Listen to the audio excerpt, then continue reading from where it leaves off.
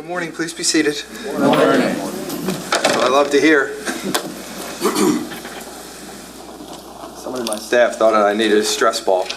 I picked the soft one. There's soft, medium, and I guess harder. So I'm going to see how I do with this. You guys can keep an eye on me, see how I'm doing, all right? All right. I'm glad you all made it back. I appreciate that.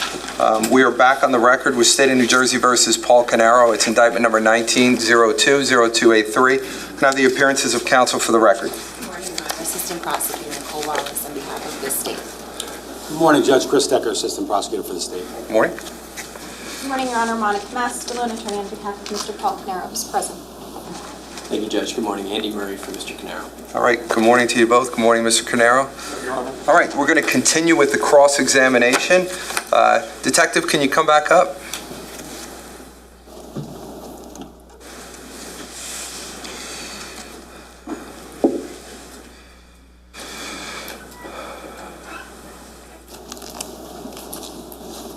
Detective, I want to remind you, you're still under oath, okay? Yes, Judge. All right. Thank you.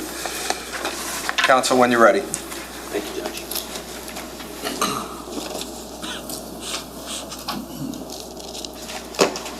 All right, Detective, good morning. Good morning. I just wanted to touch on a slightly different topic to start off today. In 2018, Paul was receiving three different payment in terms of disability from three different sources, right? Yes. And that would have included Social Security, Yes. right? It would have included an insurance company called Unum, Yes. and it would have included an insurance company called Sun Life. Yes. Now, when you put your chart together to show the revenue that Paul earned in 2018, we saw that the Unum payments were the same for both years. They were the same for 2017 and 2018. Yes. The Sun Life payments were not the same, and they were, you showed $60,000 from Sun Life in 2017 and $9,540 in 2018. Can I refer to my Oh, yeah, sure. reports for July and December, please? Sure.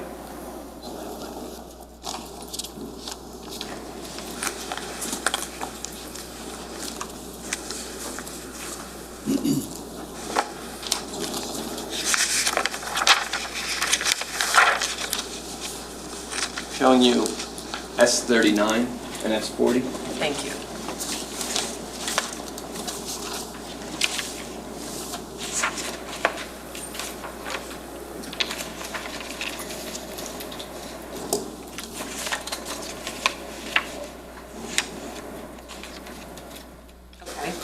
Okay.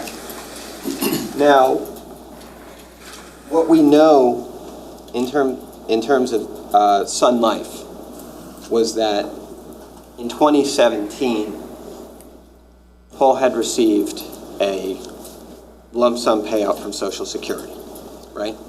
Yes. And Sun Life ceased payments to Paul because they had compensated him more than they would have had he had been getting that Social Security the entire time, right? Understood. That's correct, though, right? Correct. Okay. So Paul didn't get a check again from Sun Life until the end of 2018. Correct. 2 checks. But once that offset that Sun Life took from Social Security came to an end, they began to issue checks to Paul again. Correct. Right? And so they did issue checks to Paul at the end of December 2018, right? Correct. And then in January of 2019, There were payments in 19, but my analysis for my purposes here at this trial encompassed 2017 and 18 only. So I'm just going to talk to you about documents that you received as part of your investigation, okay? Okay. Because I think you've looked at them, like you said. And those documents show that Sun Life began payment again, and they made payments to Paul in February 20th of 2019. Objection.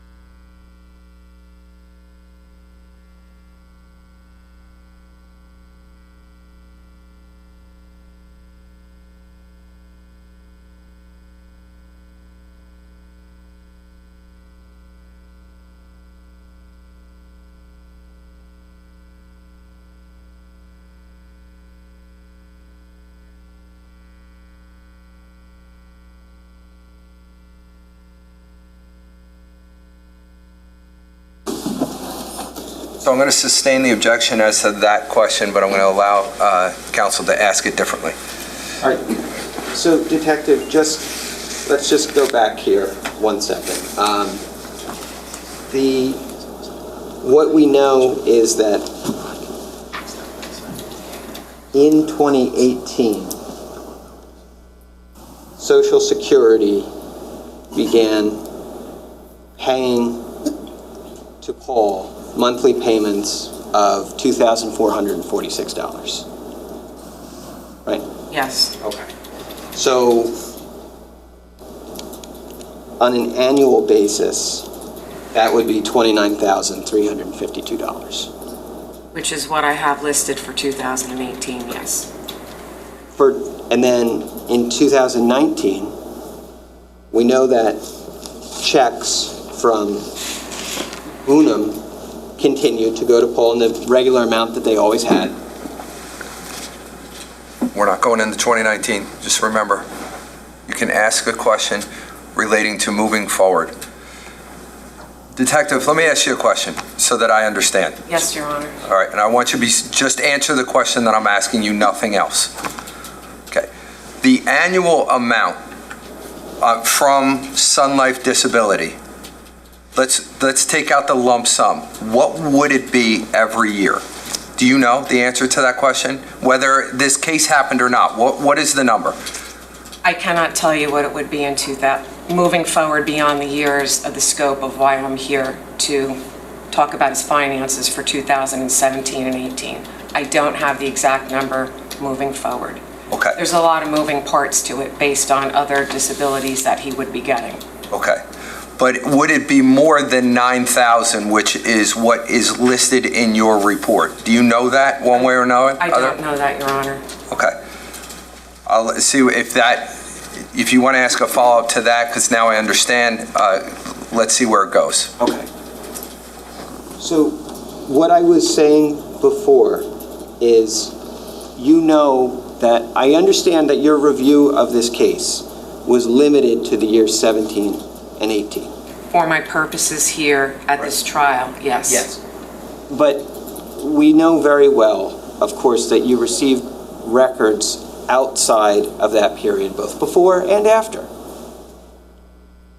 Sun Life did provide additional payments in 2019. And you know that those additional payments were for the amount of $7,430.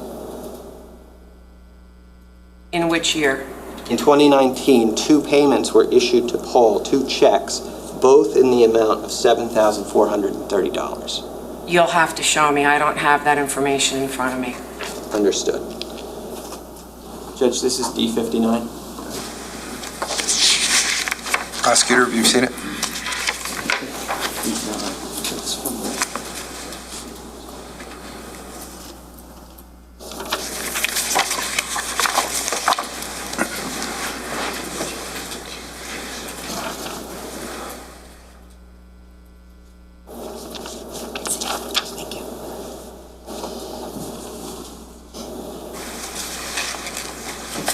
Showing you D59.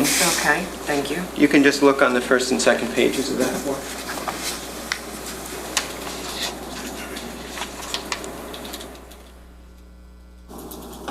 Okay. Detective, tell me what it is that you're looking at. These are checks payable to Paul Caneiro from Sun Life Insurance Company.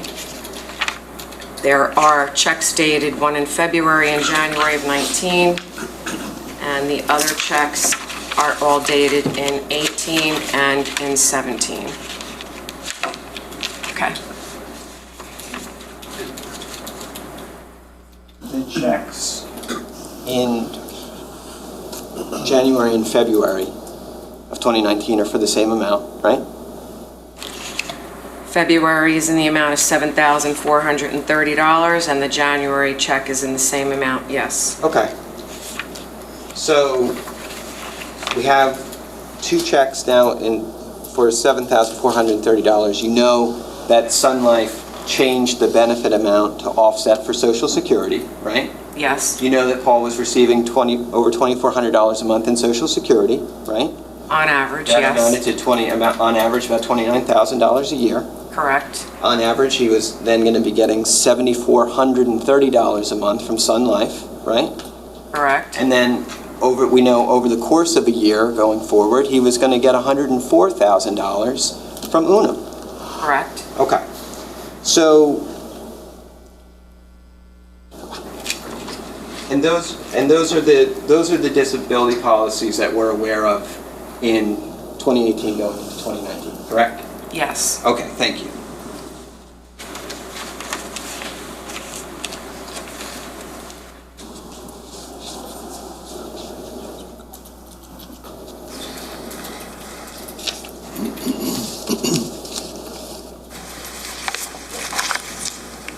You mentioned yesterday that much of the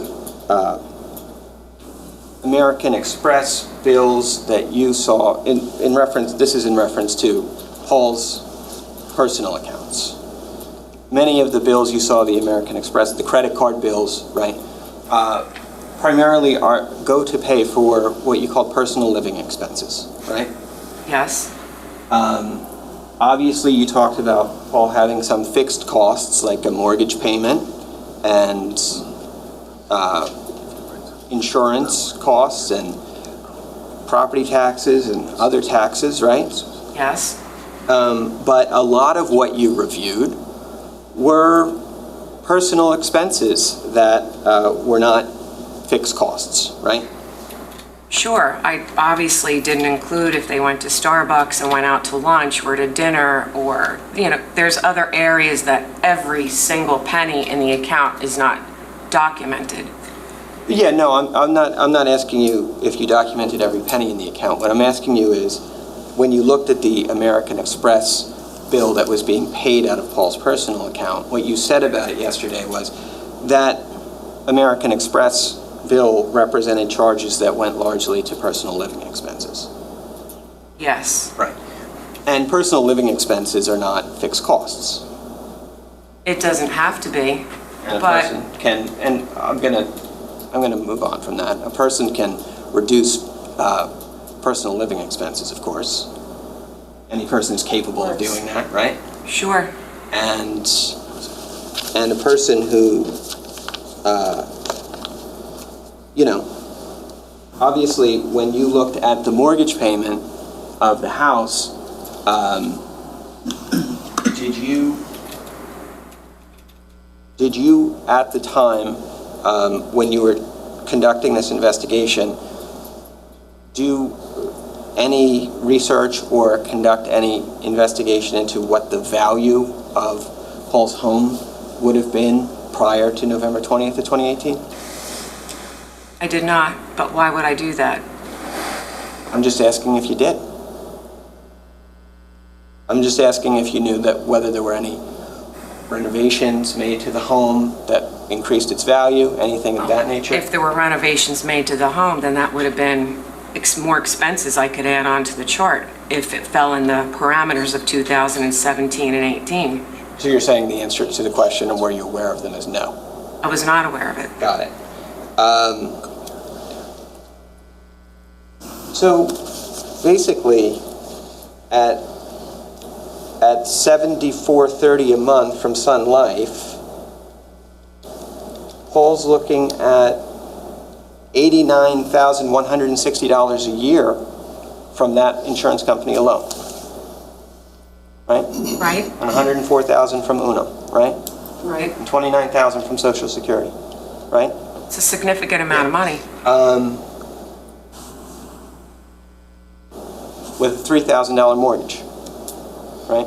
And also payroll that the family was receiving from the businesses. I'm asking you, not about payroll, I'm asking you about money from insurance that Paul's getting and going forward, okay? I'm just asking you, just based on that, we know that Paul's fixed costs include a $3,000 mortgage, Yes?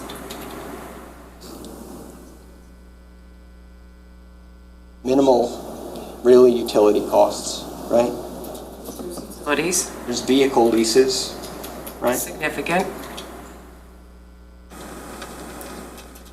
Your characterization of the large American Express bills as personal living expenses,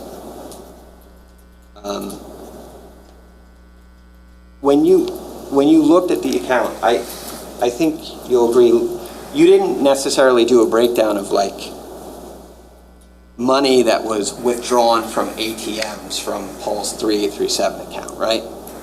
I've seen a lot of ATM withdrawals from a variety of accounts.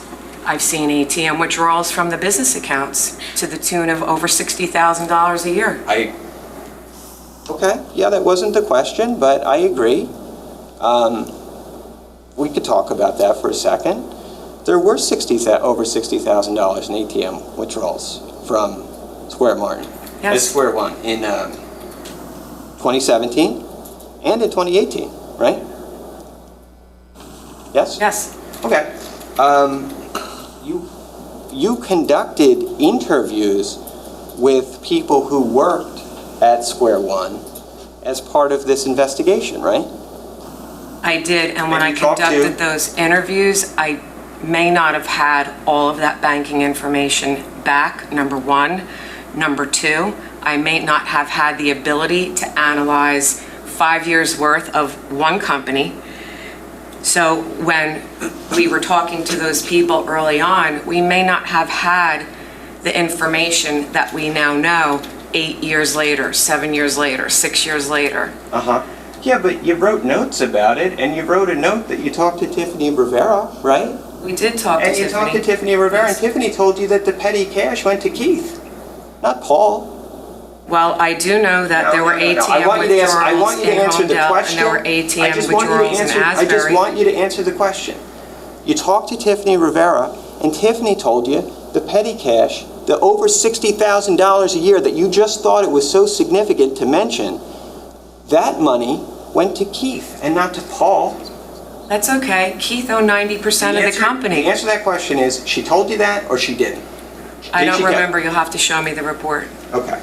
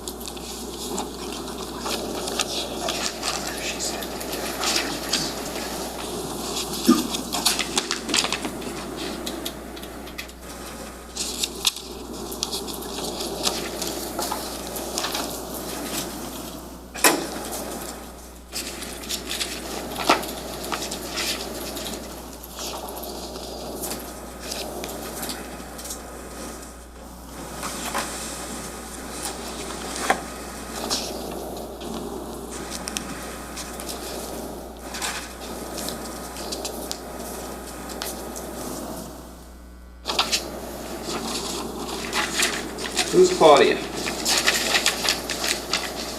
Claudia is an individual who, based on my recollection, received checks to cash.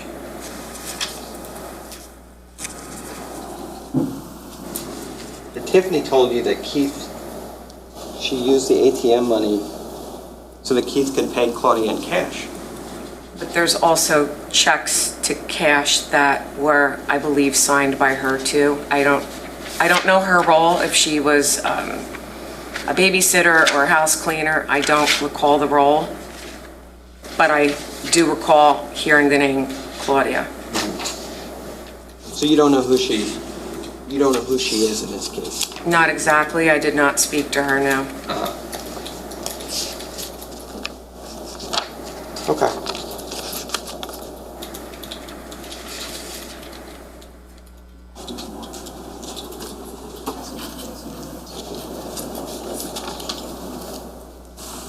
Do you want a marked copy? I guess I switch.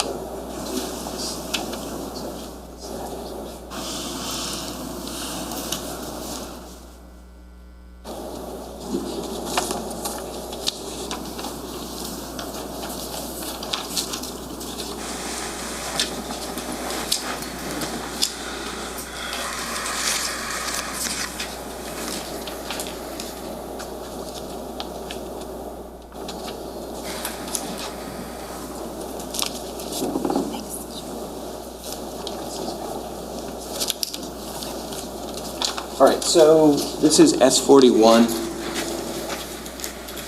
These are your notes, right? That's my handwriting, yes. What area do you want me I to just want you to see specifically right look there. at? I have These are- ATM, cash. I'm sorry. I can give you the base number, maybe? Judge, I'm not sure they're numbered. Can we talk about what the document is first, please? What do you have in your hand, Detective? These appear to be my notes. It's dated in 2018. Did you take notes in this case? I did for this. This is numerous pages of notes. And are Do you those need me to notes, read- listen to me, are these notes, were they used to generate reports?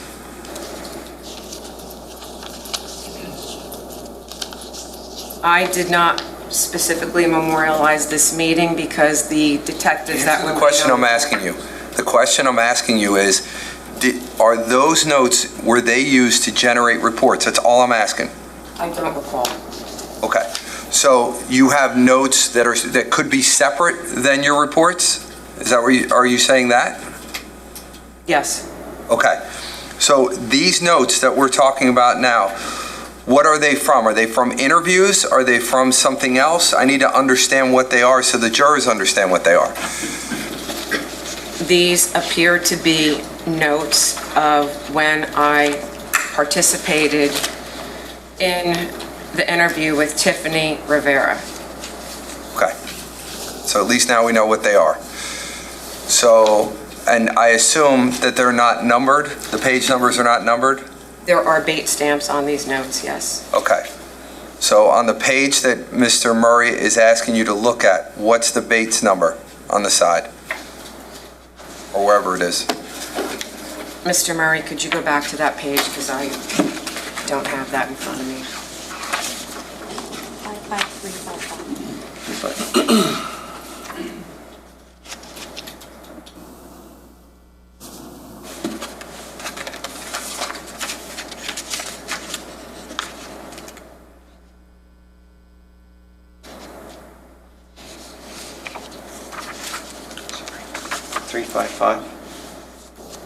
Bates ending 355, I'm sorry. Okay. Now you can ask your question. You talked, that page reflects conversation that you were party to where Tiffany Rivera, employee at Square One, talks about the petty cash at the business. Yes. What she says about the petty cash is that Keith took a lot. Yes. No mention of Paul. Not in my notes, no. Okay. At this point in time, when you took these notes, you were investigating Paul, right? I was investigating the allegations and the potential motive. Those notes were taken November 26th. The murders occurred on November 20th. This was 6 days later. I don't even recall if I received bank statements back from a grand jury subpoena at that point. Well, okay. But the point is, you thought it was important to bring up for this jury, without me asking you a question about it at all, that there was a lot of petty cash taken from the businesses, right? That's a thing that we just saw happen. I thought it's important because I could see the locations where the cash was taken out of, and it appeared twice a week. Once was in Homedale, where Keith Caneiro lived, and the other cash withdrawal was in either Ocean Township or Asbury. They were the same amount, maxed out at 700, because that's the max ATM withdrawal anyone could take back then at a given time. I noticed. So I'm just pointing out, I'm just pointing out that today, with the jury here, you thought it was important to put that information out there, that there were a lot of cash withdrawals from the business. I didn't ask you that question. You volunteered that on your own. Is that right? That's right. Okay. But the truth of the matter is that that money, that cash, that you know from talking to Tiffany, was going to Keith and not Paul. Keith took a lot. She didn't say Keith took it all. She didn't mention Paul, did she? Did she mention Paul in that statement? Did she mention Paul in that statement? Yes or no? I do not have Paul written down on those notes. That doesn't mean it wasn't mentioned. Do you take good notes or bad notes when you investigate a case? Do you take good notes or bad notes?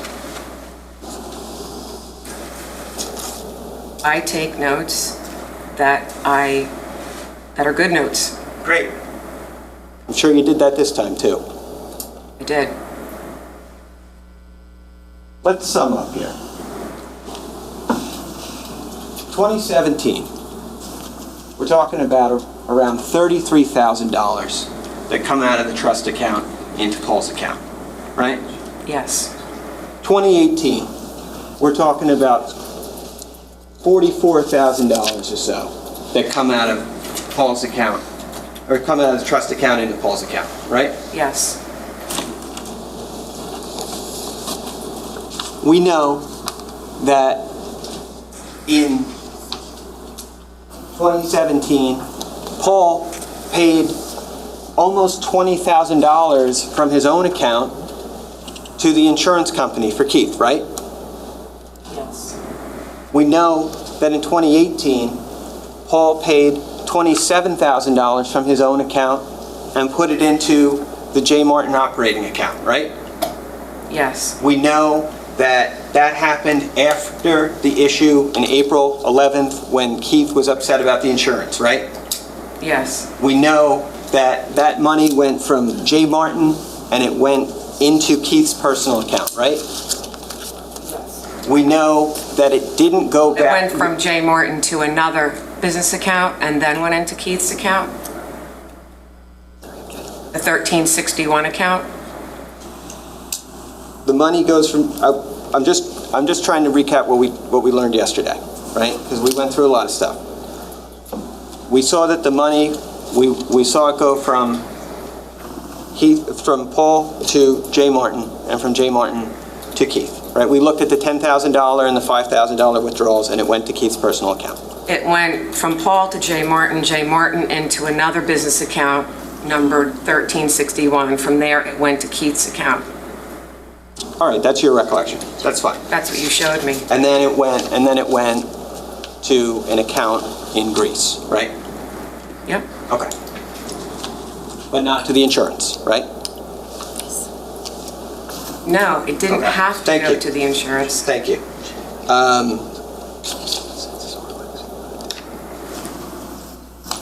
You talked yesterday a lot about following the money and how following the money is really important, right? Yes. And that's something that you did throughout this case, right? Yes.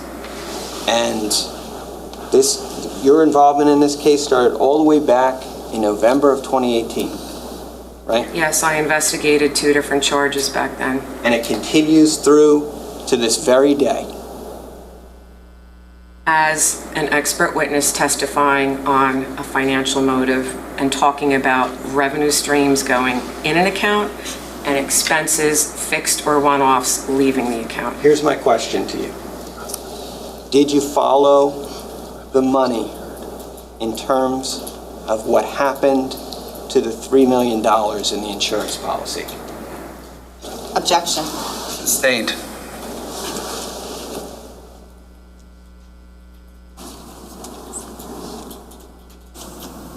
Judge? You can.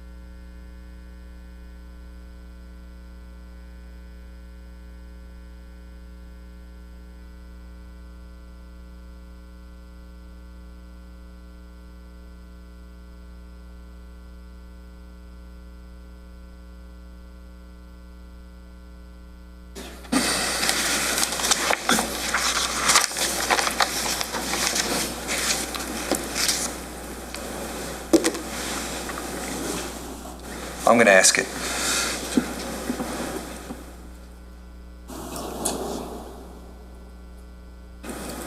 Did your investigation reveal who received the death benefits as a result of Keith passing away and the rest of his family? From the insurance, the life insurance policy, do you know who received that money as a part of your investigation? I know who the beneficiaries were. That's not what I'm asking you. I'm asking you who actually received the money. Do you know? I do not know. You can ask your next question based upon whatever that is.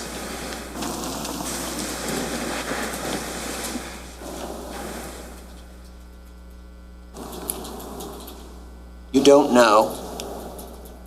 I would imagine also that you didn't look into it. When were they paid out? You can't ask questions, Detective. You can only answer them from your witness chair. I'm just asking if you looked into it. I did not.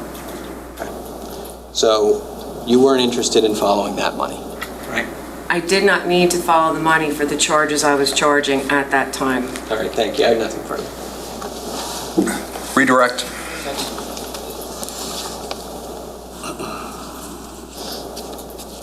Detective, do you recall being asked on cross-examination about certain times when the TD Trust account was not fully funded?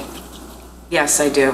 Now, during those times when the account was underfunded, was there anything preventing the defendant from sending the money that was in the account to Canada Life? Objection. This is the... Overruled. Go ahead. I'm sorry, could you repeat that, please? During the times that the account may have been underfunded, was there anything preventing the defendant from sending that money that was in the account to Canada Life? No.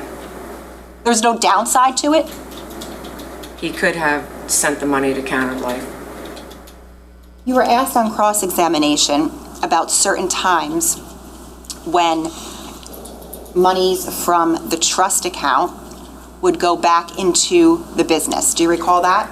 Yes. Okay. And just to be clear, was the trust account funded through J. Martin or Square One through Keith's payroll? Yes, it was. Okay, and then you were asked about certain times then when that money would then go back into J. Martin and Square One, is that correct? Yes. And I think you already did it, but can you just remind us of who owns 90% of Square One?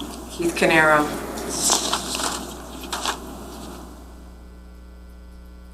On cross-examination, do you recall being asked about an April 11th, 2018 email from the defendant to Keith? Yes. Specifically whereby I believe they asked about how the defendant indicated he selected the wrong bill payee for some of the 2017 and 18 payments that went to his school loan, Yes. and that he would pay the money back?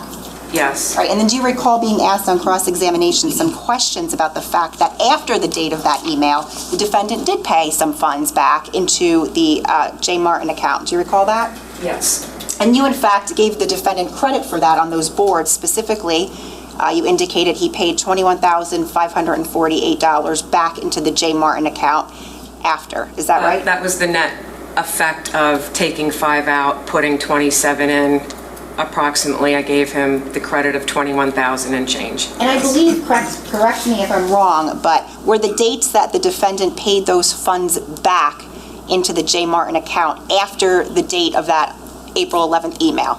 Yes. Specifically, were those dates between April 26th and May 15th of 2018? Yes. Now, let me ask you this, Detective. After May 15th of 2018, did the defendant nonetheless continue to take withdrawals out of that TD Trust checking account? Objection. What is it? What's your objection? Go ahead. What's your objection? Ultimate issue. Yes, he did. Okay. And specifically, after May 15th, after he paid that $21,000 and some back, did he in fact make 16 transfers from that trust account into his own personal account? Yes, he did. And did that total $33,300? Yes, he did. Did you ever see any of those funds being paid back to that TD Trust account? No, I did not. Or to Keith Caneiro at all in any way? No, I did not. And from looking at those TD bank statements that Mr. Weinstein had sent you, what do we know about those 16 transfers after May 15th that the defendant made from that TD Trust account? May, June, July, August, and September, those bank statements were altered.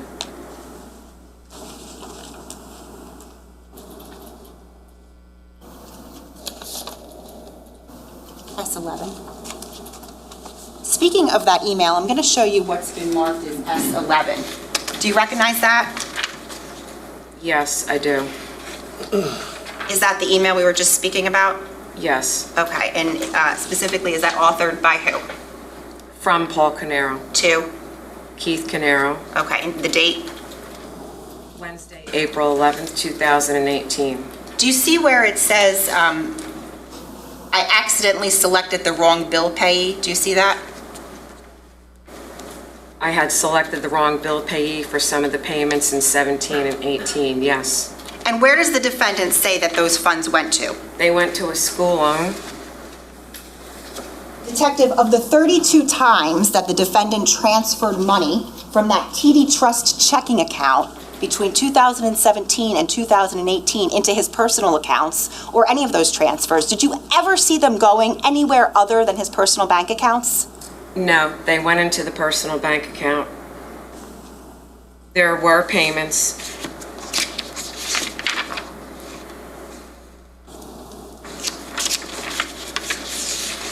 Let me refer to my report. There were payments in 2018 payable to Discover, and they were electronic payments, and the electronic note said student loan payment. That is really the only loan payment I could attribute, and that was $2,525. Okay, but did those loan payments to Discover come from the defendant's personal accounts? Yes. Okay, what I'm asking is, did you ever see anything coming out of that TD Trust account in 2017 or 18 that went directly to pay a school loan? No. And in fact, did all of those transfers, all 32 of those transfers from 2017 and 18, did they go anywhere other than to the defendant's personal bank accounts? No. So nothing further. Recross? No, thank you, Judge. Okay. Detective, you can step down. Counsel, come up here for a sec, please.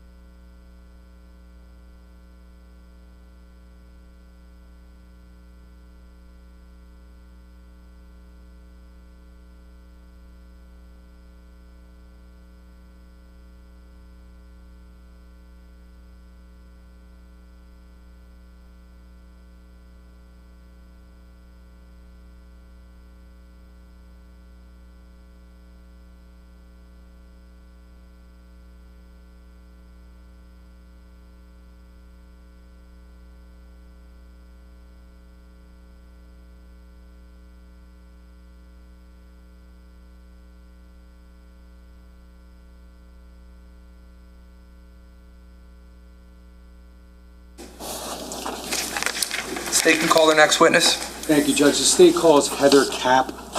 Okay.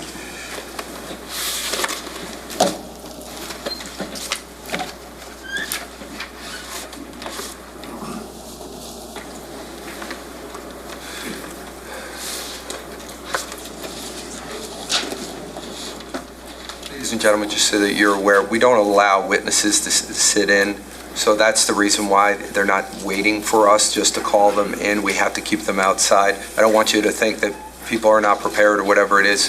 It's required for them to stay outside, okay? All right. Ma'am, come on over. Just watch your step when you step up.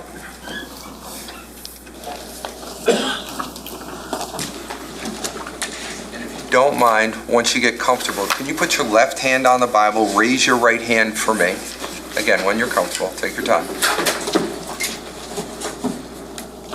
Solemnly swear or affirm to tell the truth, the whole truth, and nothing but the truth, so help you God. I do. Okay, take a seat, get yourself comfortable, and then when you are, can you state your full name for the record and spell your last name, please? Heather Cap, C-A-P-P. Okay, Prosecutor? Thank you, Judge. Ms. Cap, good morning. Good morning. Ms. Cap, can you tell us where you live? I live on Tilton Drive in Ocean Township, Approximately how long have you lived there? approximately 15 years. Now,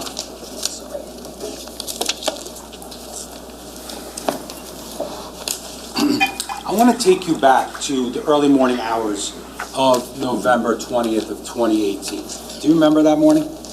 I do. Now, was there a point in time when you were awoken from sleep that morning? Yes. Can you tell us exactly how that happened? I woke to male voices outside my home. I turned, I looked at my clock. It was 4:30 a.m. in the morning. I got up, I opened my window shade, and I looked out my window. I saw two men running across the street with flashlights. They were in dark-colored clothing and black baseball hats. One ran to the front door and started banging on the door, and the other went into the neighbor's driveway, kneeled down, and was pointing the flashlight into Paul's backyard. So let me just break that down for a second. You talk about you woke up, you believe it was approximately 4:30 a.m., correct? Yes. Okay. So based upon being woken up, what exactly did you physically do? I woke up and I looked at my clock. Okay, you look at your clock. Did you get out of bed? I did, got out of bed, Once you got out of bed, where did you go? to my window. Okay. Now your window, can you tell us what you can see from outside your window? My bedroom window is to the top right of my house. When you're facing my house, I can see the Caneiro house and the neighbor's house. It's situated in the middle of both homes. Okay. So do you live on the same side of the street or the opposite side of the street from the Caneiro house you referenced? Across the street. Now,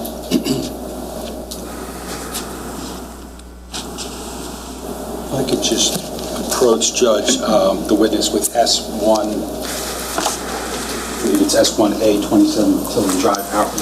Okay.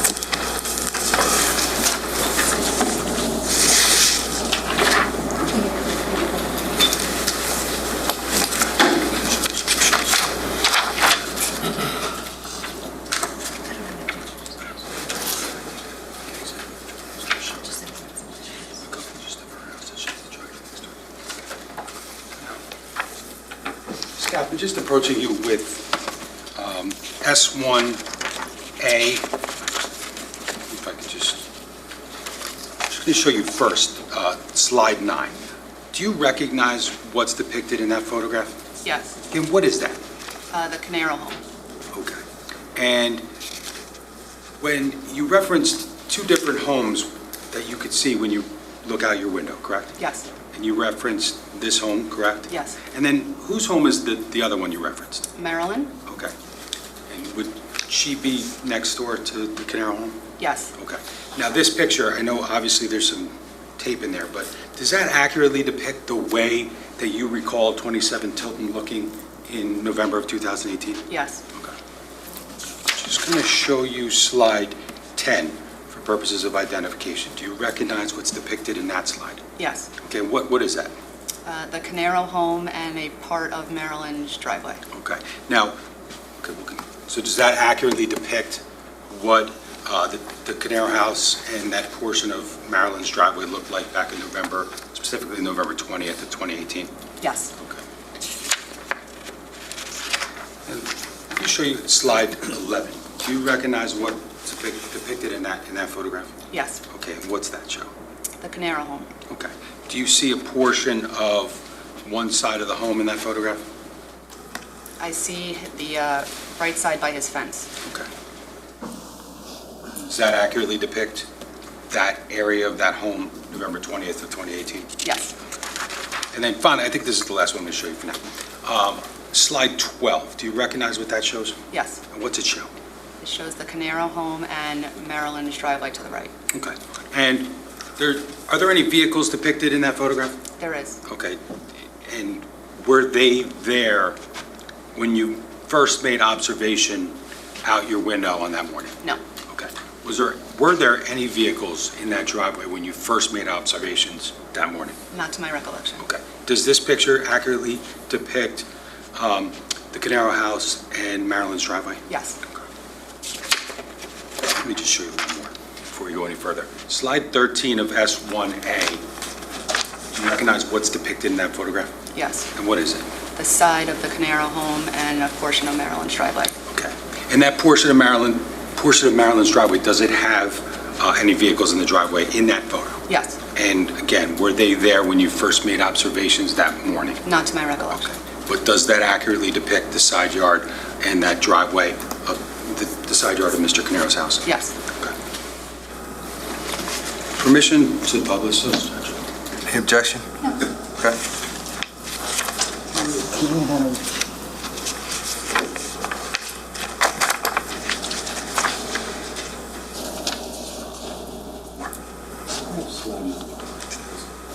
Just for the record, S1A, slide 9. Ms. Cap, did I just show you that photograph? Yes. Okay. And what again does that show? The Caneiro home. Okay. And that home is essentially, in some ways, across the street from your house? Yes. I think you already said it, but does that accurately depict the way it looked in daylight hours on November 20th of 2018? Yes. Now, just to be clear, the observations that you made that morning, November 20th, 2018, when you woke up and went to your window, was it light out or was it dark out? It was dark. Can I have S1A, slide 10, please? Showed you that picture too, correct? Yes. And what does that picture show? The Caneiro home and Maryland's driveway. And the vehicles that are depicted in that photograph, were they there in that position when you first made your observations? No. Did you ever make observations of those vehicles or any vehicles in that driveway at some point that morning? I believe so. Okay. Can I have S1A, slide 11, please? Do you recognize that photo?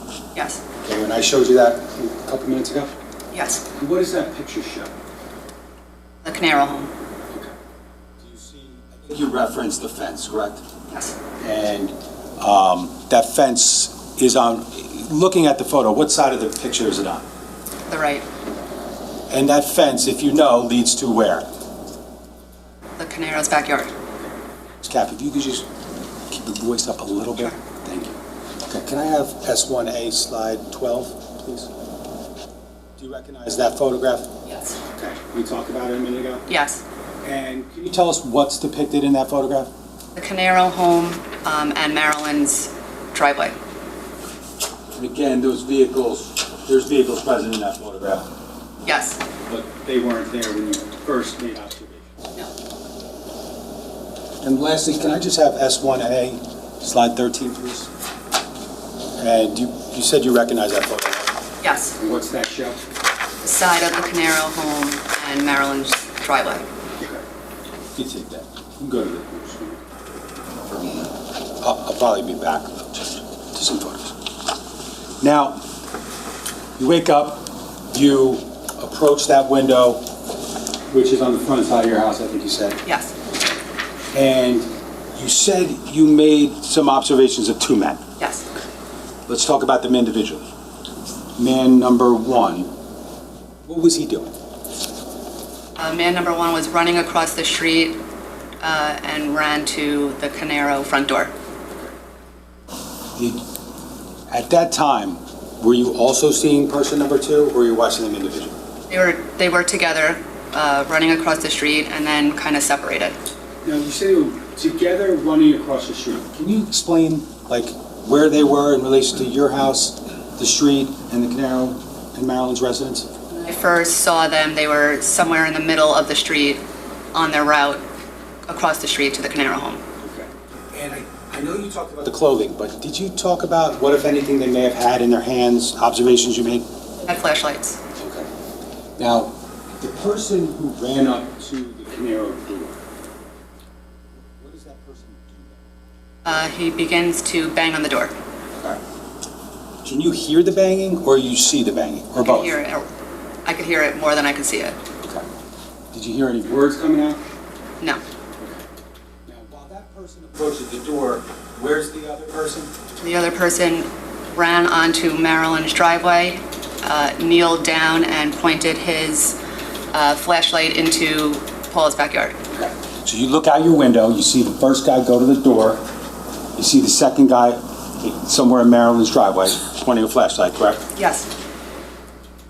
How long did it take you from your first observation to see the guy pointing the flashlight? Approximately. Pretty quickly. Like less than a minute? Probably a minute. Okay. Now, once you see the guy pointing the flashlight, can you explain exactly where the light's going? To the corner of the Caneiro backyard. Where's that in relation to that in the one photograph we saw? Let me just do it this way. Can I have S1A, slide 13?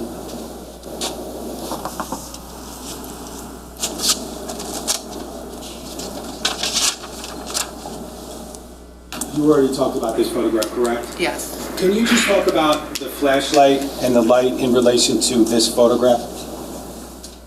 The man was kneeling somewhere where the white truck is right now and pointing to the corner through the fence to the corner of that backyard. When you make that observation of the guy pointing to the corner with the flashlight, do you look immediately to that, where the flashlight's going? Yes, Okay. And did you make any observations when you did that? I did. I saw a fire on the bottom corner of the Caneiro home. Now, the area where you see the fire coming from, would it be contained in that photograph to any extent? That's, the way you're looking at me, I'm imagining that's a bad question. So, the area where the guy's pointing the flashlight, Yes. is that area anywhere within the photograph that's in front of you? It's right on the corner of the home. I can see it. So, if I were to ask you to put like a box or an X where you saw that fire, could you do that? A lot of technology. Yes. Okay, I'm going to ask you to do that.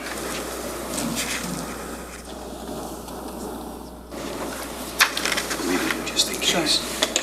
Okay. Can we preserve that? This is S1A, slide 13.1. So, for a second, let's get back to the guy at the front door, okay? You said you heard banging. Did you hear anything in response to that banging, or see anything in response to that banging? No. Let me ask you this. The people that live in the house depicted in the photographs we've talked about, you referenced the Caneiro house, correct? Yes. Do you know who they are? I knew them as neighbors. Okay. So I should have asked you, back in November 20th of 2018, did you know those people that lived in the house? I knew that the Caneiros lived in the house.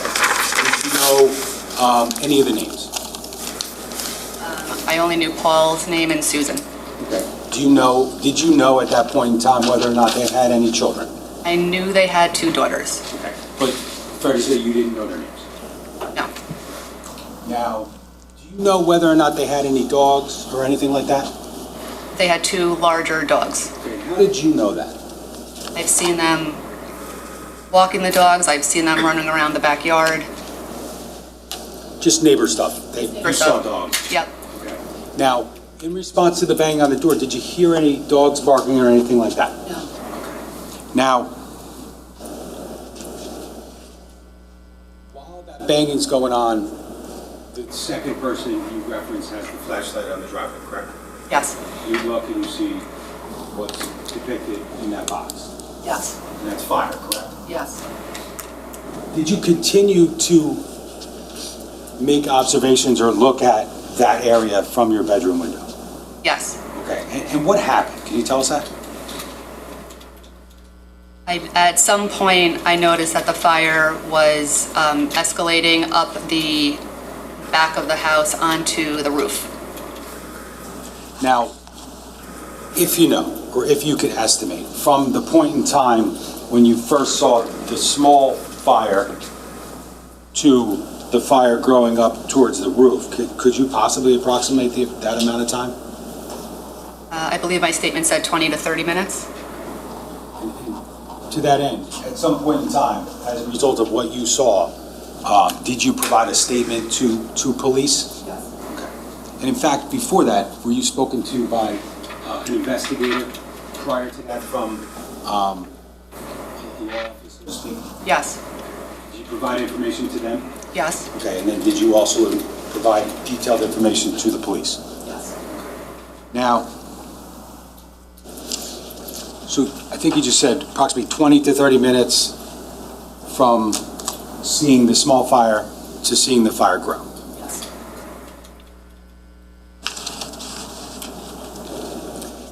At some point in time, did you continue to track the movements of the person that went to the front door and the person with the flashlight on the driveway? At some point, they both moved and they were going to different parts of the house, and that's when I lost track of the men. Okay, when you say different parts of the house, what did you actually see them do?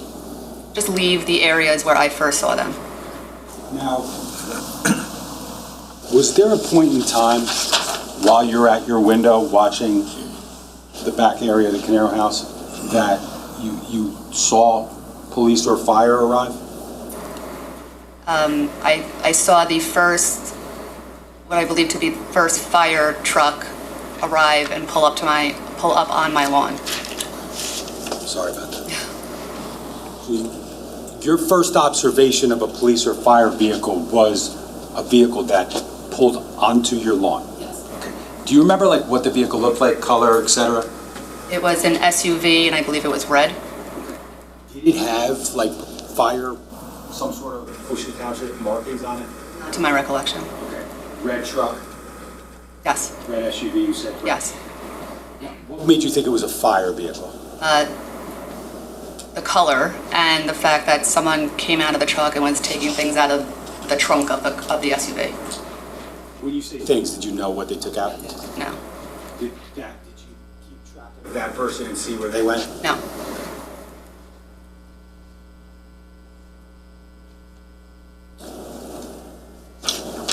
After seeing that vehicle, the red SUV, pull onto your lawn, did you eventually see more police and fire vehicles arrive? Yes.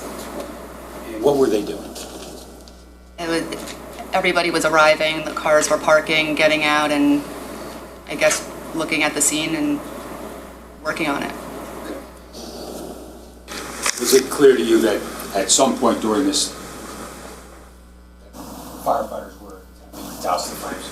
Yes. And eventually, did the fire extinguish? Yes. Did you ever go outside that morning? No. Did you eventually go outside later that morning? Later that morning, Now, did you ever have any conversations with any of the Caneiros that morning? no. Okay. Now, as far as you talked about those two guys, and I think you said the initial observations were in the street. Yes. Okay. Okay, so that would be closer to your house than when they were on the Canaro property. Yes. Did you see any vehicles when you look, I mean, prior to the red SUV, but when you first looked out your window, did you see any vehicles like in the area? There was an older model four-door car parked outside my home, kind of in the middle of my home and my neighbor's home. When you talk about your neighbor, do you know your neighbors, who they are, their names? Yes, Okay, who are they? the Harringtons.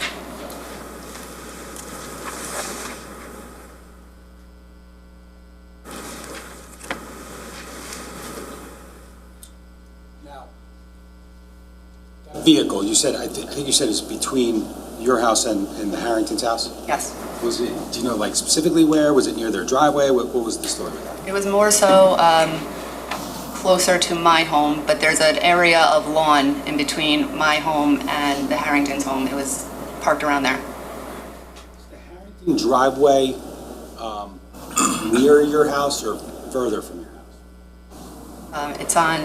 It's to the left of my home. Is it on the closer side of their home or the further side of their home from you? That makes sense. It's on the corner, and then their home is facing on the other side of the corner. And what, if you were on the Harrington driveway, if you know, what would, and you were looking across the street, what would you be looking at? Caneiro home. Now, that vehicle, the vehicle you saw, did it stay in the area you first saw it, or what? I don't recall. I remember seeing it, and then at some point it wasn't there. When you made observations of that, you first made observations of that vehicle, was the fire going in the backyard yet? I believe so. Okay. Because I want to just be clear, though, when you first looked outside your window that morning, how long was it until you saw the first evidence of fire in the backyard? It must have been minutes.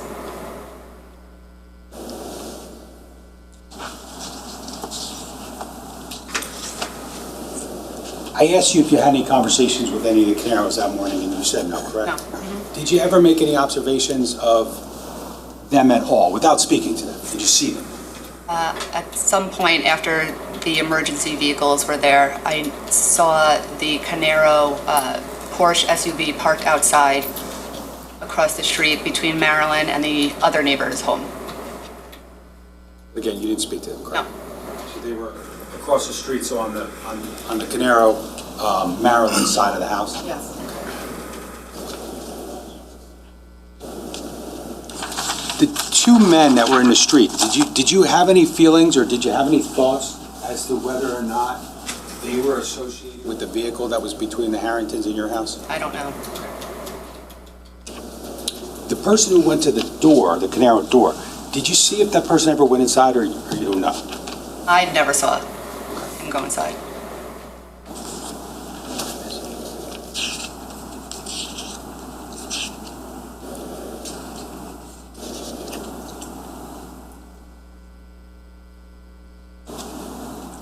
Now, as far as the observations you made, did you call 911 as a result of what you saw? No. Did you relay the information to anyone as you were seeing it? My husband.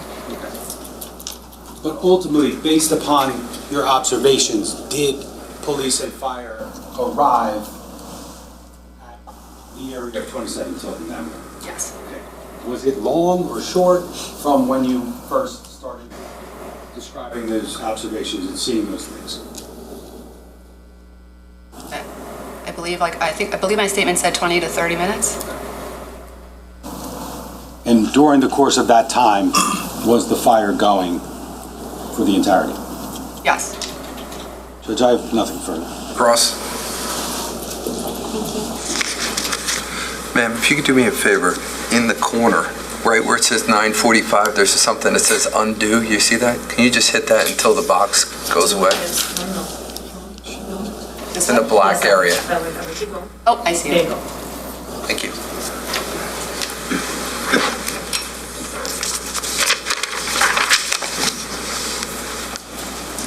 Morning, Ms. Cap. Good morning. So You referenced your statement a couple times on direct. You said, I believe in my statement, it said this. Is it fair to say that so you've recently reviewed your statement, is that fair? Yes. And is it also fair to say you're relying on information in your statement because the information in your statement was given much closer in time to when this happened than present day? Yes. So obviously your memory was better then than it might be today if you were trying to recollect all those years ago. Yes. Okay. And you also referenced your statement a couple times, and I think the prosecutor got into it a little bit, but you gave two statements in this case? Yes. And the first statement you gave was on December 3rd of November 24th of 2018, correct? I'd have to see that. I don't recall the date. Would seeing a copy of the statement refresh your recollection? Yes. Do you have it? I do. Do you have both?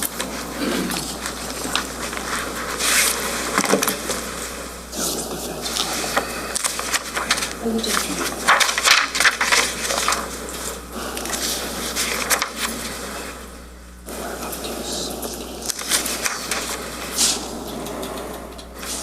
I'm going to show you, first I'm going to show you what's been marked as D67 for identification. May I approach? You can. Showing you a copy of your original statement, and I'm just going to direct, you recognize this as your original statement? It's a summary of a statement I gave, yes. Okay. I'm just going to direct your attention here where it shows the date, if you want to just read it to yourself and then let me know when you're ready.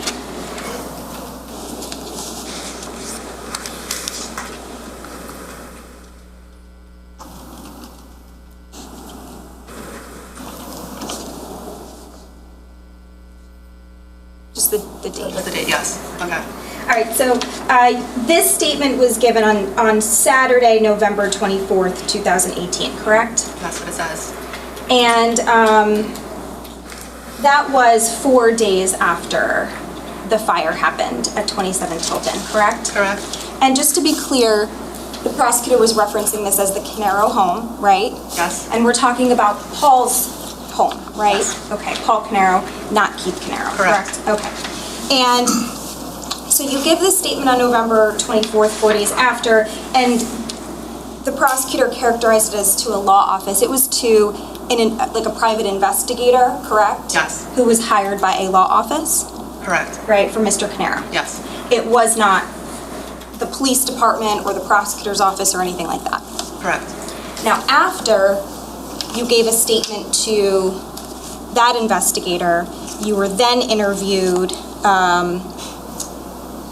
almost maybe like 3.5 weeks later. It was on December 17th of 2018. Do you recall that? If that's the date of the statement, Would seeing a copy of the statement refresh your memory as to the date? yes. Okay.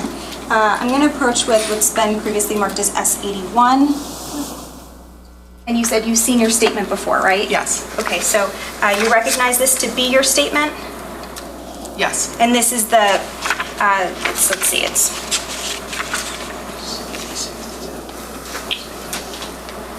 a 9-page statement. It has your signature at the bottom, right? Yes. Okay, so you reviewed it at the time, you've reviewed it since? Yes. And I'm going to just direct your attention to the date. December 17th, 2018. Okay. So you gave two statements, first to the private investigator and then a few weeks later to the prosecutor's office. Yes. Okay. And as you mentioned when you were questioned on direct, the reason you're here is because there were certain observations that you made that morning, right? Yes. Okay. And the first observation that you made that morning was actually auditory? Yes. You heard something? Yes. Okay. And what you heard where you testified on direct, you heard voices outside? Yes. Okay. And those were the voices of two men, correct? Turned out to be two men, yes. Okay. And they were speaking in a little bit of like a kind of excitedly? Is Yes. that how you would characterize it? Yes. Okay. And when you heard the voices, you got up and you looked out your window? I checked my clock, and then I got up out of my bed and went to my window, yes. So you checked your clock first? Yes, And the clock said 4:30. yes, And so at 4:30, you check your clock, and then you get up and you look out the window? yes, And when you look out the window, that's when you actually see the two men. yes, And what you described was, so there's one man, and you said originally they're in the middle of the street? we were running in the middle of the street. Running in the towards middle of the street, Canaro home. towards the Caneiro home? Yes. Paul Caneiro's home. And at that point, did they separate? At some point, they separated to go, One man goes up to the front door, you said? yes, And he's banging on the door? yes, Okay. And you heard the banging, yes, but you didn't hear any response or anything like that? no, The second man is going, can we put up that photo again with the driveway and the... 13, slide 13, is that the one you're looking for? Sounds about right, yes. The second man, you stated, is kind of like right by, almost maybe, but you said by that white truck? he went up Maryland's driveway, sort of by the white truck, yes. Okay. And he's crouching down? He's kneeling, yes, He's kneeling. And he's shining a flashlight toward where you then observe the fire? yes, And it's like a small fire at that point? yes, Okay. from what I can see, And at some point it gets bigger. yes, And again, I think you testified to this a few times, but so it was about 20 to 30 minutes before you saw first responders arriving. that's what my statement said, yes, Okay. And that's the statement you gave within a few days of this happening, right? yes, And you described the two men as wearing dark colored clothing. yes, And you said they were wearing, both of them were wearing like a baseball style hat. yes, And so they weren't in like any type of uniform that you could tell. not that I can tell, And when you said flashlights, were you able to see the flashlight or you just saw light? I just saw a light, So you're not sure if it was like a handheld old school flashlight or like a cell phone flashlight? Were you able to tell that? no, You just saw that there was some sort of light that they were using. yes,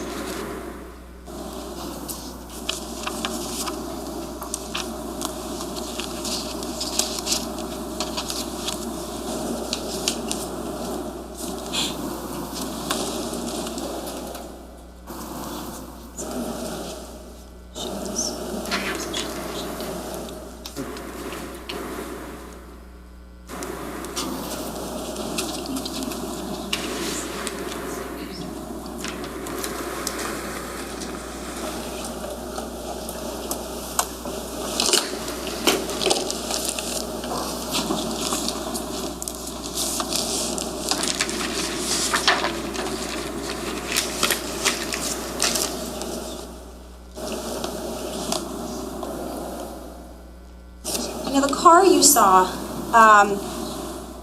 you said it was a older model car, correct? it appeared to be an older model four-door, yes, Older model four-door, was it like a sedan? I believe so, And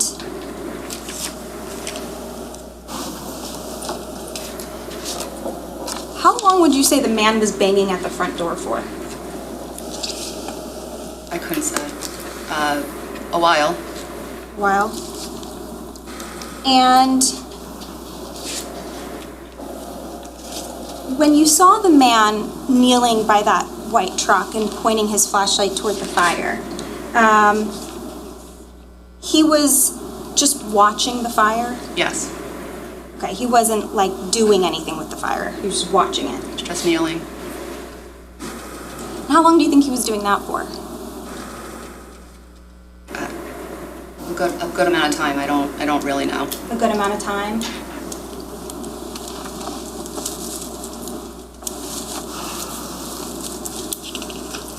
And you said by the time you saw the first fire SUV that pulled onto your front lawn, by that time the men were gone.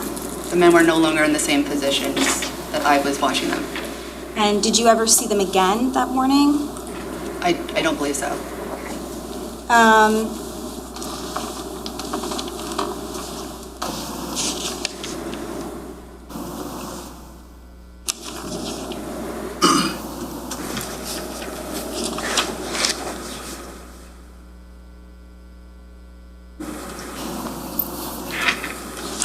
And you were also, like you said, kind of informing your husband at the time of like what you were seeing, what was Yes. happening?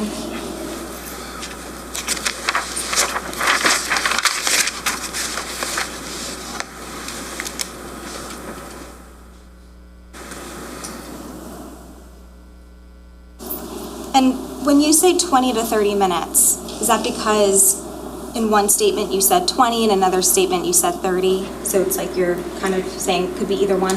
It could be, I didn't keep checking my clock.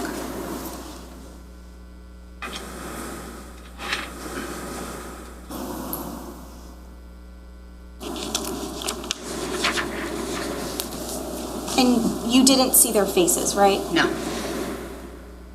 And you said they were like average men? Average build? I believe so.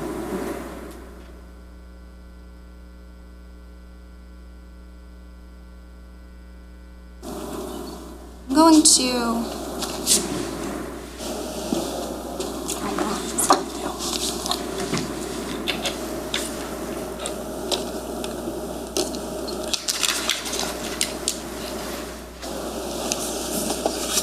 And when they were, their tone was not just excited, it was kind of hasty, and they were talking very fast. Yes, from what I heard, yes. But they weren't yelling or anything? I wouldn't categorize it as yelling, however, it was very quiet in the middle, very early morning, so. And you also, the prosecutor asked you about dogs barking. You didn't hear any dogs barking? No, Okay. And you said you've seen the dogs around the neighborhood. yes, That was during the day? yes, Okay. But this is happening at 4:30 in the morning, correct? yes, You have no knowledge of where those dogs were at 4:30 in the morning, correct? no, Assuming they were in the home, you don't have any idea where in the home those dogs were? no. Objection, Judge. Sustained. Speculation.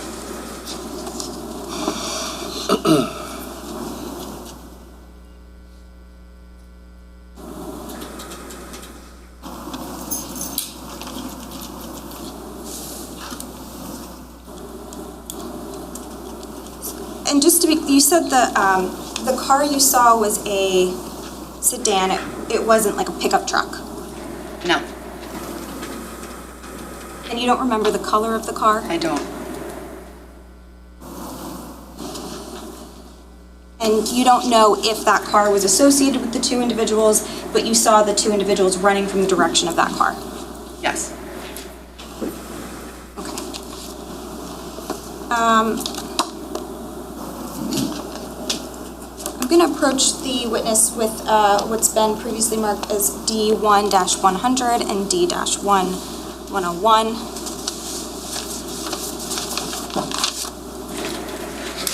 Make sure that's plugged in. Do you recognize these two photos to be a map of the area of 27 Tilton Drive and where you lived at the time? Am I allowed to touch? Yeah. Yes, And these are the same maps. Would you agree these are the same area, except this one is like a street view and this one's more like the regular map view? yes, Okay. If I put these maps on the screen, would you be able to like circle which one is your house? yes. Okay. So I'll start first with the regular map.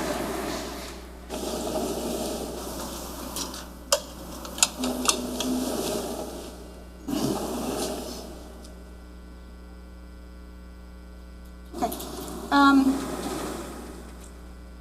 So again, do you recognize this map to be the area of 27 Tilton Drive? Yes. Okay. And do you see 27 Tilton Drive marked on the map? Yes. Okay. Would you agree that that accurately represents 27 Tilton Drive? I believe so. Okay. Can you just put like a small circle or X on your house?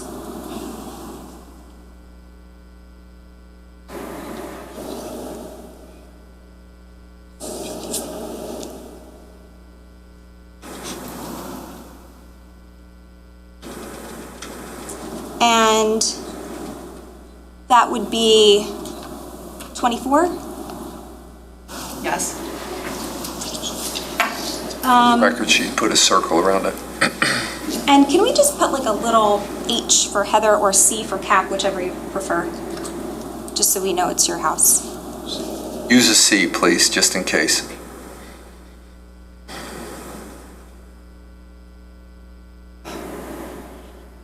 Perfect, okay.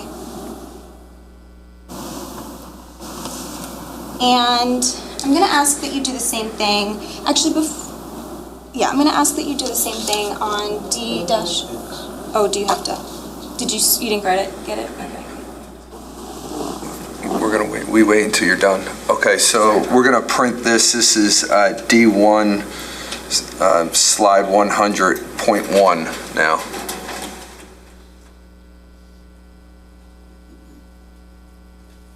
You're good now. Thank you. Sure. So Ms. Cap, I'm just gonna ask that you do the same thing for this map, which is if you wanna hit the undo button, we can get rid of the circle and see. I think if you hold it down, it undoes everything. Okay, so here's the street view. Do you see 27 Tilton Drive on there as well? Yes. Okay, and these actually have house numbers. Is that correct? Yes. And you see 24 on there? Yes. That's your house, right? Yes. Can you just circle that one, or you know what, maybe just put a C over it for Cap. Okay, perfect. And so we can now see where your house is in relation to 27 Tilton, correct? Yes. What's the marking on the back of that? This is D-1-10. This is 100, and this is 101. Street view is 100, and regular view is 101. So regular view, which was the last one, should be 101.1, and this one will be 100.1. Yes. The prior picture will be 101.1, so it's D1, slide 101.1, or picture 101.1, and this one will be D1, slide 100.1. Okay, I'm gonna return back to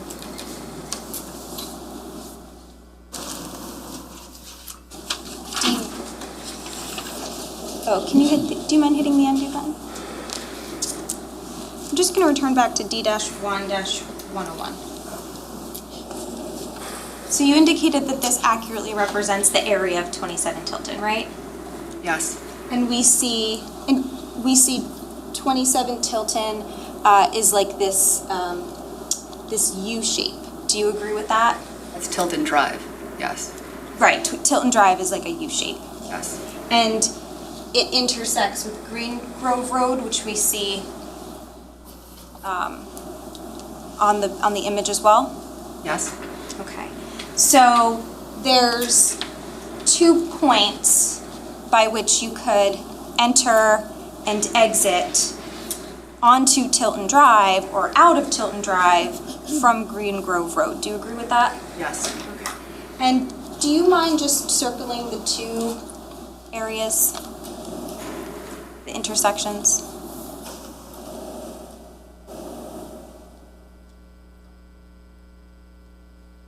Okay. We can make this 101.2, U1. So what we can glean from this map is, let's say you're at 27 Tilton Drive, right? You can exit Tilton Drive through the intersection we see on the top of the screen, right? You can make a right or left, and that would be this one, or you could exit or enter Tilton Drive at this intersection. You could make a right or a left, correct? Yes.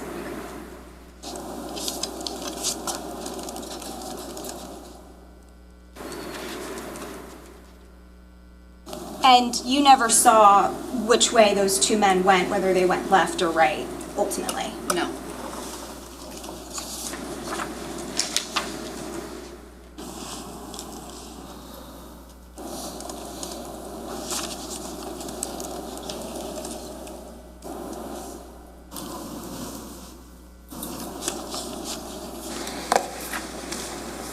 And I think the prosecutor asked you this, but at the time that you made these observations, it was dark out, right? Yes. The sun had not come up yet. No. And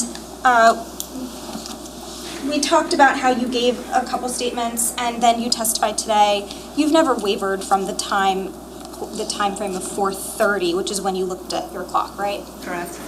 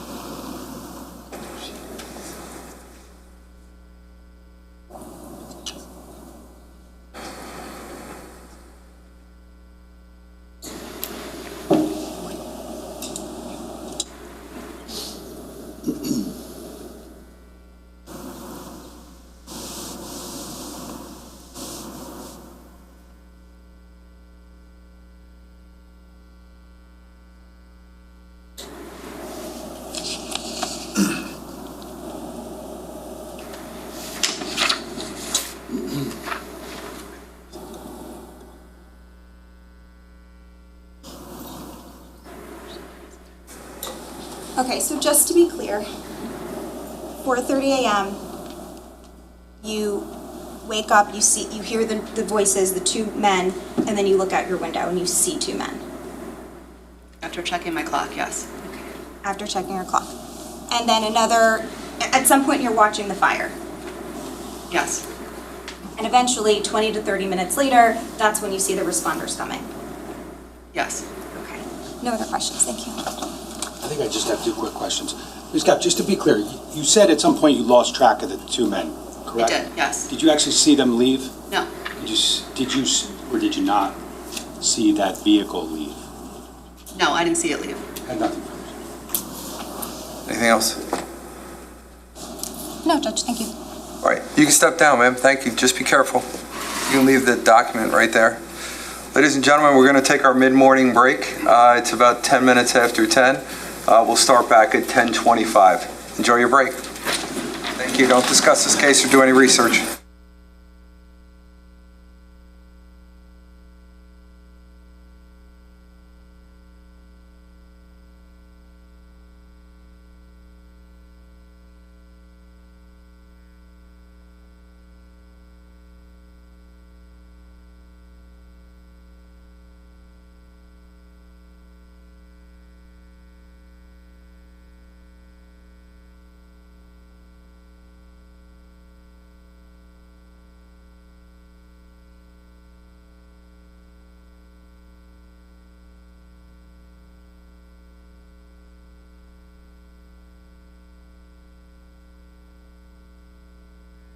You guys were very clear because both of you have asked the same question about 5 different times. So let's just be careful of not just reiterating the same question over and over again. Their objections could have been made. We ask our questions, we get our information, and we continue moving in the right direction. Everybody have a good break. I'll see you back at 10:25.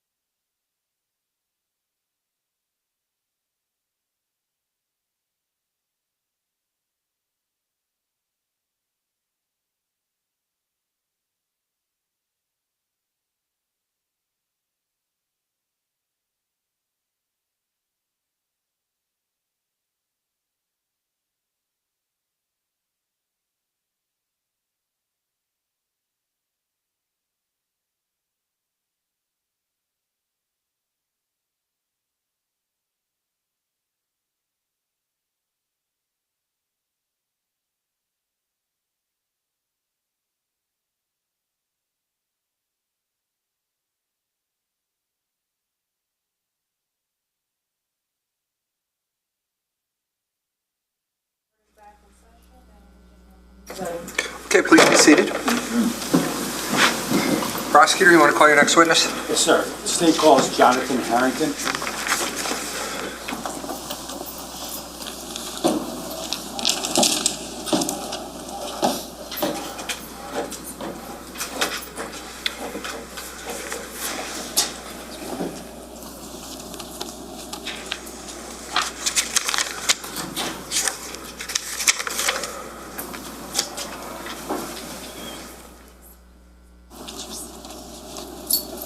Hello, sir. Just watch your step as you're coming up to the witness stand there. Okay, thank you. Sure. Sir, could you put your left hand on the Bible there, raise your right hand for me? Do you solemnly swear or affirm to tell the truth, the whole truth, and nothing but the truth, so help you God? Yes, sir. Okay, you can sit down. Once you're comfortable, can you state your full name for the record and spell your last name, please? Jonathan Harrington, Harrington. Okay. Sir, I just want to make sure you speak up loud enough so juror numbers 15 and 16 can hear you in the corner. Okay, sir? Okay. All right, thank you. Prosecutor? Thank you, Judge. Mr. Harrington, good morning. Good morning. Could you tell us where you live, I guess currently? 26 Tilton Drive, Okay, and how long have you lived there? since 1994. Okay. Now, I want to draw your attention back to November 20th of 2018. Do you remember that morning? Yes, sir. Okay.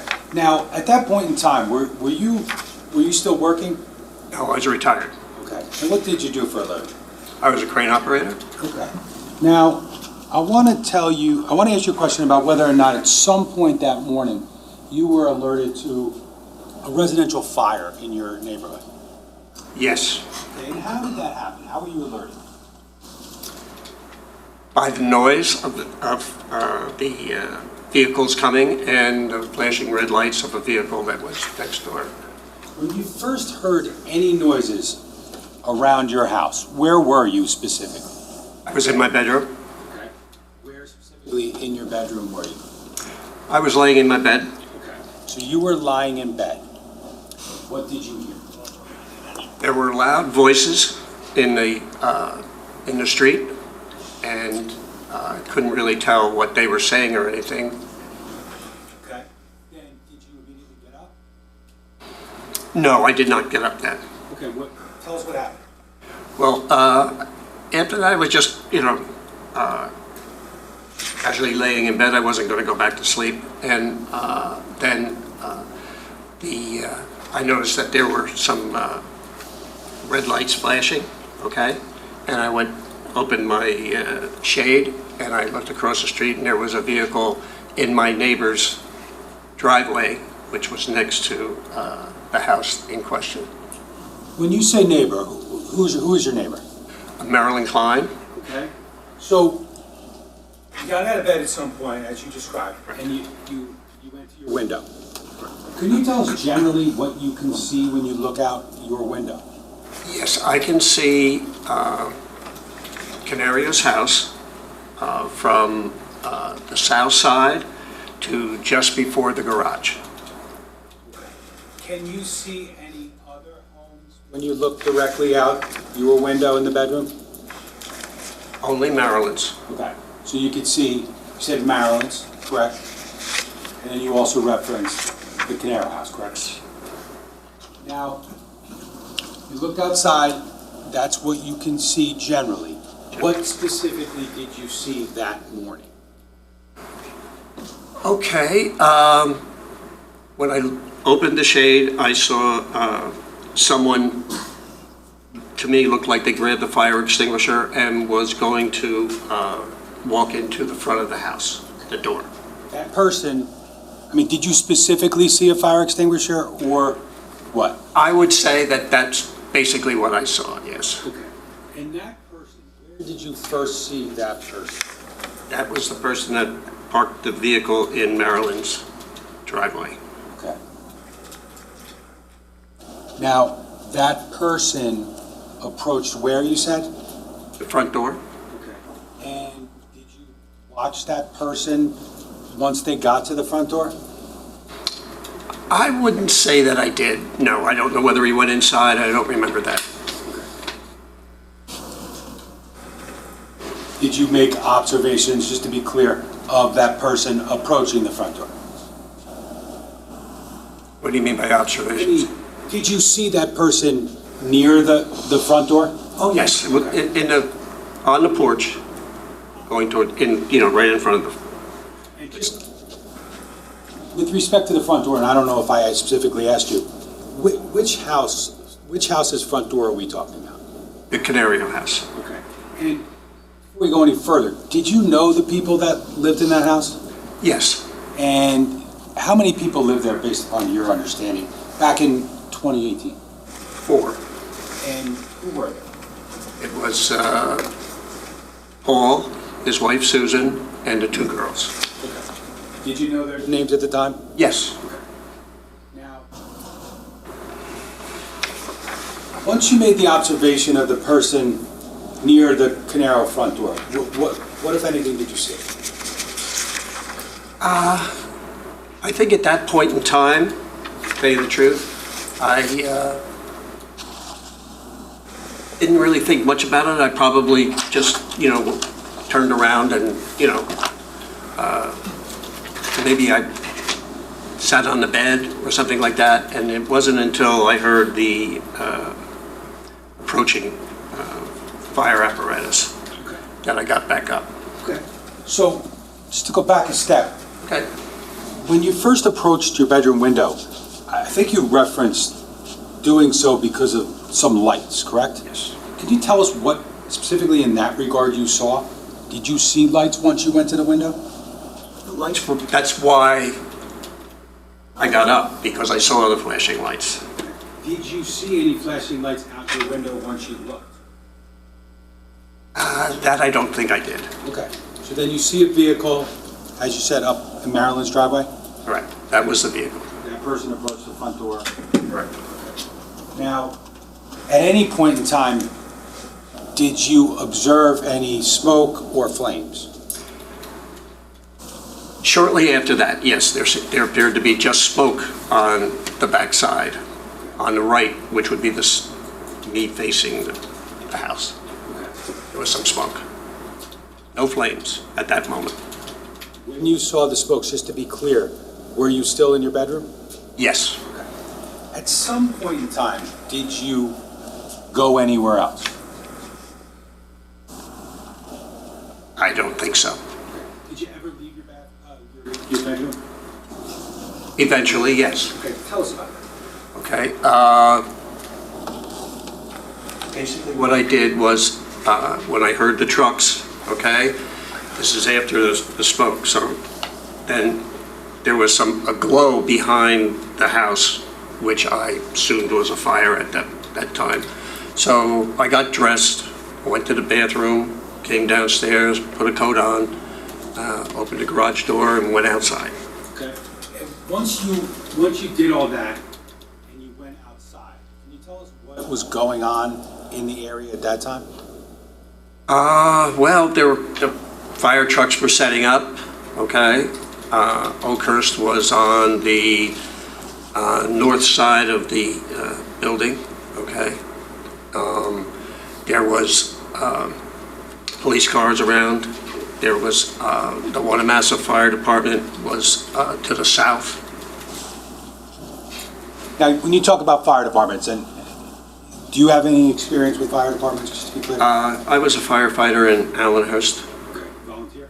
Yes. Now, once you're outside and you see the fire trucks, like, what's the status of what you can observe fire-wise across the street? The fire was starting to come up above the roof line on the backside. Fair to say that you can't actually see all of the fire from where you were, right? All I could see were the flames coming up. Okay. I just want to approach you with what's been marked as S1A. If I may, Judge? You can. Just going to show you pretty briefly. It's been marked as S1A, slide 9. Do you recognize what's in that photograph? That's the house, Canario house. Okay. Now, does that fairly and accurately depict, or show what it looked like around the time of November 20th of 2018? Yes, Okay, that you recognize that? yes, that's no Okay. problem. Let me show you slide 10 briefly. Do you recognize what's depicted in that photo? Yes, And what are we seeing here in this photo? we're seeing the front of the house, and we're seeing a white truck and a,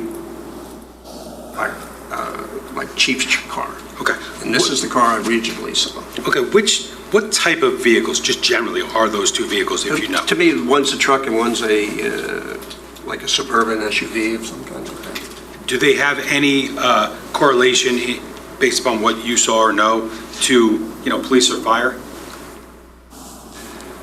I could not tell whether this was where where I saw the guy get the fire extinguisher and Okay. then go into the house, the white vehicle. Okay, And that's where I kind of think the lights were coming from.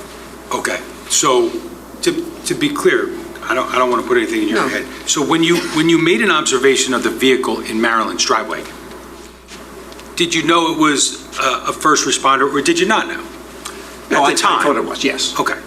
Now, was it light or dark out when you were making the observations out your window? It was probably dark. I shouldn't say dark, but, like, wasn't dark. Sure. But it was nighttime. There wasn't really any lights other than street lights, things Okay. like that I remember.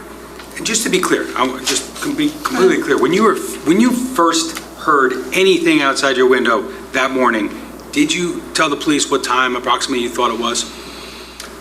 I probably said sometime between 4:30 and 5, because I didn't look at any timepieces in my, the only clock that I have is the cable box has the time on it, but I just really didn't look at it specifically like when I gave my statement. Okay, now, your initial observations from the window, were they, did they include what's depicted in slide 10? This one, Yes. this car was not there. No, and I'm sorry, that's a good, to be clear, that's Yes. a good point. In slide 10, there's two vehicles in the driveway, correct? Correct. How many were there when you made your observations first? Okay.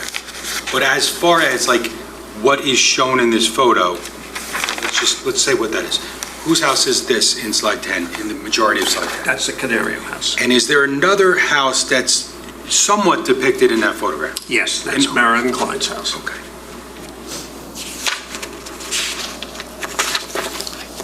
I'm just going to show you lastly slide 12 Okay. of S1A. I see counsel very quickly. One thing, a second.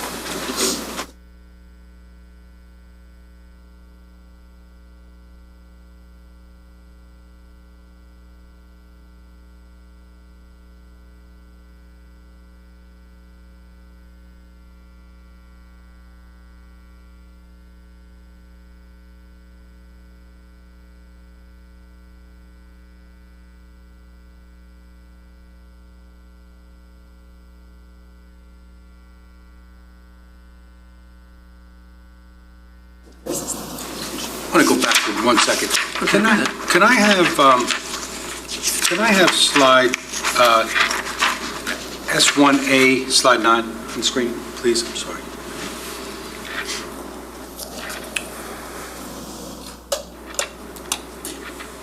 Now, you see this screen in front of you, correct? Yes. And we talked about this photograph. Yes. If you look to your left, you can see it on the large screen. Up there. Oh, okay. Same photo? Yeah. Okay. Yeah, Now, basically. we talked about this photo, and to be clear, what's depicted in this photograph? What can you see there? Just the whole house. Whose house? Canario's house? When you say Caneirio's house, you mentioned someone by the name of Paul Caneiro previously. And Susan. How long did you know Paul Caneiro? Basically from the time they moved in, How many years was that, approximately? I would say probably 18 to 20. I don't know exactly when they bought the house. Paul Caneiro, is that person present in court today? Yes. Could you just point him out? He's to my right here. Identifies the defendant. Now back to that photo. Is what's shown in that photograph, slide 9 of S1A, is that part of what you were able to see out your window the morning of November 20th, 2018? Part of it, yes. Now, when we talk about that, I'm going to show you briefly slide 10 of that same exhibit. Did I show you that earlier? Yes. Okay. And how many vehicles are shown in that photograph? 2. And to be clear, how many vehicles were there when you first looked out your window that morning? I believe I only saw 1, Okay. like I testified. Would it be fair to say, and you can tell me if I'm wrong, that this photograph was taken later when it was Yes. light out? Yes. Yes. Sorry, I was talking over you, sorry.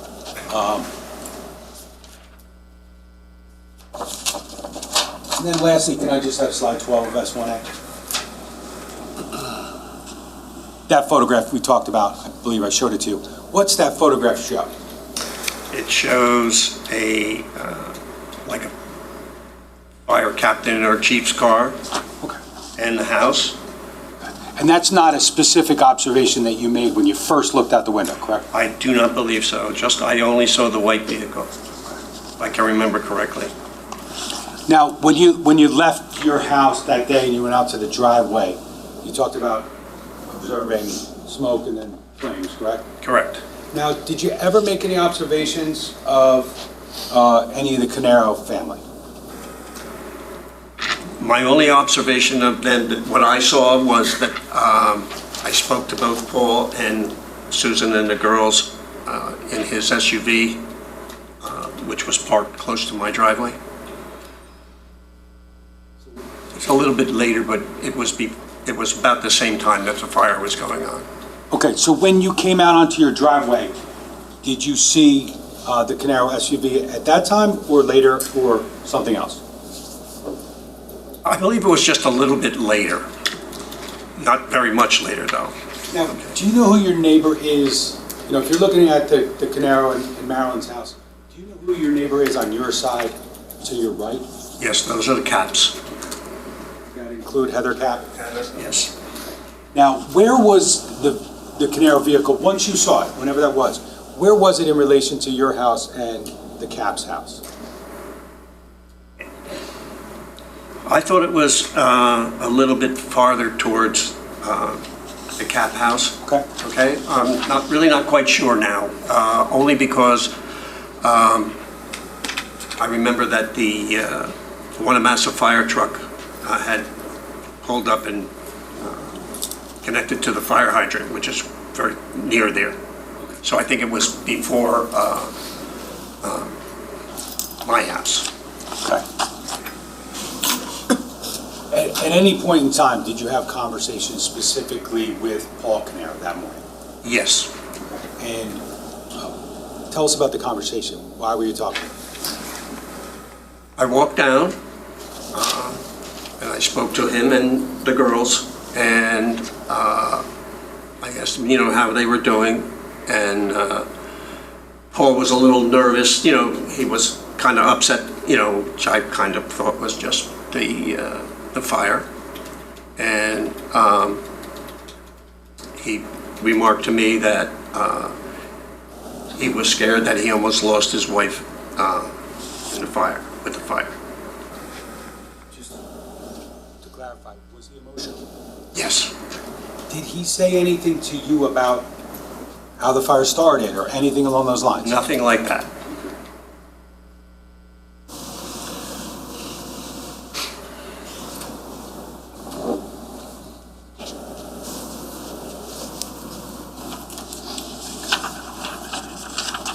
I have nothing further, Judge.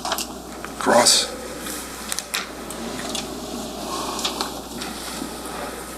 Mr. Harrington,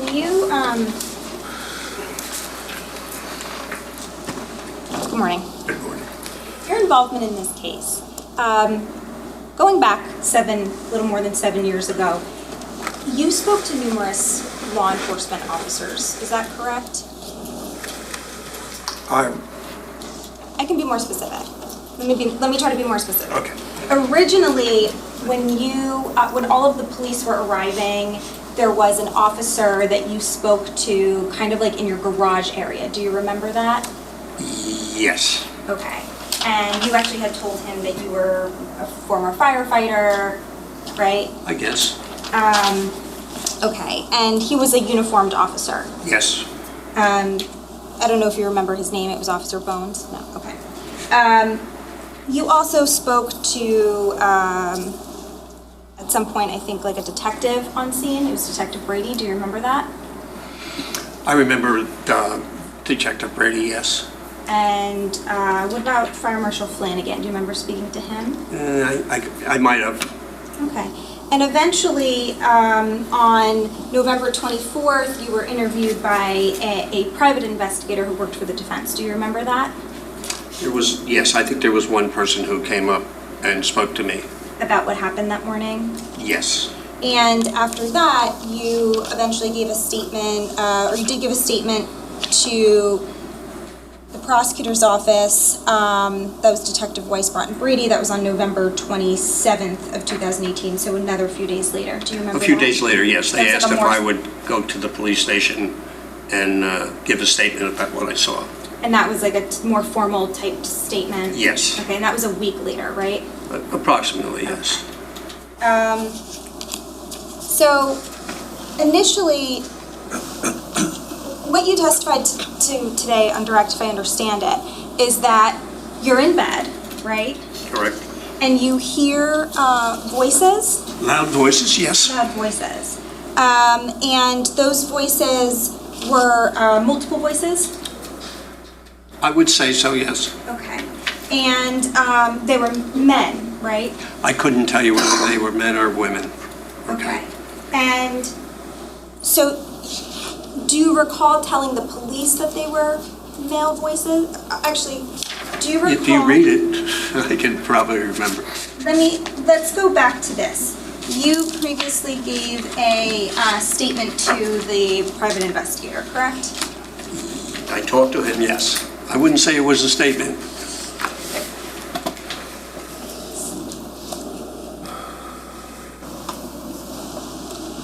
It was more like a casual interview while I was outside.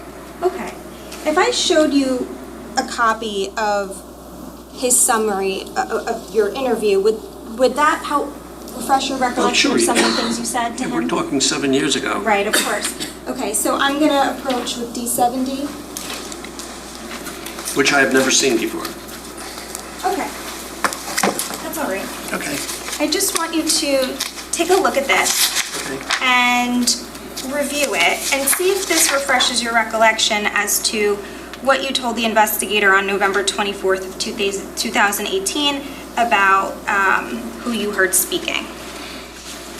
Okay.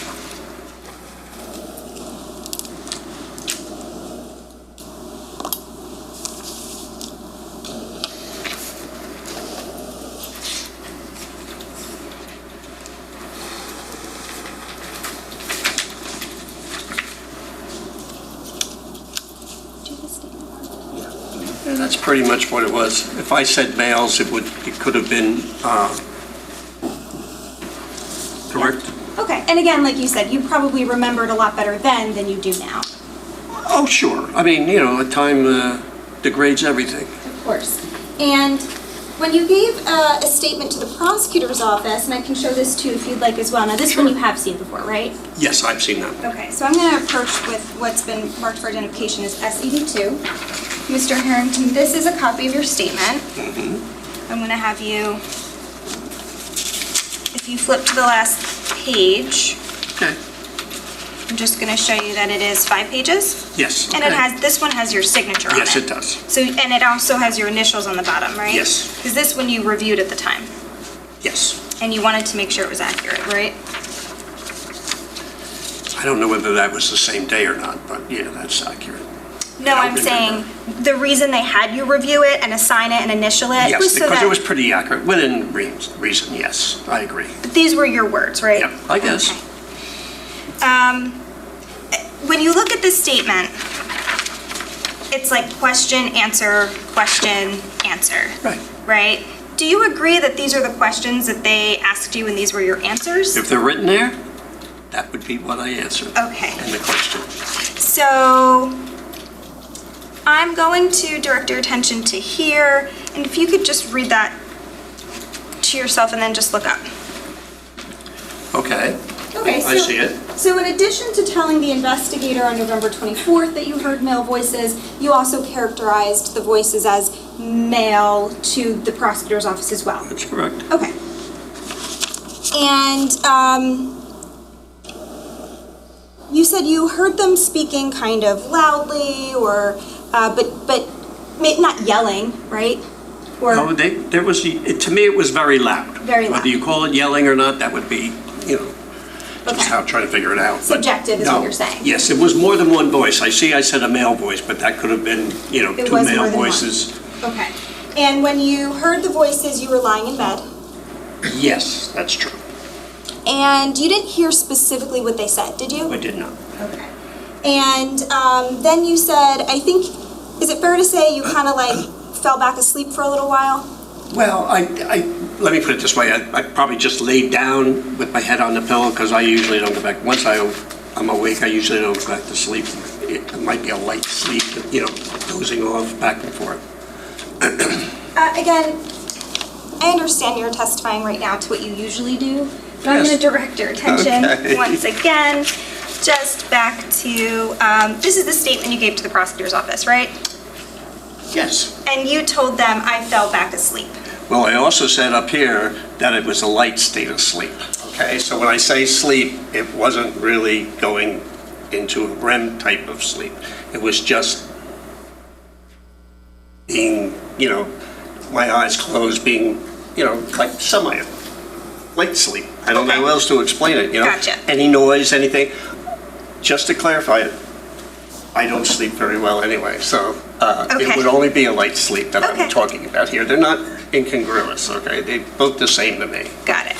So you're in a light state of sleep, and specifically at around 4:30 in the morning, right?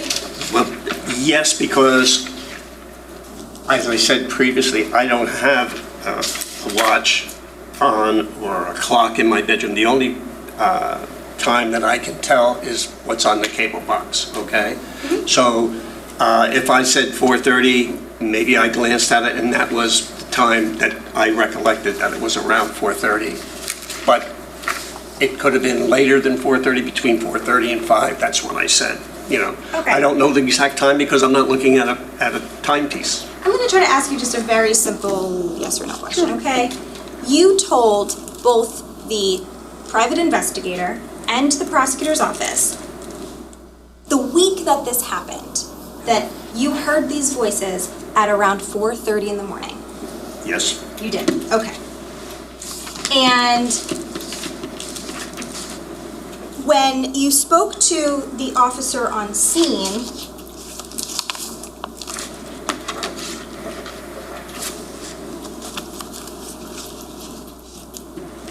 because, so, let me back up for a second. So, okay, so you're in a light state of sleep, it's around 4:30 in the morning, you hear the voices, you fall back into maybe a light state of sleep, and then you eventually wake up when you see lights. Is that right? Correct.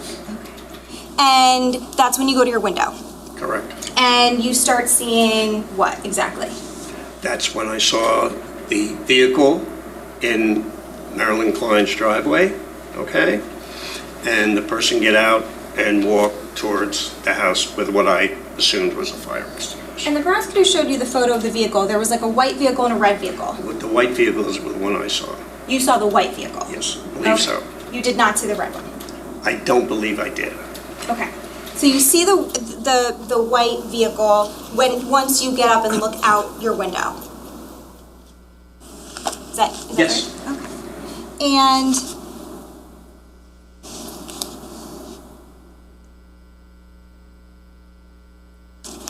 how long after that until you eventually come outside?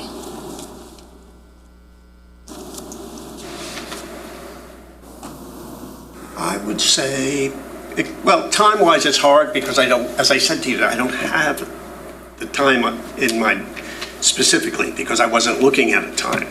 So by the time I got dressed, went to the bathroom, went downstairs, got my coat on, my hat, walked to the garage, opened the garage door, and went outside. Could have been anywhere between 7, 8, 10 minutes, something like that.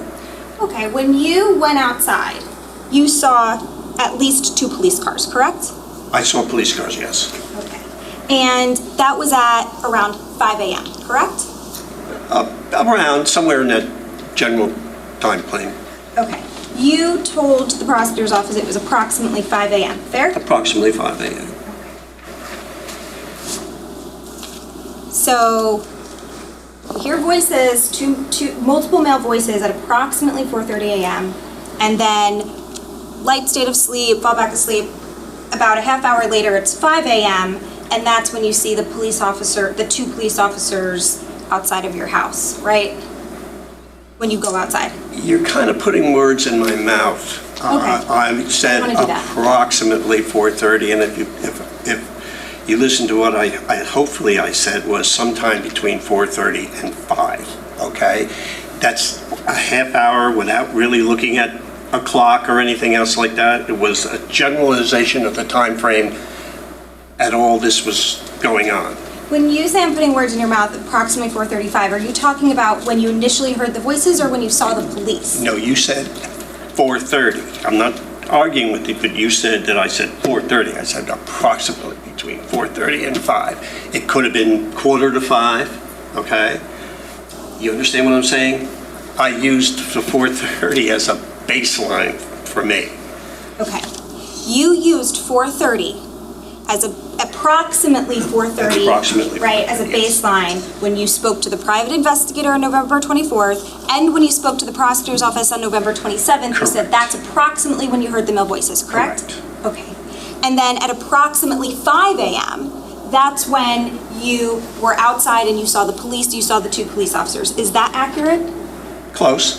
That's what you told the That's what I prosecutor's told them, office? yes, but I'm just saying that's about right. Again, I don't have a clock Can to we go be, by. let's be clear, when we say approximately, we're not talking about to the minute, right? Yeah, that's Okay, correct. I'm not putting words in your mouth when I say approximately because we agree that we're talking about within a few minutes at least, right? We're not talking about to Give or the take a second. few minutes here and there, Okay. yes, thank you. All right. And at 4:30 a.m. approximately, Thank you. you did not see any lights, right? No, Okay, you just heard the voices. just the voices. And eventually, when you come outside and you're speaking to the officer in your garage, again, you remember that conversation. I Maybe you don't remember they came remember. up to the garage, yes. Okay. And do you remember speaking with him? Yes, Okay. mostly a general conversation, nothing that's specific that I remember unless you have something that he said. Actually, I do, and I have something you said. You told that officer, Go ahead. right, that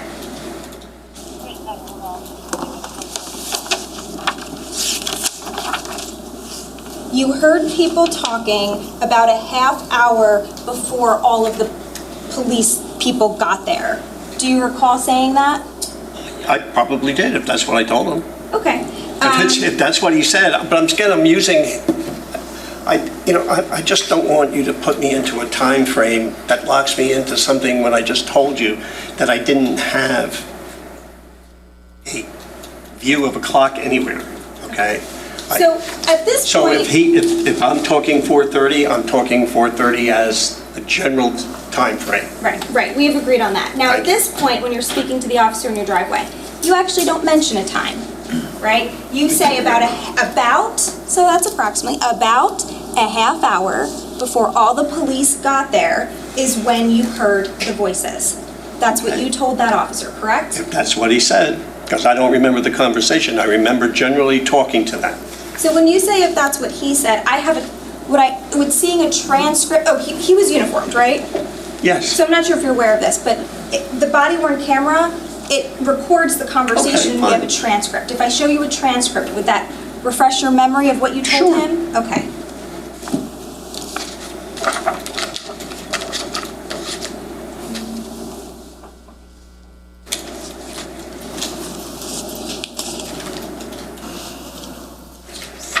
I just-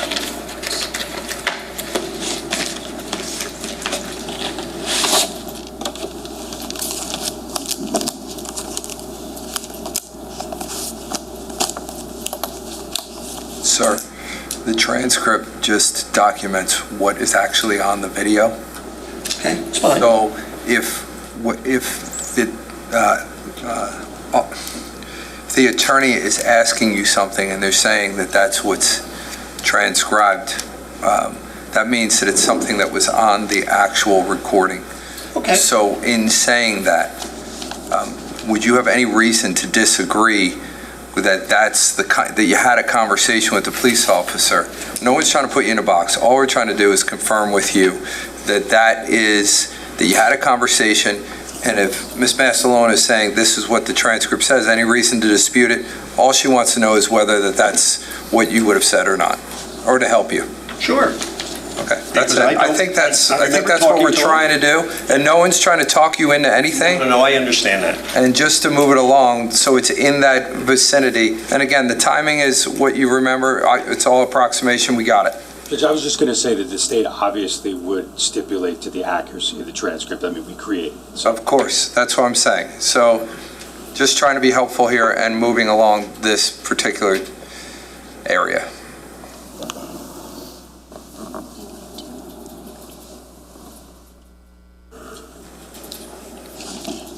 Okay, so, sir, I'm going to approach with a copy of the transcript that we were just talking about. And I'm going to direct your attention.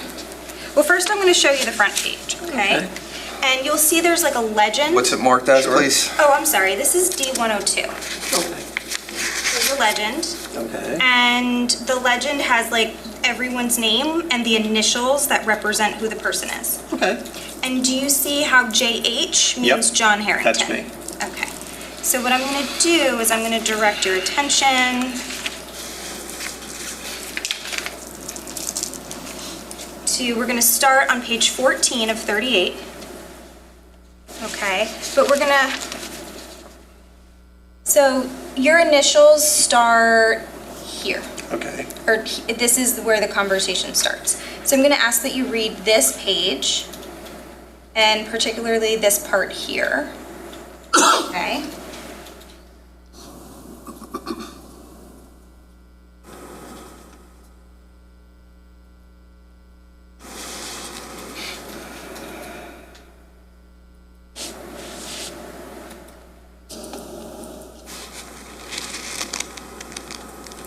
That's fine. Okay, and we're going to continue, well, based on this, you agree that you told the police that you heard people talking, right? Yes. Okay. And then we're going to go to the next page. And I'm just going to have you read this part right here. Let me know when you're...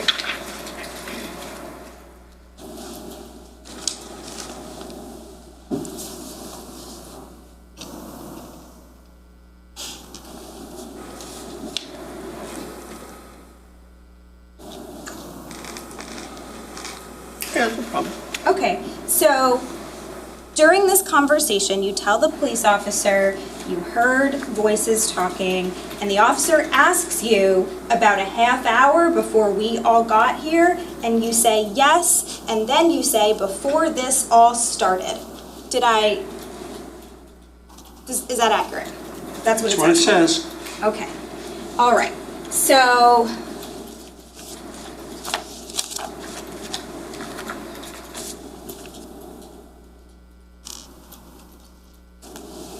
When you say before you all got there, obviously you were referencing the police, right? You're I was speaking- referencing everything. Everything, okay. That's correct.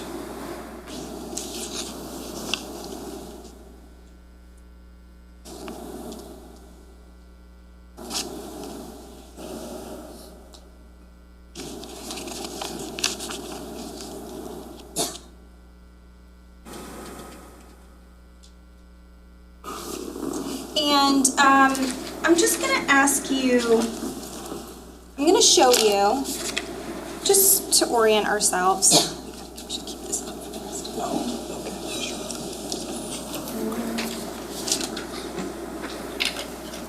This isn't blocking anyone's view, is it?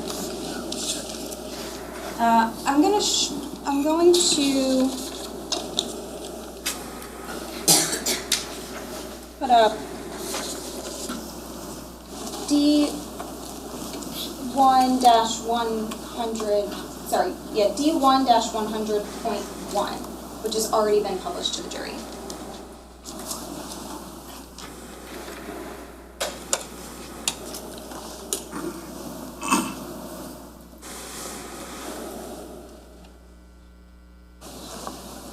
Sir, do you recognize this as a map of the area of 27 Tilton Drive? Yes, it is. Okay, and you can see, I'm going to point here where it says 27 Tilton Drive. That's correct. Mr. Paul Caneiro's house, right? That's correct. And then there's a house here, it's 24 Tilton with a C, that's Heather Capp's house, would you agree? That's Heather's house, yes. Okay, can you identify, she's handing you a pen, the clerk. If you can put, can we do a different color? Yes, you can. If you Are you just asking for him to put an H where his house is? That's what I was going to do. But I was gonna Just do have him put an H on it. Okay. It'll be Can fine. we just put a H on your house? Sure can. Looks like a 4. Okay.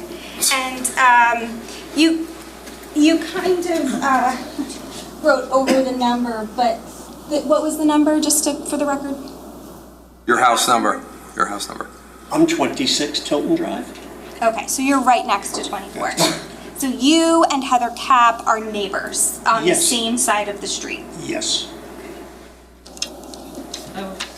Oh, sorry. It's Oh, okay. let's do this. Oh, maybe I can fix the... We can now... Is that... How about that? Can we agree on that? So the numbers there? Okay, this will be 100.2, please.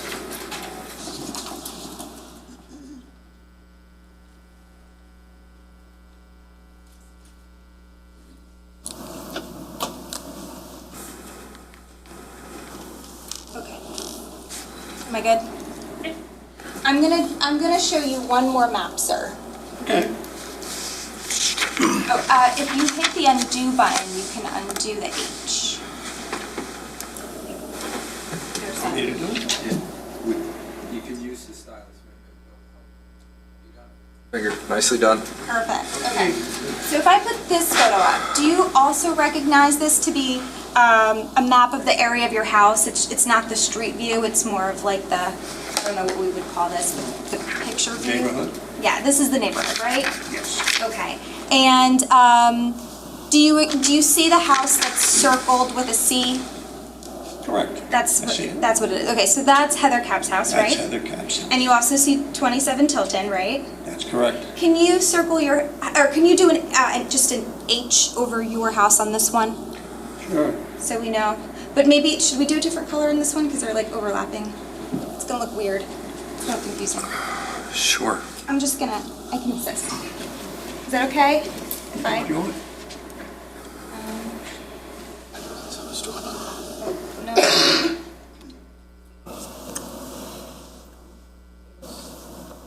No. Blue, you're good with blue? Okay. Can we do an H in blue? Sure.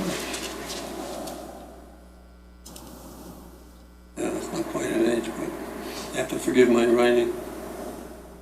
It's a good looking U, though. Yeah, it is. How's that? That's close enough. We agree to that? All right, we're going to print that. That's 100.2, please. 101.2, sorry. My bad. My bad.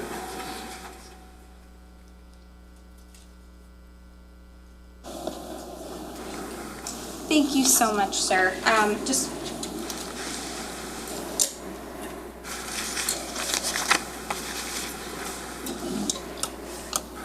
I don't have any other questions. Thank you. No questions, Judge, thank you. Sir, you can step down. Just be careful as you step down. Leave everything else there. We'll take care of it. Thank you. Sure, no problem. Prosecutor? Thank you, Judge. The state calls Officer David Marino. Okay.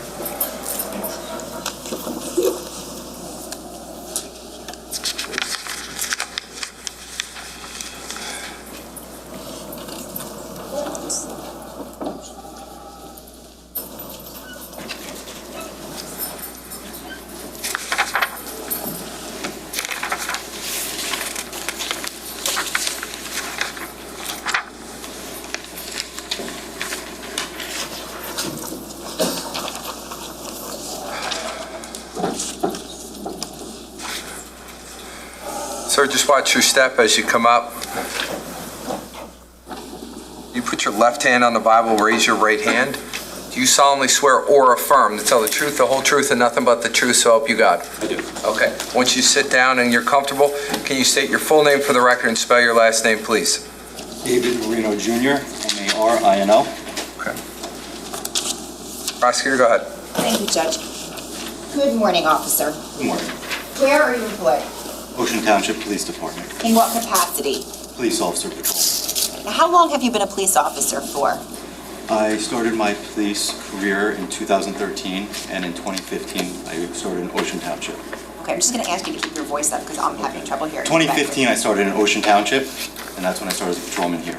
Okay, now did you have to go to the police academy? Yes, I did that in 2013. I went through with Belmar. Okay, did you work anywhere after the police academy in your law enforcement capacity? Yes, I worked in Belmar as a Class 2, and I have to correct that, it was 2012 I went through academy. I did 2012 to 13 in Belmar, and from there I went to Englishtown from 2013 to 2015 for 2 years, and then I got hired in Ocean Township. What are your responsibilities as a patrolman with the Ocean Township Police Department? We respond to any calls that come in, whether it be a motor vehicle accident, a domestic, or a theft.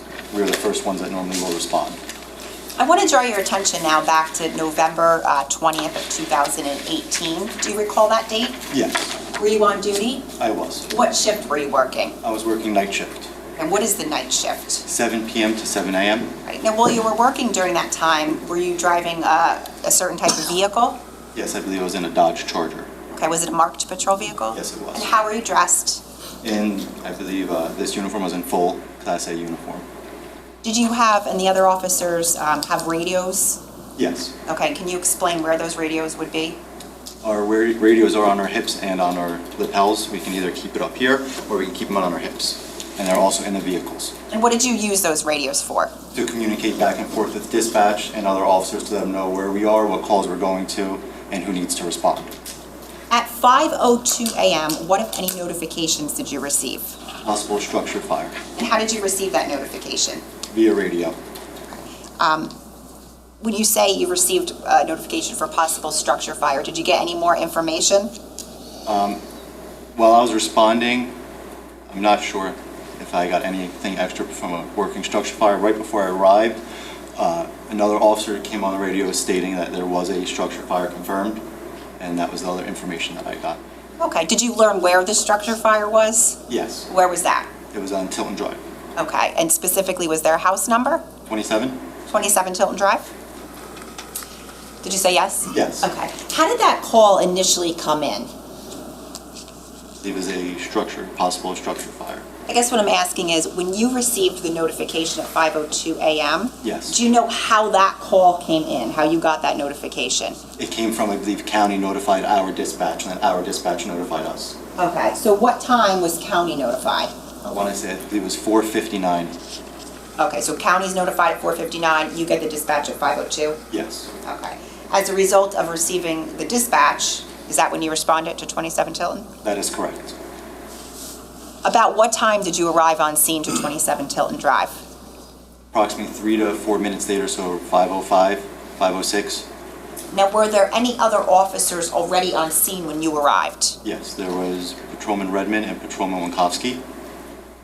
Was anyone else on scene when you arrived? Yes, Fireman Chris Sorrentino. Okay. What fire department was he from? I want to say Wanamasso. Do you recall how he was dressed? Plain clothes. Who was the patrol sergeant in charge that morning? That was Malone, Sergeant Malone. Sergeant Malone, and when did he arrive? He arrived, I'd say approximately within 5 to 10 minutes when I got there. In that time frame, I would think, 10 minutes. Now, when you arrived, where did you park your vehicle in relation to 27 Tilton Drive? I parked south, approximately a house and a half, 2 houses south of their residence, and I parked on the east side of the road. So if you're facing their house, south would be to which way? To the right. To the right? Correct. And you said you were facing which way? I was also facing, my vehicle was facing south. South would be continue to the right? To the right, yes. Okay. What, if any, observations did you make when you initially arrived on scene? When I first arrived on scene, I was able to see that there was flames coming from the back right corner of the house. If you're looking at it, they were in the back area and they were engulfing a gas meter that was there.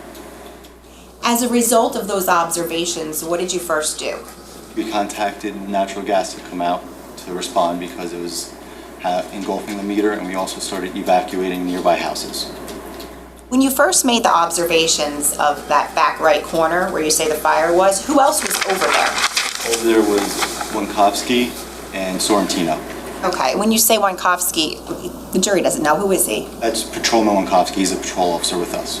With the Ocean Township Police Department? Yes, he was on the scene as well. And you said Fireman Sorrentino was there? Yes, Sorrentino was there as well.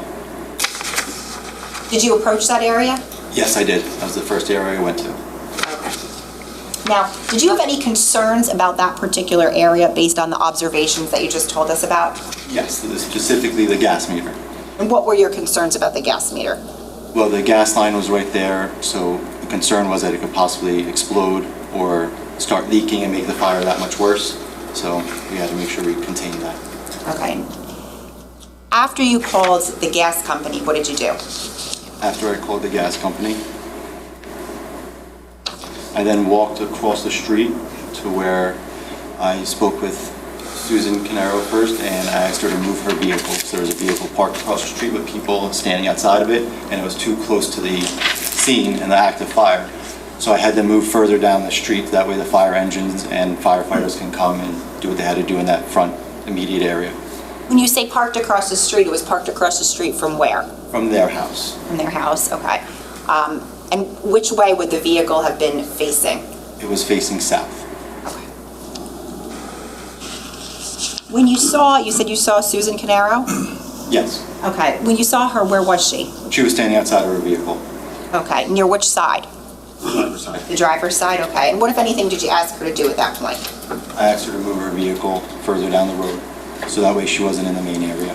Okay, and did she in fact move the vehicle further down the road? Yes, she did. Okay, do you remember where the vehicle was moved to? They actually moved further down the road and parked right next to my vehicle. Okay, so it would be further south? Correct. They were north of my vehicle. On which side of the street? They were on the east side of the street. Is that the side of the street that 27 Tilton is on? Correct. And was their car facing 27 Tilton or facing a different direction? It was facing when they parked at 27 Tilton. Okay. Did you see anybody else in the car when you approached it and Susan was outside? No, at that point I did not. Okay. No, you didn't see anyone else in the car? No, I did not see anyone else in the car. At some point, did you learn the occupants' names of 27 Tilton? Yes, I did. And what was that? There's Susan Caneiro, Paul Caneiro, Caitlin Caneiro, and Marissa Caneiro. Once the vehicle was moved, and I guess I should ask you, what type of vehicle was that? It was a Porsche SUV, a white Porsche SUV. Okay. Once the vehicle was moved, what, if anything, did you do? After the vehicle was moved, I then had to check I was walking around the perimeter, making sure that the scene was safe. And then shortly after that, I had to get their information. Okay.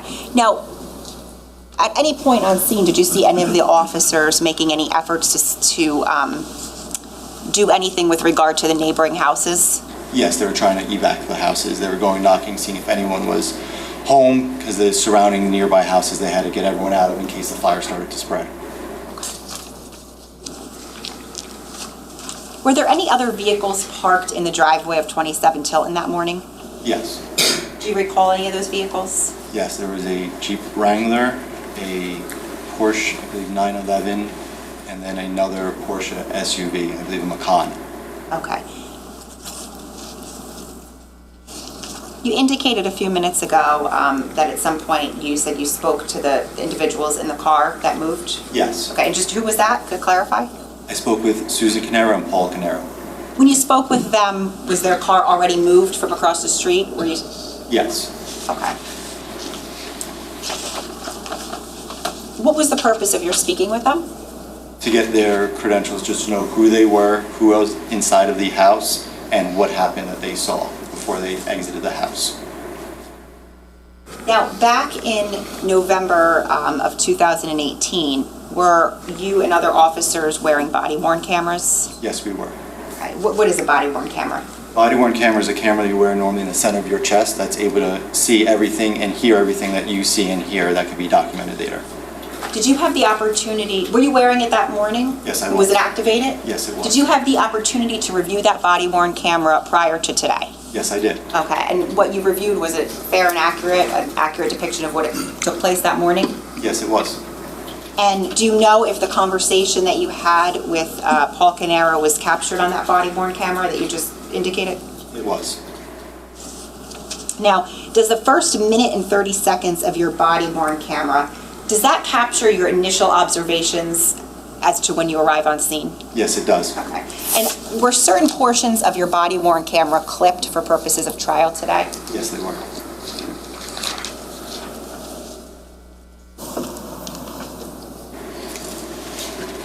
I'm showing counsel what's been marked as S74. This is his body-worn camera. Judge, may I approach? Okay. I'm showing you what's been marked as S74. Do you recognize that? Yes. And what is that? That is my body-worn camera footage. Judge, the state would seek permission to publish right now the first minute and 30 seconds. Any objection? You can.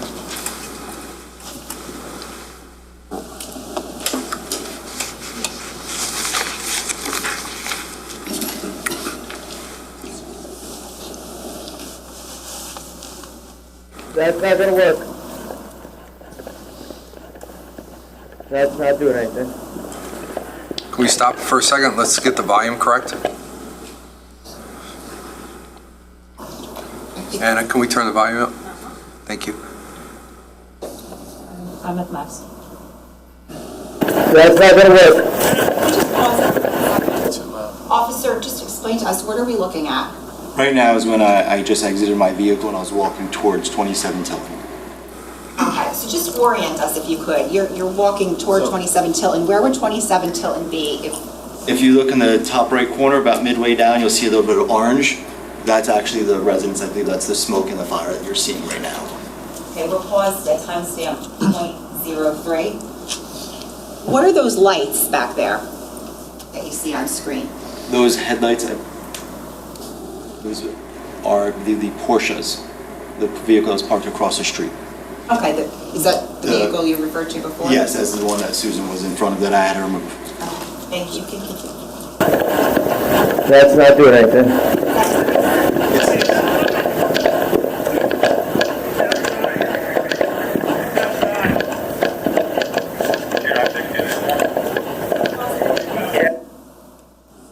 Pausing it at 0.17 seconds.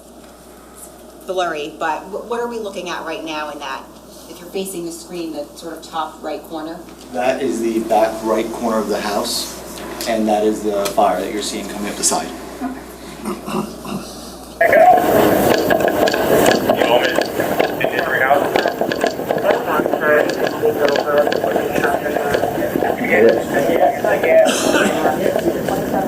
Oh, yeah. Sorry, who was that officer right there? It's Charlie Winkowski. Okay, thank you. And that was paused at 0.31 seconds. 293 Ocean. Hey, you want me to get them out? Yes, yes. Get them out, we'll get the neighbor. Yeah, I think plans well. Start getting neighbors evacuated.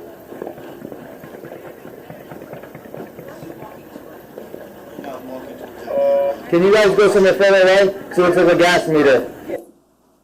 Who is this individual on scene at timestamp 54 seconds? Susan Caneiro. Okay, and the car that she's next to, is that the car you were referring to before? Yes, it was. And the car is facing in what direction? It's facing south. Thank you. Okay, so go down the street.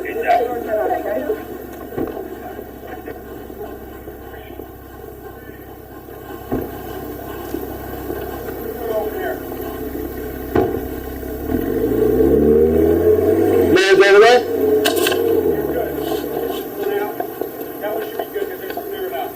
And across the street, things good? Yeah. Okay, I just moved them to get further away for right now. Is anyone answering that?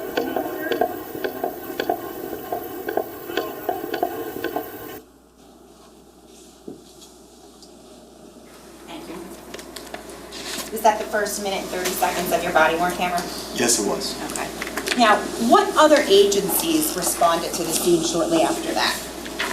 We had the Oakhurst Fire Department, Wanamassa Fire Department, and several EMS crews, I believe, arrived on scene. Okay. Now, I know you said it before, but did there come a time when you spoke with the occupants in the car? Yes, there was. Okay, and about how much later was that from the time that you arrived on scene? About 9 minutes. Okay. Do you know if that conversation was captured on your body-worn camera? It was. Specifically, when you spoke to the occupants, did you speak to Mr. Caneiro? Yes, I did. Okay, and did he make any statements to you? Yes. Judge, at this time, the state would seek to pass out the transcript of S75, which is the body-worn camera, 8 minutes, 20 seconds to 12 minutes, as well as publish that portion. Any objection? Can I just see? Yes.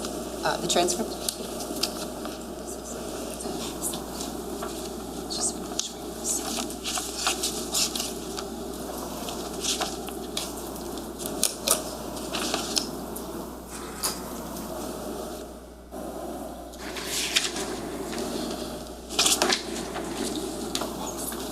What's this marked as again, the transcript? S75, Judge? All right, so ladies and gentlemen, we're going to provide you with a transcript. The transcript is an aid for you to look at, to understand what people are saying. However, it's your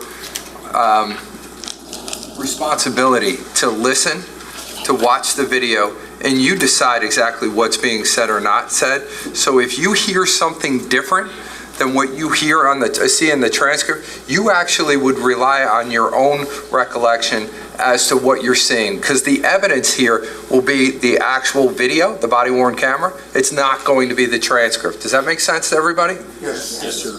Okay. You can. Go ahead. We're going to give those out to the jurors at this point. And counsel a copy, just in case you know, if I could approach Judge. Sure. Thank you. Also, for the record purposes, the first clip in the exhibits was S74A, which is that first clip. The transcript we're giving out relates to 74B, which is the time frame of 8:20 to 12 minutes.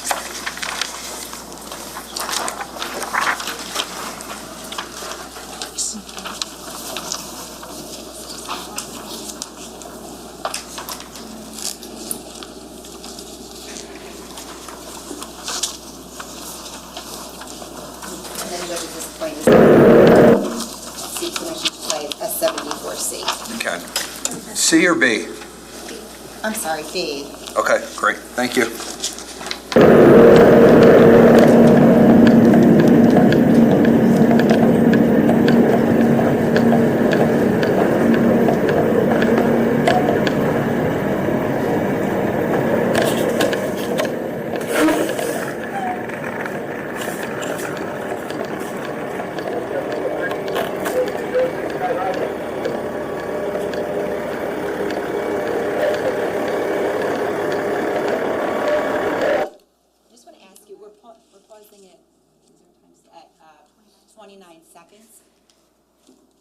Your car is parked where in relation to the Porsche? South of it. So just, is that behind it or? Yes, right behind Okay, so it. if we're looking at it, it's behind it? Yes. And which way was your car facing? Was it facing their car or away? I believe I was facing away, if I recall correctly. Thank you. You may continue. You can say the back wall. You can say the back wall if you're asking. What's your name?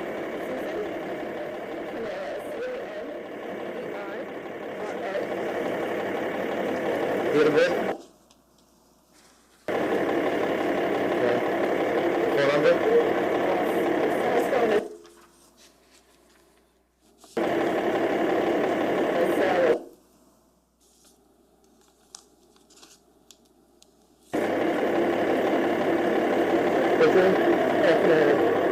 Pause for a second. Does it have a skip, or do we have an issue? Okay, just want to make sure. All right. Ladies and gentlemen, let me just deal with that real fast. So if you see something like that on the screen, there may be a legal decision that had to be made, that there's certain areas that would have to be redacted so you would not see that. I don't want you to be concerned about that at all. You should assume that the court had to make a determination one way or another, and it's not for your consideration at all. You're just looking at this as like it's just straight going across, even though it may have been redacted for some reason. Does everybody understand what I'm saying? Yes. All right, thank you. Go ahead. Yourself. Sorry? Yourself?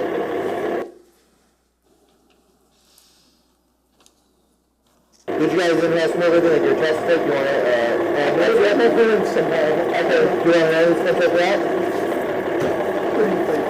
It's like you, if you want someone to come look at it, see if you can get it. I'll go to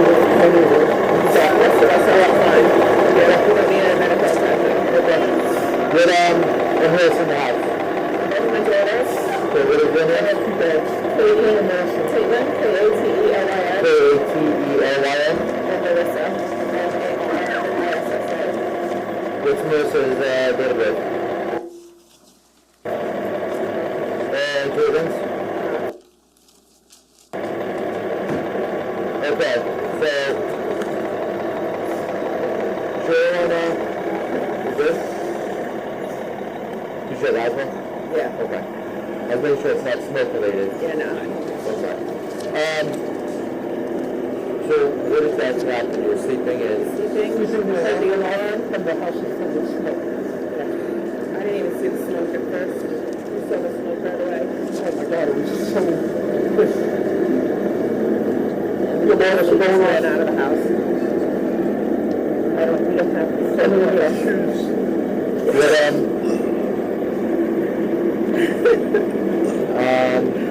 anything else? And you didn't see any claims inside or anything that you saw smoke? No, I didn't. Now you got every cell, got your daughters and dogs? Yeah.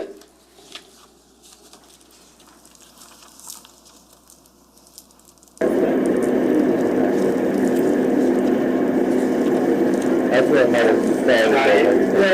In the basement. Yeah. That's where I saw when I came outside. I saw the flame. Is there anything like down there? No.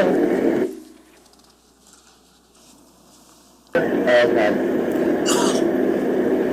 Alright, so I went to back. Fire out? No, there's something. It's inside on the roof. They have to go inside.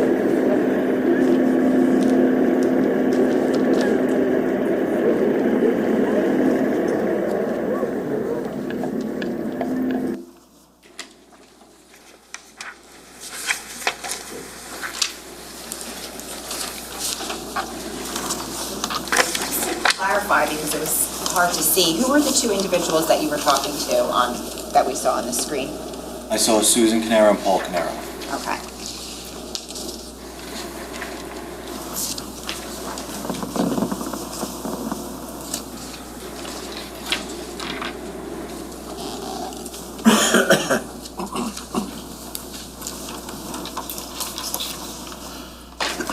After you spoke to Mr. and Mrs. Caneiro, where did you go? After that, I believe I walked back to the south side of the house. I was looking at the fire scene that was going on, and was just checking the perimeter. Did there come a certain point in time when your attention was directed to a particular area of 27 Tilton Drive? Yes, there was. What was that? That was the garage portion of the house that my attention was brought to by Sergeant Jeff Malone. Okay. Can you describe the driveway and the garage as it looked that morning? Driveway, as you walked up the driveway, there was a Jeep parked facing the backyard, so that was facing east, and then the driveway would open up a little bit wider so that cars could face the house, the garage of the house, which was south. So there was two cars facing the garage, and there was one car that was facing the backyard. When you went over to that area, what, if any, observations did you make of that area? After we walked up past the vehicles, there was a red gas can that was on its side.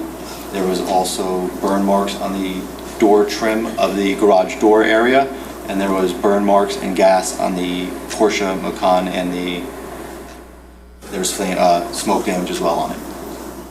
Okay, so if you're over by the garage area, where was the fire that you observed when you initially got there? Where would that be in location to the garage area? If I'm looking at the garage closest to me, and I'm looking inside the doors, it was back left would be where the flames originally were. Were your observations that you just described over by the garage, were they captured on your body-worn camera? Yes. Okay. Judge, permission to play maybe S74C. Okay.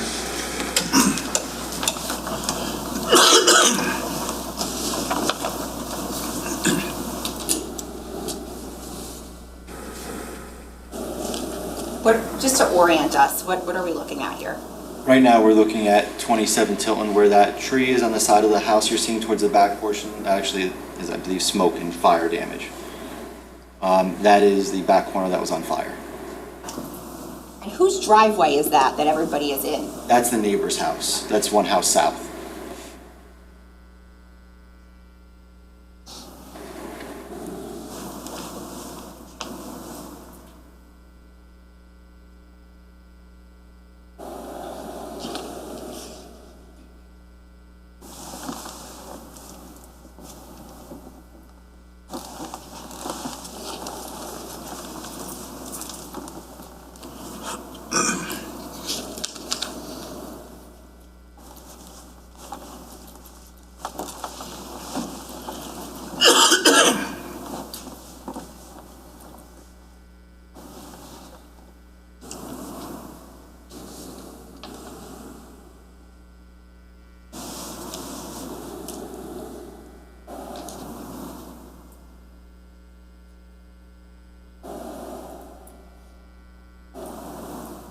Is that you writing on the pad? Yes, it is. Who's the individual that you're following? That is Sergeant Malone.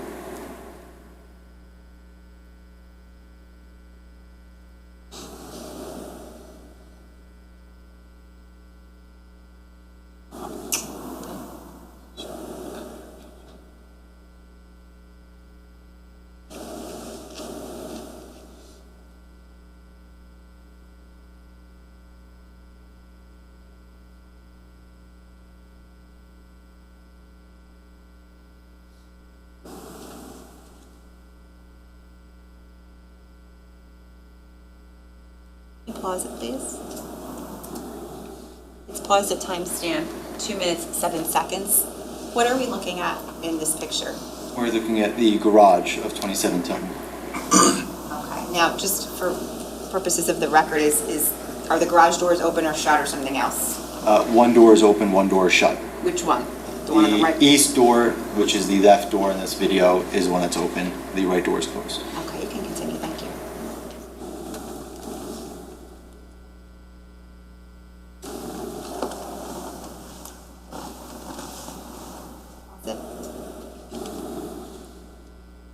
Officer, are you able to identify from this clip, it's 2 minutes and 17 seconds, which car you were referring to when you said the Porsche Macan?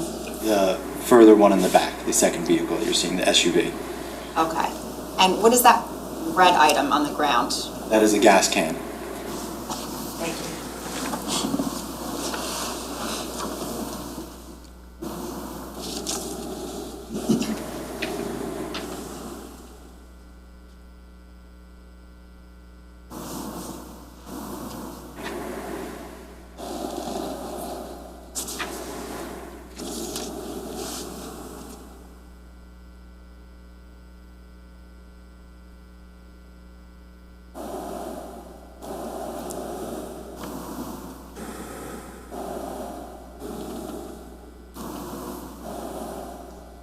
Thank you.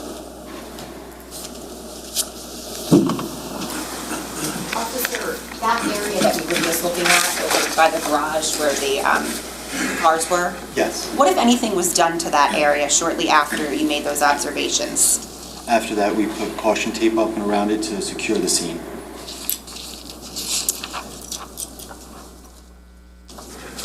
Did there come a time when you took possession of anything from the garage area that we just observed?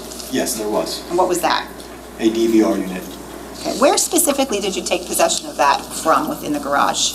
If you first walk into that garage door that you saw open, it is the back left corner, and it was on top of, I believe, a refrigerator, where there was something that was stacked on top of. Did you have a role in taking that DVR? Yes, I was handed it from, we had another officer, Patrolman Bones, that climbed up and he was able to unhook the DVRs, and then he handed them to me, and then I went and placed them and secured them in my locked vehicle. Okay, and just for purposes of completeness, who requested that you take that DVR? That was Sergeant Jeff Malone. Okay. How did you learn where the DVR was located within the garage? That was from Patrolman Bernhard. He went and spoke with Mr. Caneiro, and he got the information from him, who was relayed to me. Okay, and once you took possession of the DVR, what, if anything, did you do with it? I took it and I brought it to my vehicle, my patrol vehicle, and I put it in the trunk, which was locked. Okay, are you referring to your patrol vehicle that was parked behind the car that the Caneiros were in? Yes. Okay. Who ultimately took possession of that DVR from you? That would be Detective Catalano from the prosecutor's office. When you walked over to your vehicle to place the DVR inside of it? Yes. And I think you said it was where did you put it? In the trunk. They were locked in the rear. Okay. Did you pass anyone? Yes, I did. Who? The Caneiros were still in their vehicle. Paul's in the driver's seat. After you secured the DVR system in your trunk, where did you go? After that, I went back to the garage. When you went back to the garage, who was over there at that point? Now, Fire Marshal Flanagan was there. Okay. Anyone else? If you recall. The other officers, there was Officer, I believe, Redmond there, and Bernhard, I'm not sure who else. Okay. And if you watched your body-worn camera, would that refresh your memory? Yes. Okay. Do you know specifically why Fire Marshal Flanagan was over there? I believe he was being pointed towards the gas can and the fires that we were seeing on the other side. Okay. Judge, at this time, the state seeks permission to publish S-74D. Any objection? Okay.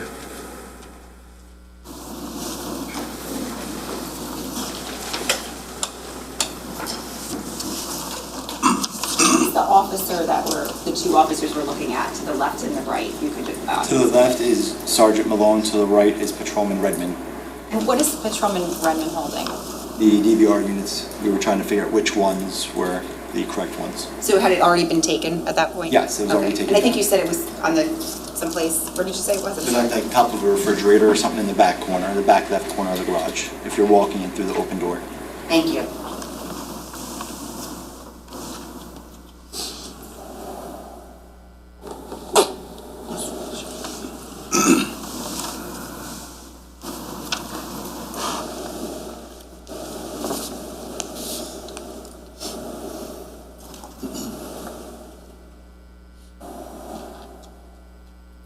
Is this you walking? Yes, it is. What are you holding in your hands? The DVR unit. As well as wires. And is there another box too? Yes, there was. So you had two items? Correct. What was the other thing? I'm not sure if that was the router. From there, I do not know what that was.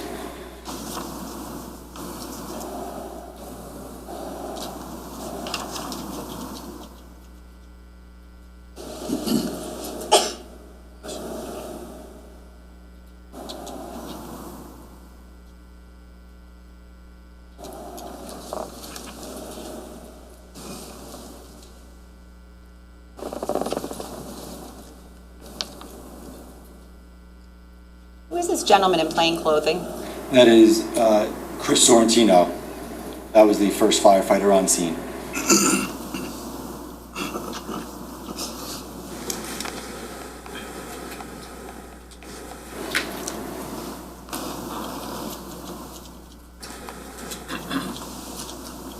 And who is this officer? That was Patrolman Bernhard.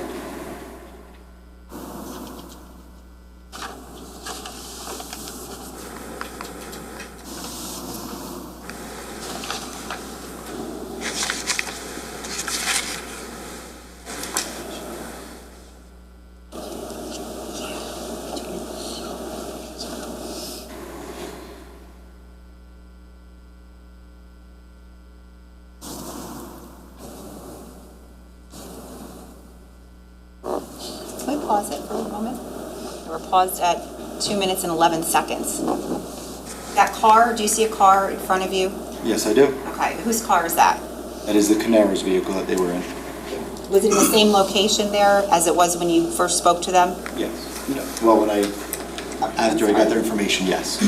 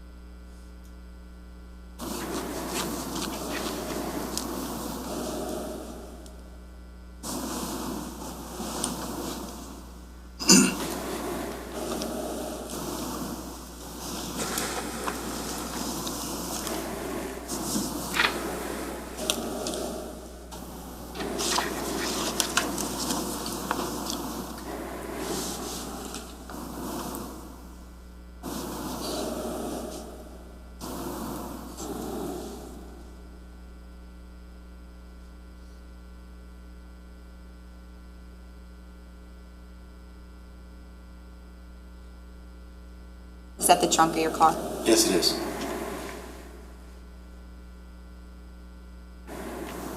What are you doing right now? I'm putting the DVRs and the wires for them inside the trunk of my car.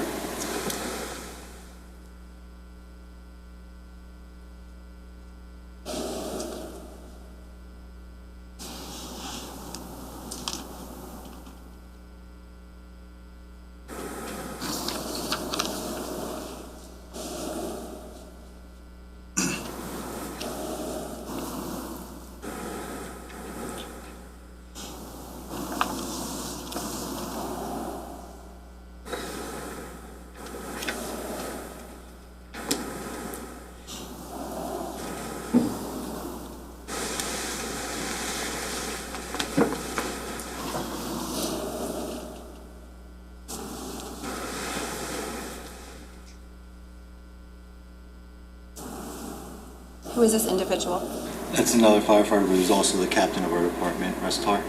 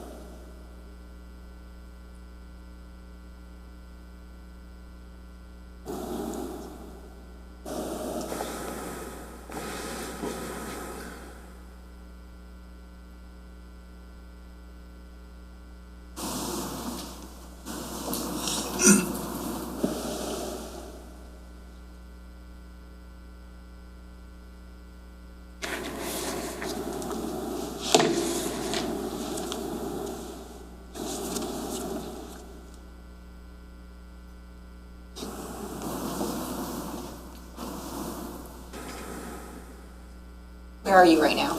The garage of 27 Tilton.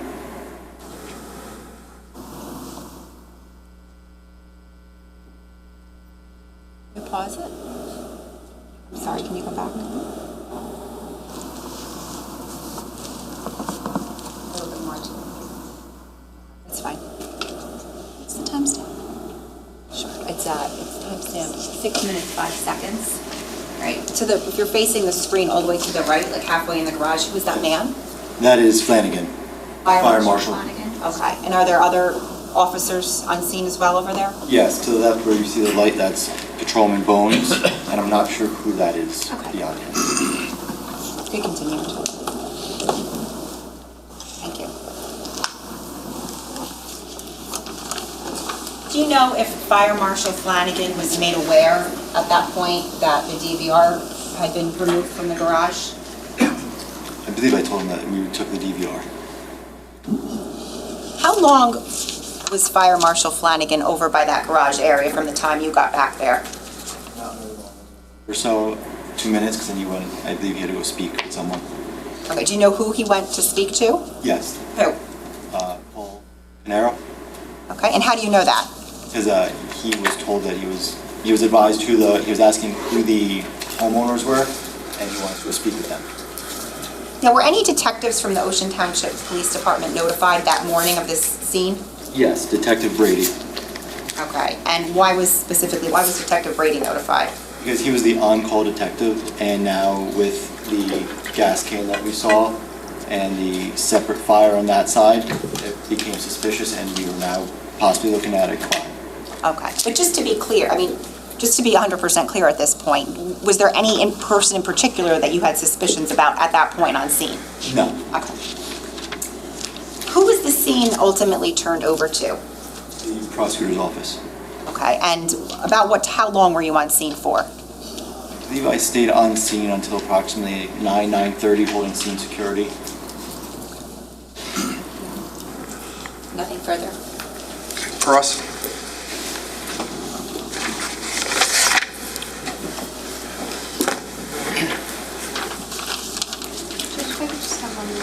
Sure.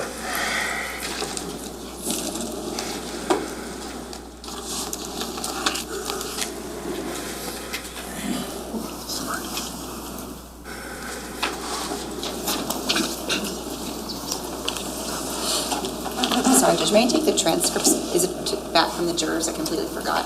Yeah, we could, all right. Just pass them down to the end if you don't mind. And yeah, you can come get them. Thank you. This way. Thanks.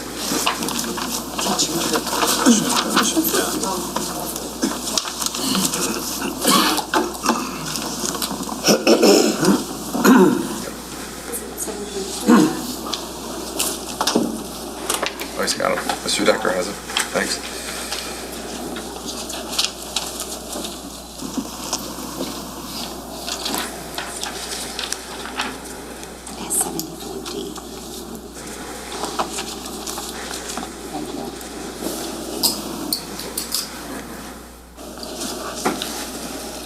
Morning, sir. Let's start with a little bit of a timeline.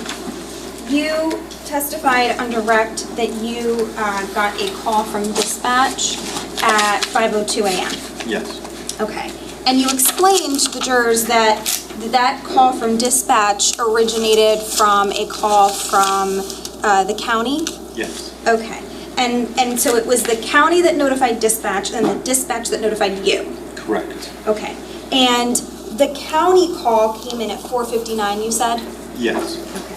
And once you learned at 5:02 that there was a potential fire at 27 Tilton, you then responded? Correct. And I think you indicated it took you about 3 or 4 minutes to get there, so you estimate you got there approximately, let's say 5:06. Yes, in that Okay. time. Yes. And so obviously if the call to the county came in at 5:59 and your call from dispatch came at 5:02, you had no knowledge of this fire prior to that, right?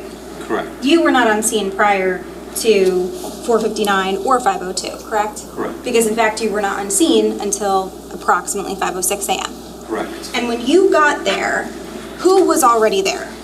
There was Chris Sorrentino, who was a firefighter. Mhm. We had Patrolman Charles Wankowski and Patrolman Bernhard. Okay. And are you aware who got there first? I am not. I know Wankowski and the Bernhard, I believe, got there almost very similar times, but I was on the other side from where I believe they arrived. What about Redmond? Yes, Redmond. Sorry, Redmond, not Bernhard. Redmond was there before him. Okay. So Was Bernhard there before you or after you? After me. After. That was a misspeak of the names, yeah. Got it, okay, so just so I understand, so you get there at approximately 5:06, and the people who are already there Yes. are Chris Sorrentino, Yes, who is like a fire from the fire, correct. was it Oakhurst? Oakhurst, Wanamassa, Oakhurst, yes. Okay, he's like a fire person from Oakhurst, and then we have officers, Wankowski and Redmond, who are from Ocean Township. Yes. Okay. And so the three of them must have gotten there sometime between 5:02 and 5:06. Yes, Okay. And as far as you know, the four of you were the first responders to that scene, yes. right? There wasn't anyone before the four of you, was I do there? not believe so. Okay. And when we saw the body-worn camera footage, we watched a few different clips, correct? Yes, But those clips came from like a longer video, right? correct. And that video was your body-worn camera that was running while you were on scene. Yes. Okay. And why did you turn your body-worn camera on when you first arrived? Because when we get to scenes, we were supposed to activate our cameras when we are arriving at the call or on the way to the call. And that's the reason I activated them. Okay. And so what we saw was sort of like clips from the span of about, can we say the first maybe 50 minutes, like close to an hour, but not quite an hour? Yes, And you saw it was dark out, right? yes, Okay. Is it fair to say that it was pretty dark? yes, Okay. And when you had your first interaction with the Caneiros, specifically it was Susan Caneiro, right? yes, We saw the video. yes, And when we watched that video, what we saw was you were asking Susan to move the car further down the road, correct? Yes. Because you were concerned that the car was too close to the scene. yes, And you relayed that to them. yes, And specifically, what you said to Susan was, can you guys go somewhere further away? Because it looks like the gas meter. That's what you said, Yes. right? Okay. And I don't want to speculate as to what you meant by that, but you did testify that the fire was near the gas meter, correct? And so were you essentially saying you need to move down the road because this is dangerous, potentially? yes, Okay. And so that's why you related to them, because it looks like the gas meter. Those were your words. yes, because the But you didn't actually explain to them in more specifics. You just wanted them to move the car. That was your priority. yes, So you weren't like, it wasn't, you did not say to them, the fire happens to be near the gas meter. We're worried about that. You just said, it looks like the gas meter. Please move. yes, Okay. And now, that was your first conversation, and it was very brief. yes, It was about another 9 minutes later, I think you said, that you had your second interaction with them. yes, Okay. And during the second interaction, that's the one where we had the transcript, the purpose of that interaction was to get what, pedigree information? yes, To make sure they were okay? yes. And that's when you met, did you meet all four of the Caneiros at that point? I didn't speak with the daughters. I only really met with Paul and Susan, who were outside of the vehicle. Okay. And when you met with them, you asked for simple things like their phone number and their date of birth and things like that. Yes, And then you asked, did you guys inhale smoke or anything? Is your chest tight? Again, trying to ascertain whether there were any injuries. yes, And what Paul Caneiro says in direct response to that question is, I hit my hand somehow. yes, Okay? And so he volunteers that information to you, right? yes, Okay. And he's letting you know that's the only injury that he's aware anyone has. And you ask him if he wants an ambulance to check him out, and he says to you, I don't know, what do you think? He wasn't sure. Is that fair? yes, And then ultimately,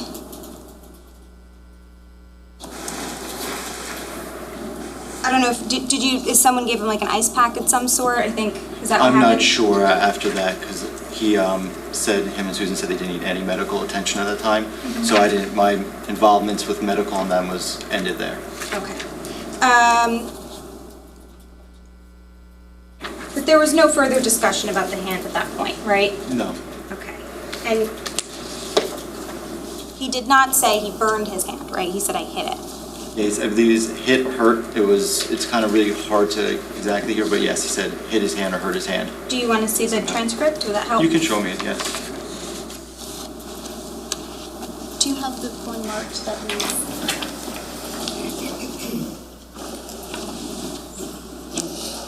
So I'm going to approach with what's been previously marked for identification as S75. And I'm just going to direct your attention...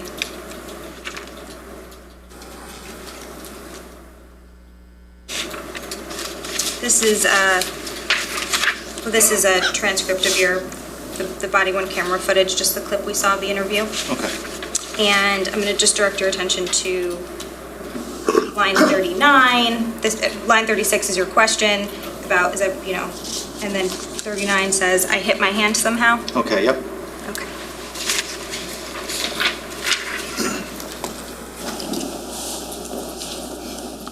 Now, he also tells you during that interaction, he mentions like, oh my God, the smoke was so thick.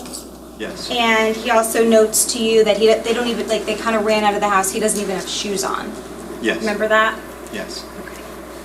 And in any event, after you speak with them, is that when you're shown or was it before or after you speak with them that you're shown the small fire by the garage? After I spoke with him, I was shown that. After, okay. Yes. Do we have like a photo of just I think it shows like the garage. Just like the photo.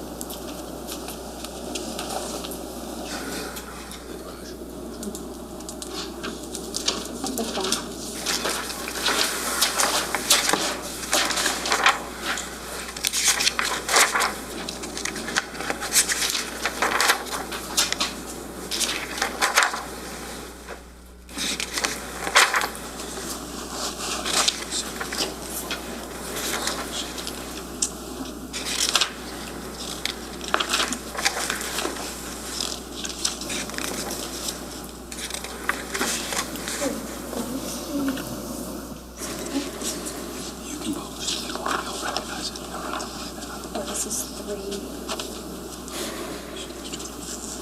Slide 3 of S1A.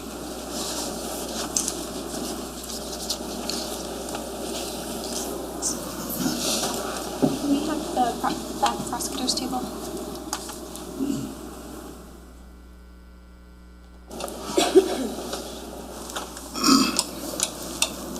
Okay, so I just wanted to orient ourselves. What we can see in this photo is the front of 27 Tilton, correct? You need to tell us what photo it is for the record. I'm so sorry. It's S1-1A3. Okay. This is the front of 27 Tilton, correct? Yes. Okay. This is obviously during daylight hours, right? Yes. Okay. But you're familiar with it? Yes. And what we see on the left side of the screen is the garage, right? Yes. And we see the two garage doors. I see the one on the right. The one on the left looks like it's obstructed by the two pieces coming out, the trim pieces, but yes, you can see the garage doors. Okay. And to be clear, like this wasn't, I'm not saying this is how it was when you first saw it or anything. This is just a photo taken later, right? Yes.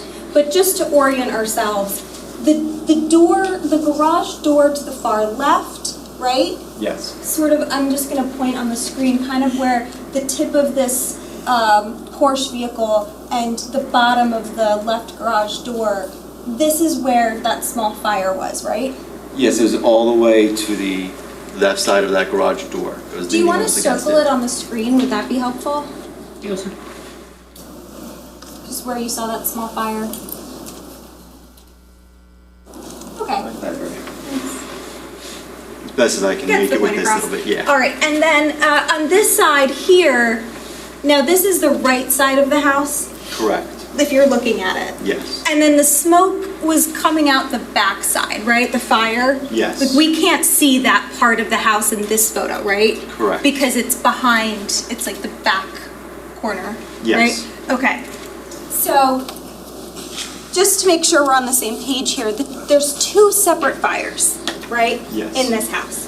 And the main fire, the big one, is the one we really can't see because it's behind the right side of, it's the back right of the house. Yes. Correct? And then there's this small fire that evidently occurred by the garage, right? Yes. Okay. Now, as you're on scene, you can take it down. Hold on for a minute. Sir, so that we all understand, are you talking about the first bay? No, these further bay towards the backyard. So it's the back bay? Yes. Okay, all right. Because it's hard to see from that photograph. So everyone understand we're talking about the back bay? Yes. All right. We can have that marked as 3.1. Slide 3.1. We also see in this photo that the crime scene tape is up, right? Yes. And I think you mentioned that on direct. You said that the crime scene tape was put up to secure the area, right? Yes. But I'll back up for a second. So, patrolman, so who shows you the fire? Is it Redmond, or like the area of the garage, is it Redmond? That was Sergeant Jeff Malone. Sergeant Malone. So Sergeant Malone brings you to the garage area where the fire at that point had been extinguished, right?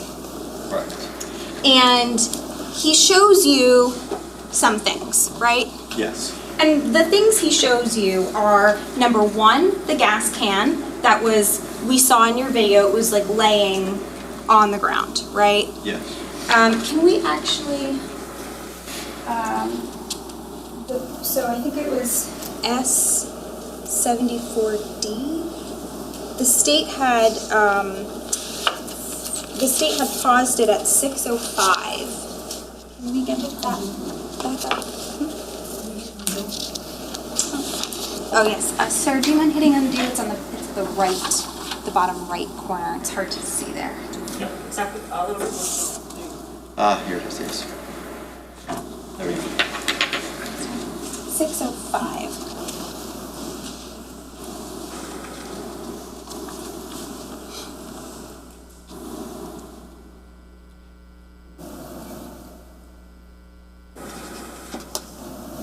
Right there is good. Now, if we can just, I don't know if you can like tap your screen to get the bottom, so we can see the bottom. I don't know if I'll do that. Oh, okay, do that. Let's minimize it. There we go. Okay. So, sir, we see the gas can in the photo, in the still frame of the body-worn camera, right? Yes. Can you circle the gas can, please? Okay. And maybe don't maximize it, but drag it out so that like it covers most of the screen, cover so she can print it. You know what? Let's try it again. Do you mind hitting undo? Sure. And we're just going to make this bigger to cover more of the screen.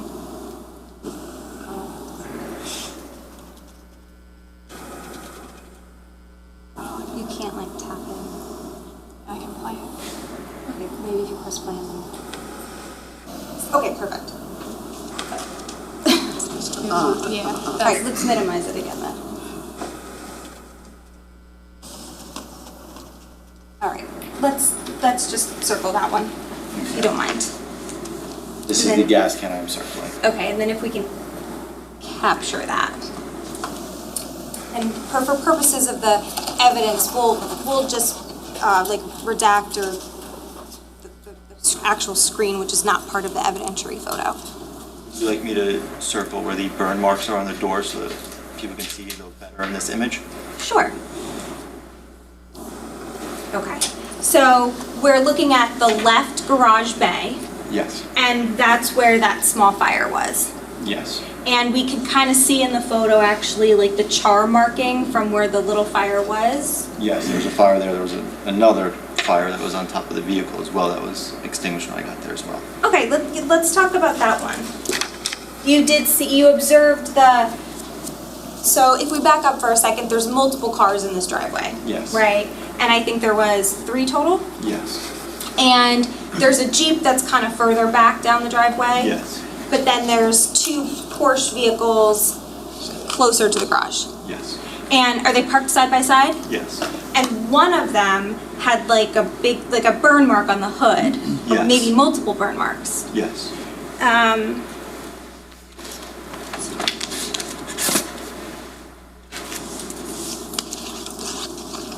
So what we printed with the 2 circles will be a S74 D.1.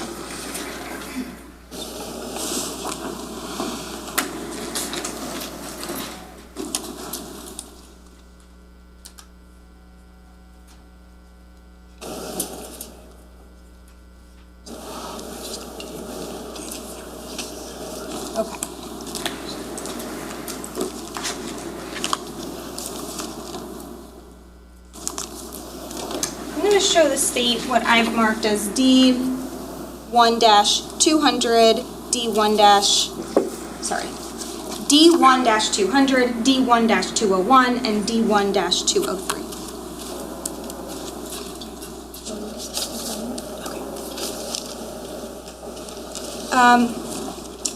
Judge, may I approach? You can. Sir, I'm approaching you with just a few photographs. Do you recognize what's in these photos? Yes, that is the vehicle that was parked in the driveway with the burn marks. Is that, we can see in this is D1-200, there's 2 Porsches parked next to each other? Yes. And the Porsche on the right is the one with the burn marks? Yes. Okay. And this is, would you agree, this is the same car in all 3, it's just slightly different angles? Yes. Okay, and does this accurately depict what you saw, like the burn mark that you saw in the car? Yes, this depicts the burn marks. Okay. Permission to publish? Yeah, so it's 200, 201, and what was the last one? Is it 202 or 203? It's D-1 for all, and then it's -1, 200, 201, and 203. 203, okay.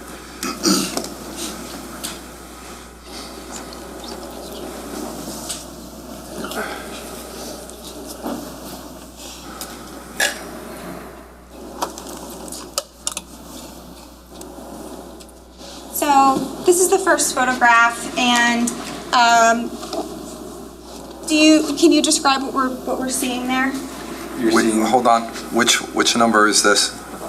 Is this 200 or is this 201 or 203? This is D-1-201. 201, okay. Okay, so you're seeing the previous fire damage that was on the vehicle that was extinguished Okay. by the burning or char marks. This is what you observed when you came on scene. Yes, when I was... Not immediately, but after you spoke to the Caneiros the second time, when it was Sergeant Malone who showed it to you. Yes, that is correct. Okay. And then I'm just going to show a zoom out of that, which is D-1-203.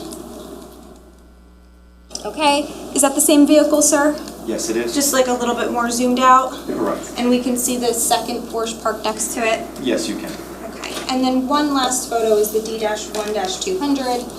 And this photo, again, just a slightly different angle, but you can see there's like the burn mark on the car. Maybe it extends down a little. Yes. Now, these photographs appear to have been taken in daylight. Is that fair? Yes. When you were on scene, was it dark out mostly? Yes.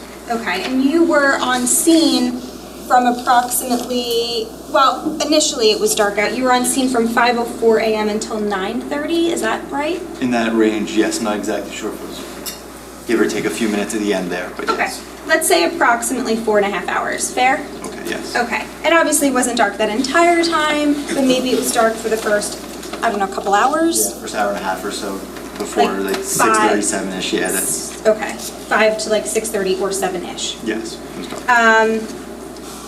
And so there's the gas can, there's the burn marks on the car, there's the fact that the garage door was on fire, right? Those three things so far.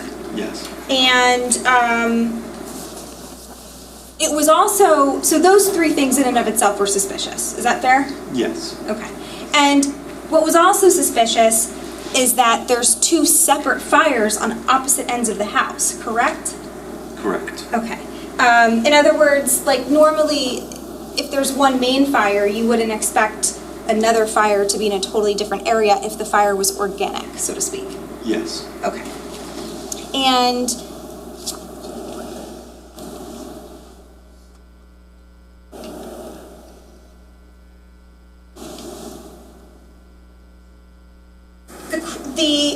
because of the gas can, because of the burn marks on the car and this garage area, not only did there was crime scene tape being set up, but the reason is because it was becoming a crime scene, correct? Correct.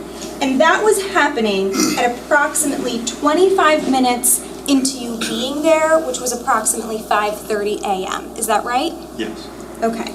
And so within a half hour of you being there, it's turning into a crime scene. Correct. And the reason why it's turning into a crime scene is because it appeared the fire was intentionally started. Correct, that was a possibility. And so this was, you know, you along with the other officers were starting the investigation at that point. Yes. And one of the things that was also done was to maintain a presence in the area once it was taped off. Yes. And that means that officers were in the area of the crime scene to make sure that it was not disturbed. Correct. And can you just explain the importance of not disturbing the crime scene? Like, why would we not want to do that? You wouldn't want to move or disturb the crime scene because you want to see how everything fell or laid and how it was when whatever occurred actually occurred. Okay. And when we saw that video, that it was still dark out, and you circled the gas can, approximately, like, it's still dark out. Approximately how soon into you being there was that? Approximately. Within probably the first 20 minutes, I think. That was within the first 20 minutes. When I first got to the garage, yes. When you circled that gas can in the photo. If that was the one with Fire Marshal Flanagan, that was later then. Oh, that was later. Yes, okay. that was towards the very end of my body camera. That Okay. should be like the 45, 50 minute. 45. How about,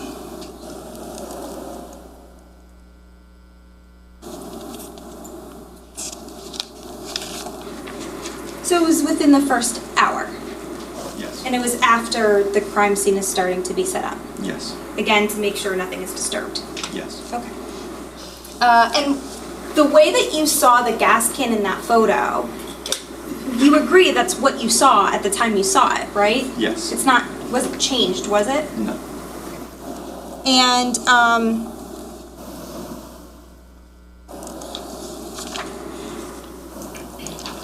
the agencies that ultimately responded to the scene, I think you did talk about it. I'm not sure if you talked about all of them, but just to go through them briefly, there was the Ocean Township Police Department, correct? Yes. And there was multiple police officers, right? Yes. As well as detectives on scene. Yes. And there was also, there was Fire Marshal Flanagan, correct? Correct. He was the fire marshal from what, Oakhurst or Ocean? Yes, I don't want to say Oakhurst or Wanamasac. I sometimes get those two confused, which fire companies they respond from. But he was from the Ocean Township Fire Department, yes. like a township fire department. Yes. And since you were there until 9:30 approximately, you were also there when the county fire marshal showed up? Yes. Okay. And so there's like, to clarify, there's like a county marshal for a township, and then there's a county fire marshal, which is a broader title? I'm not sure how they all work, but I know there's different things in them, but I'm nothing with the fire department, so. Okay. You're also aware that eventually Monmouth County Prosecutor's Office was contacted, correct? Yes. And that was when you were still on scene, right? Yes. Do you know around what time that was? I'm not sure what time they were called out exactly, no. Was it like toward the beginning, the end, or the middle I'd say when it you was- were there? It was within probably the first hour and a half, because that's when we called in our on-call detectives, we probably would have let major crimes know as well. Okay, so within the first, we'll say hour and a half or so, Yes, right? The county prosecutor's office is notified to come on scene, right, at 27 Tilton, yes, Mr. Caneiro's house. yes, And this is again because of the investigation that's unfolding and the suspicious fire that could be intentionally set or is likely intentionally set, yes, based on what you knew at that time. And like you just mentioned, there was the major crimes detectives that showed up. yes, And that's a detective who is assigned to a unit in the prosecutor's office that investigates more serious crimes like arsons. Is that fair? yes. Also, there was detectives from the forensic unit. Are you aware of that from the prosecutor's office that arrived? I'm not sure exactly what units arrived at there. I know the prosecutor's office came out. I don't want to speak on what units actually came. Okay. Did you see, while you were there, did you see the detectives from the prosecutor's office arrive and process the scene at some point? Were Yes. you there for that? Yes, Okay, so there are detectives from the prosecutor's office processing the scene while you're still on scene. yes, And the fire departments that responded included, I think you said Wanamasa? Yes? yes, And Oakhurst? yes. And were you aware of any other fire departments or no? It was a little bit ago. I'd have to look at the sheet, a call-out sheet for who arrived. I wouldn't want to speak on that now. Okay, no problem. Now, the two times that you spoke to Mr. Caneiro and his family members, is it fair to say they were cooperative with you? Yes, Okay. And at some point, as part of the investigation, and the prosecutor asked you about this, you were part of this, you and some other officers went into Mr. Caneiro's garage, and you took a DVR, right? yes, That's a video recording. yes, So there were cameras on the outside of Mr. Caneiro's home or something to that effect. Did you see that? yes, Okay. And that's why you meaning law enforcement wanted to seize the DVR, right? correct, Okay. To see if there was evidence on it, right? yes, And I think you testified on direct that you became aware it was in the garage because another officer spoke to the Caneiros, and then that officer relayed to you where the DVR was located. yes, Okay. So as far as you were aware, again, Mr. Caneiro is being cooperative, right? yes, And the officer that I think you testified in direct that actually retrieved the DVR was Officer Bones? yes, And you were present while he was doing it? Yes. You were like watching him? Correct. And he was on a ladder? yes, And the DVR was located on top of the refrigerator Yes. in the back corner of the Yes. garage. Now, it took a while, when I say a while, I'll be more specific. It took about, 7 or 8 minutes for the DVR to be removed. Is that fair? about, yeah, And that's because there was a lot of wires and stuff?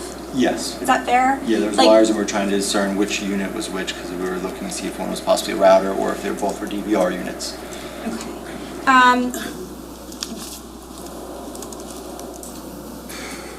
Ladies and gentlemen, we're going to take a break for lunch. Doesn't seem like we're going to stop.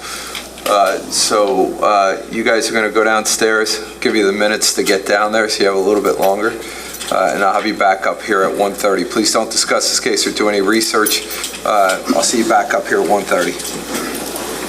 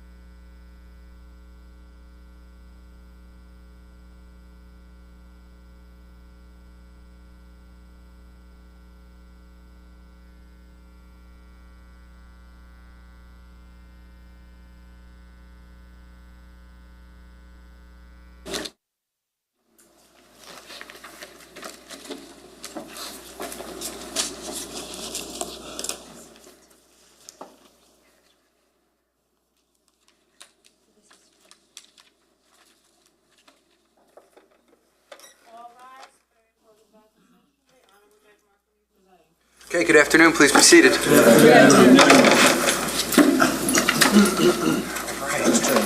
good to have everyone back. All right, we're back on the record. State of New Jersey versus Paul Caneiro, indictment 19-02-0283. Can I have the appearances of counsel for the record? Good afternoon, Your Honor. Assistant Prosecutor Nicole Wallace on behalf of the state. Good afternoon, Your Honor. Chris Decker, Assistant Prosecutor for the state. Good afternoon, Monica Mastalone on behalf of Mr. Paul Caneiro, Mr. President, to my left. Good afternoon, Judge Andy Murray, Mr. Caneiro. Okay, and good afternoon, Mr. Caneiro. All right, we will, no, we won't. Can you come back up, sir?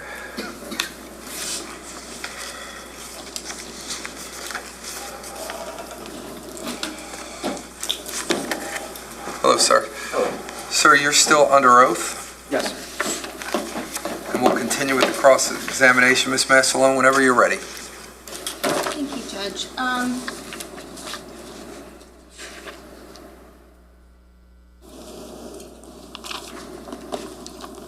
So, we were talking about, just to recap, some of the suspicious things that, were on scene, correct? Yes. When we talked about the gas can, that was found right in front of the garage area, correct? Yes. We saw a photo of that? Yes. Or a still shot from the video? Yes. And we talked about the burn marks on the car. We saw photos of those. Correct. We talked about how there's two different fires in opposite sides of the house. Yes.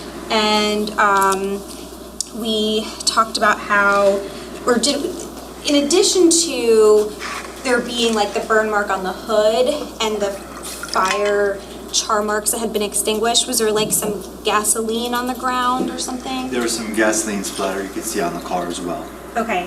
What appeared to be gasoline splatter. Okay. And so, did it appear that, in fact, you had looked at it and you said, it looks like they threw gas on it, Yes. right? And when you say they, you mean whoever did this? Correct. Right? You noticed the gas splatter specifically, Yes. and you say to Officer Redmond at one point, you can see the gas marks, see where they threw the gas, Yes. right? Okay. And then we talked a little bit about how there was a search there was a DVR system in Mr. Caneiro's garage, right? Yes. And you and some other officers went into the garage to retrieve it, Yes. to see if it had any relevant evidence on it. Yeah. Okay. And again, the basis of you knowing it was there is that another officer spoke to Mr. Caneiro and his daughter, right? Yes. Okay. And you were never told, like, you can't get it, right? You just... Correct. So I'm going to show you a video of, this is from your body-worn camera, and it's just it's a few portions of the search. I previously spoke to the state, there's no objection? No objection. We're going to turn, make sure there's no problem.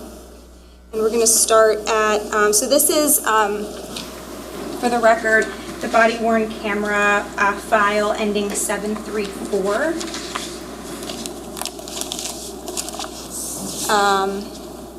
We can, if we want to burn the clips onto a disc later, we can do that, Judge, if that works. What's it marked as? We'll mark it as D1.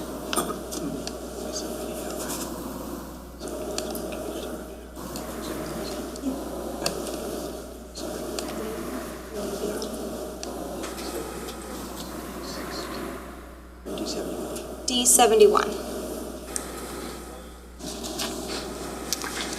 And we'll do, it's going to be D71, this will be A.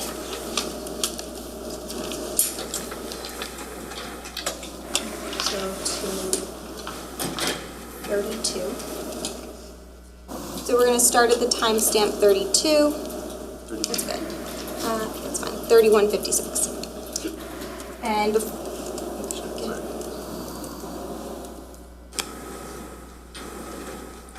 okay, so we're at 31:56. Before we start it, just to orient ourselves, our Officer Marino, this is Mr. Caneiro's garage, correct? Correct. And we see one of the Porsches in front of the garage? Yes. And this is the left bay garage door, right? Yes. And you were about to enter into the garage, right? Yes. Okay, so we'll press play.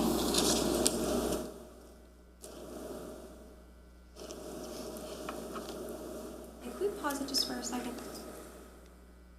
So we see the timestamp is like 32 minutes, right? Yes. And you indicated that you had turned your body-worn camera on when you arrived on scene at approximately 5:06? Correct. So when we see the timestamp of 30, because the video itself doesn't have like a date or a time on it, right?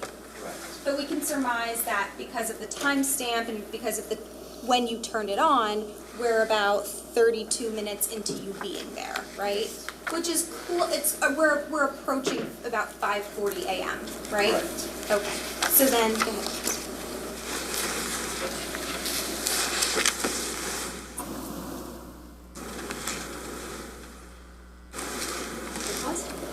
All right, I'm gonna pause it here and just, can you identify on the screen, do you see there's like a refrigerator and a freezer? Yes. Okay, do you wanna just, sure. The refrigerator? Yeah, that's fine. Okay, just so that the jury knows what we're talking about. So that right there is the refrigerator, and the DVR system, you were informed, is on top of that, correct? Correct. Okay. Did you get it? Is it captured? All right, do you just mind hitting undo? Perfect, all right, let's keep going.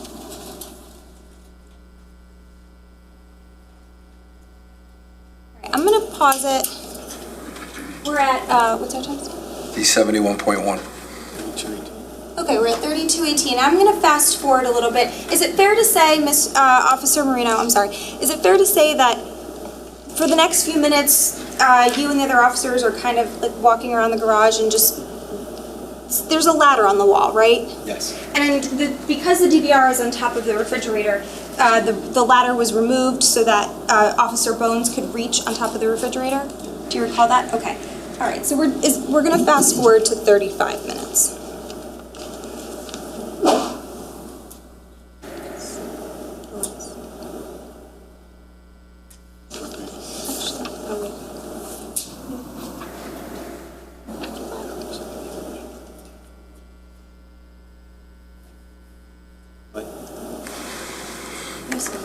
All right, so we're at 35:05.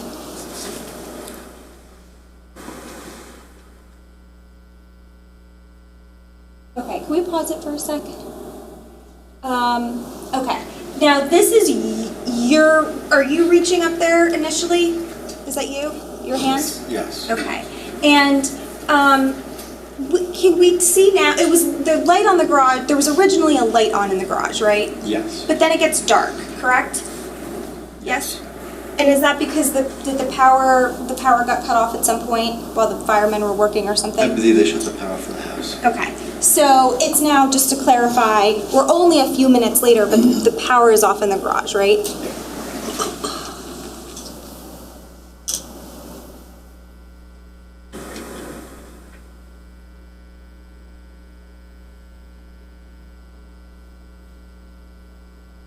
And, pause it right there. So see where that blue cord is hanging down? Yes. Is that the top of the refrigerator? I believe that might be next to the refrigerator. That's next to the refrigerator? Okay.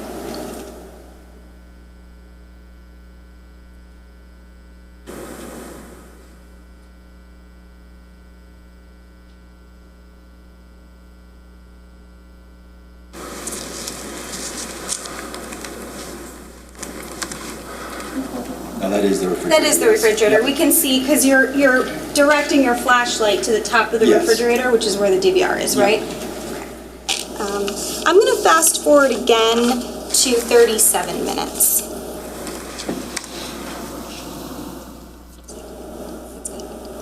We're at 36:57.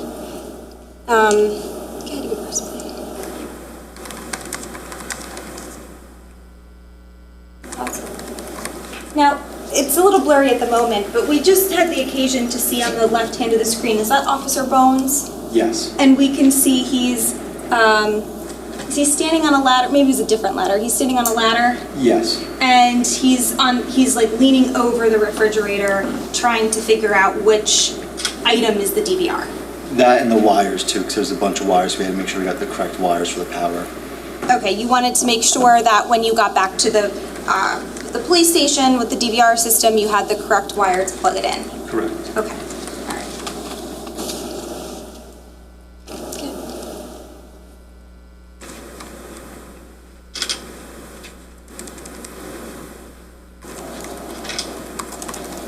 Possible.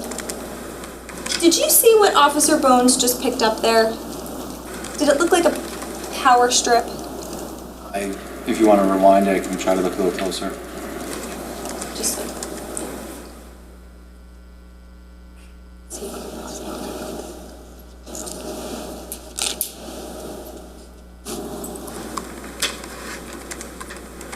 I can't tell from that if it's a power strip or not.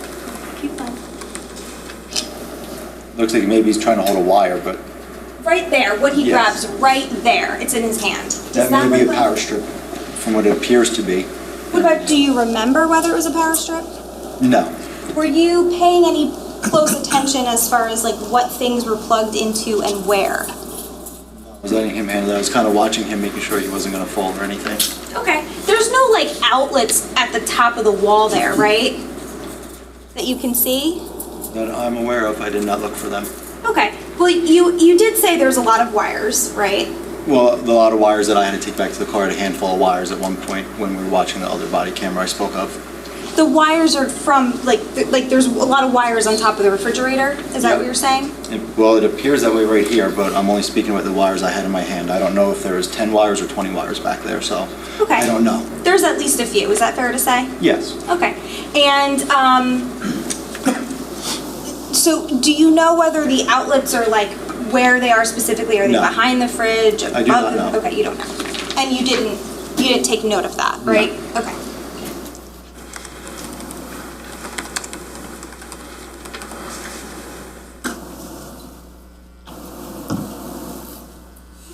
Okay, I'm gonna, maybe this is good.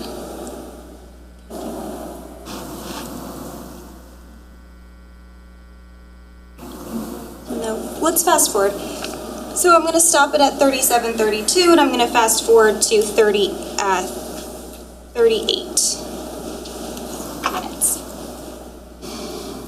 Let's go 37:59.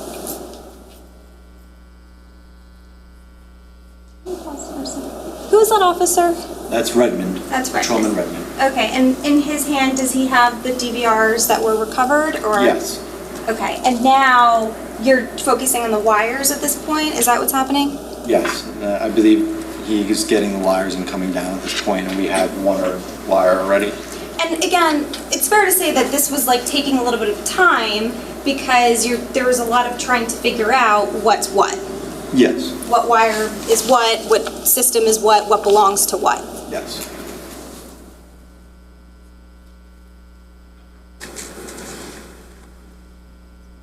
We just kind of saw, I think that it was in your hands, there was like a few different cords. Yes.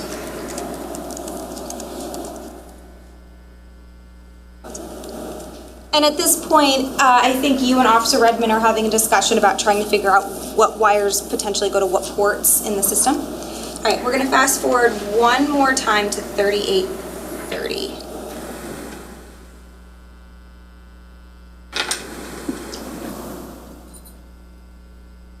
Okay, 38:31. And we see Officer Bones, again, working on some wires, possibly a power strip. Yep.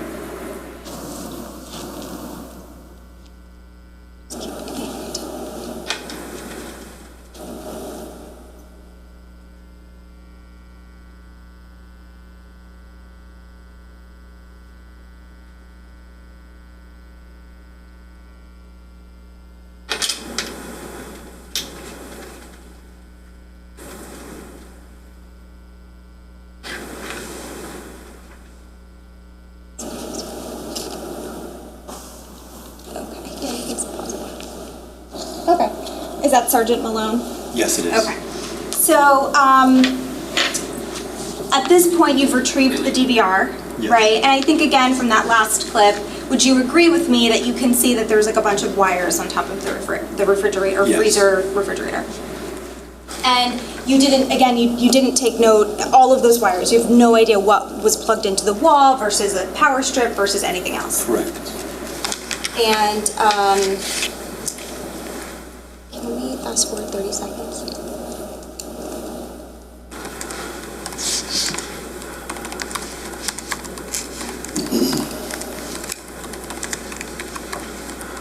Now, I think we saw this in the state's exhibit. I'm just going to play it again. This is you now walking to your car, correct? Yes. Okay.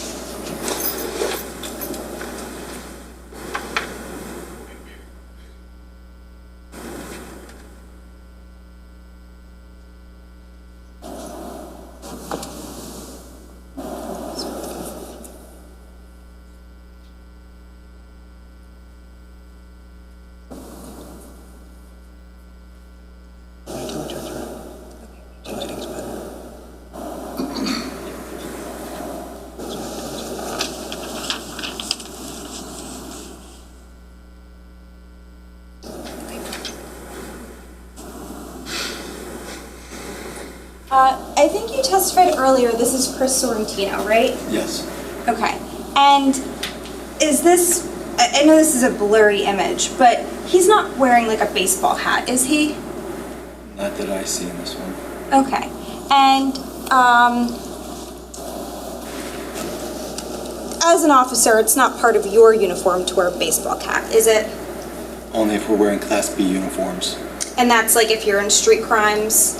Or if you're doing a road job or something like that. Or Like undercover? Inclement weather or something like that.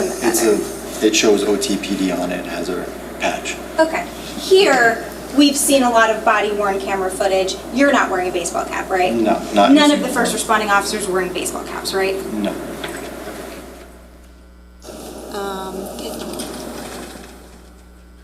That's a good image. And again, you can see he's not wearing a hat, right? Yep.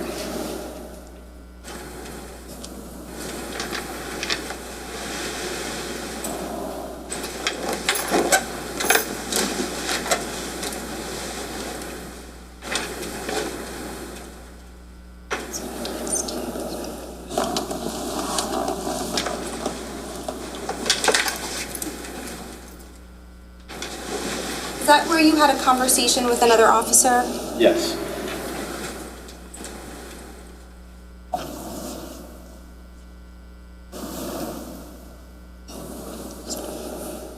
And which officer is that?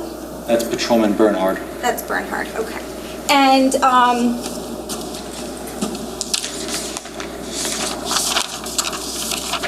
after you speak to Patrolman Bernhard, that's when you put the DVR in your vehicle, Yes. correct? Now, I think we're done.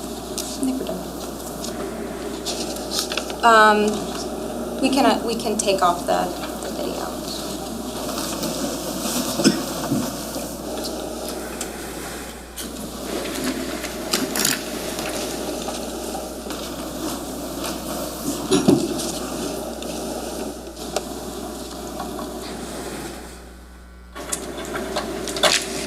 So, the purpose of again, removing the DVR and taking it was to look at it and see if there's any evidence on it, right? Correct. Okay, did you ever ask Mr. Caneiro or his wife or any of the residents of the home whether they had access to footage on their phones so that it could be looked at sooner? I did not. No. And the gas can that was in the in front of the garage. Did you ever say to Mr. Caneiro or his wife or any of the family members, hey, can I take you over here and can you look at this and tell me if this is your gas can or not your gas can, or if you've seen this before? No. Okay.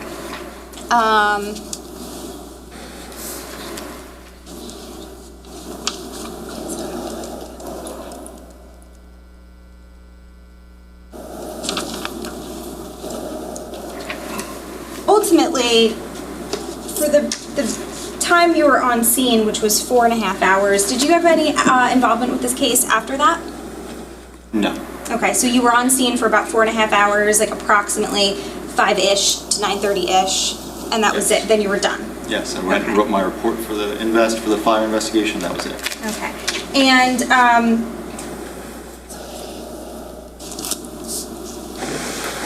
prior to you leaving, you had a conversation at one point we saw with Fire Marshal Flanagan? Yes. Were you relaying the suspiciousness to him after he arrived on scene? Like you were telling him about the gas can in the car and the things? Yes, that's when I walked up, that was all getting explained to him, yes. You had him at the, like the area of the garage, right? Yes. And he was informed that it was a crime scene, Yes. right?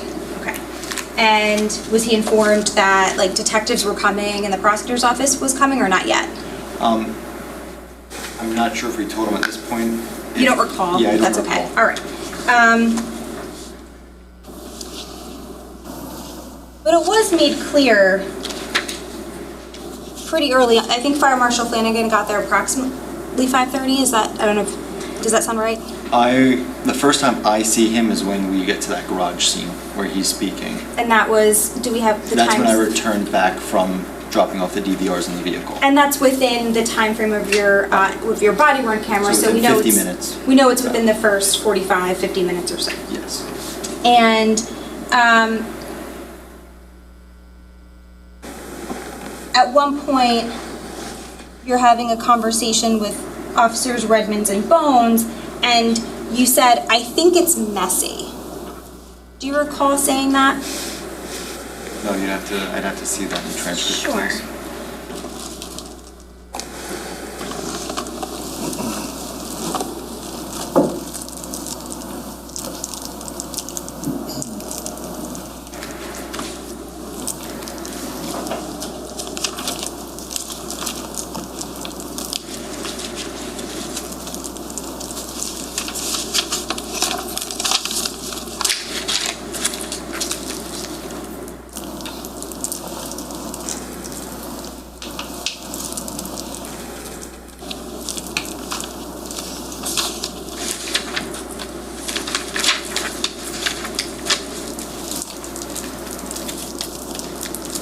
Okay, so I'm going to approach the witness with what's been marked for identifications D105. It is the transcript of body-worn camera ending in 3926 for Sergeant Malone. So I'm going to hand you this transcript. Now this isn't your body-worn camera, but it's a transcript of Sergeant Malone's, and I'm just using it to refresh your memory, okay? And you'll see there's a legend on the front. Yes. And do you see DM stands for David Marino? Yes. Okay. So I'm going to ask you to just flip to the last page.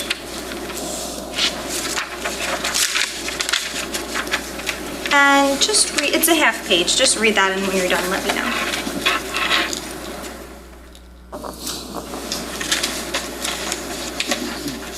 You want me to read who's saying what? Oh, not out loud, just to yourself. Okay.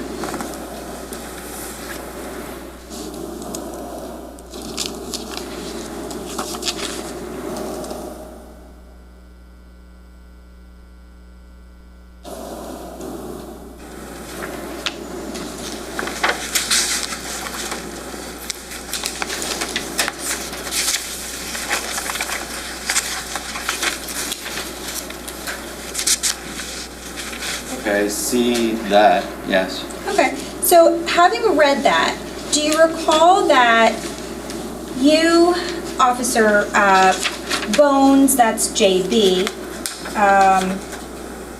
and DM is you and KR is Redmond, correct? Yes. So the the three of you, and then there's another officer, unidentified. You're having a conversation about the circumstances of the fire, correct? Well, right above that, we were talking about, because I believe Bones said something along the lines of... Objection. Yeah, I'm not trying to elicit Yeah, I'm what trying to- specifically... Can I hear the objection? It's hearsay. He's about to read what Bones said. Sustained. Okay, yes, sir, I just wanted to see if this refreshed your memory as to just a more broad conversation about the fire. It was broader because I'm also a few lines up talking about a TV show or something. Okay. So I don't know if that was pertinent to this right here, or if it was something else, because then it also is, where you can see other things are being spoken about right there. Okay, well, I'm going to direct your attention to what Officer Bones says here. Just read this one line. Okay. Okay? He's talking about the house, correct?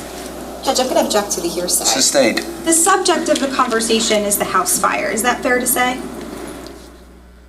Well, I'm not sure. It's still It says hearsay, house- sustained. You're asking him what it says on there. It's sustained.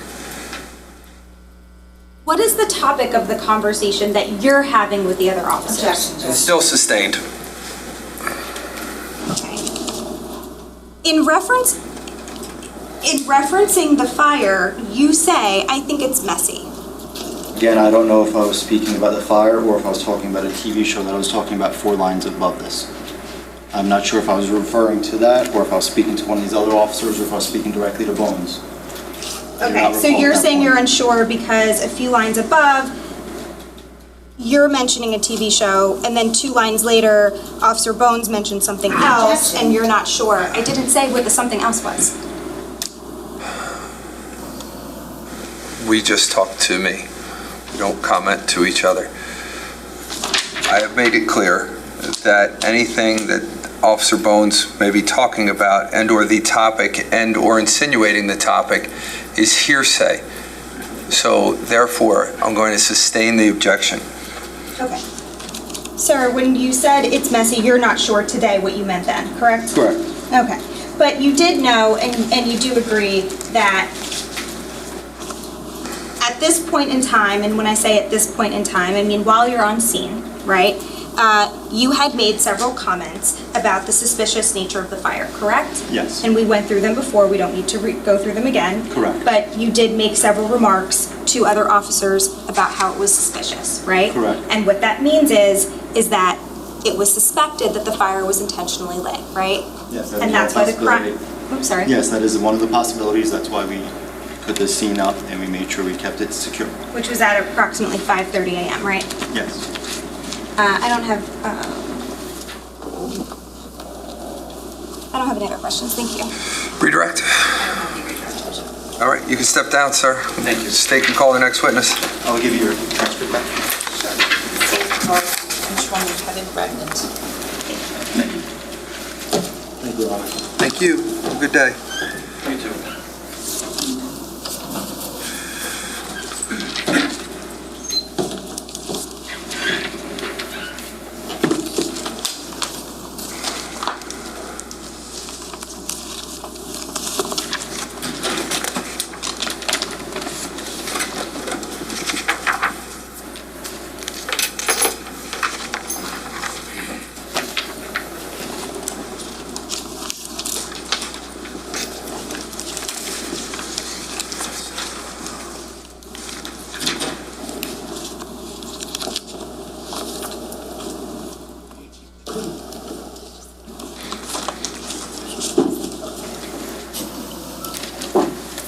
Sir, just watch your step as you're going up to the witness stand.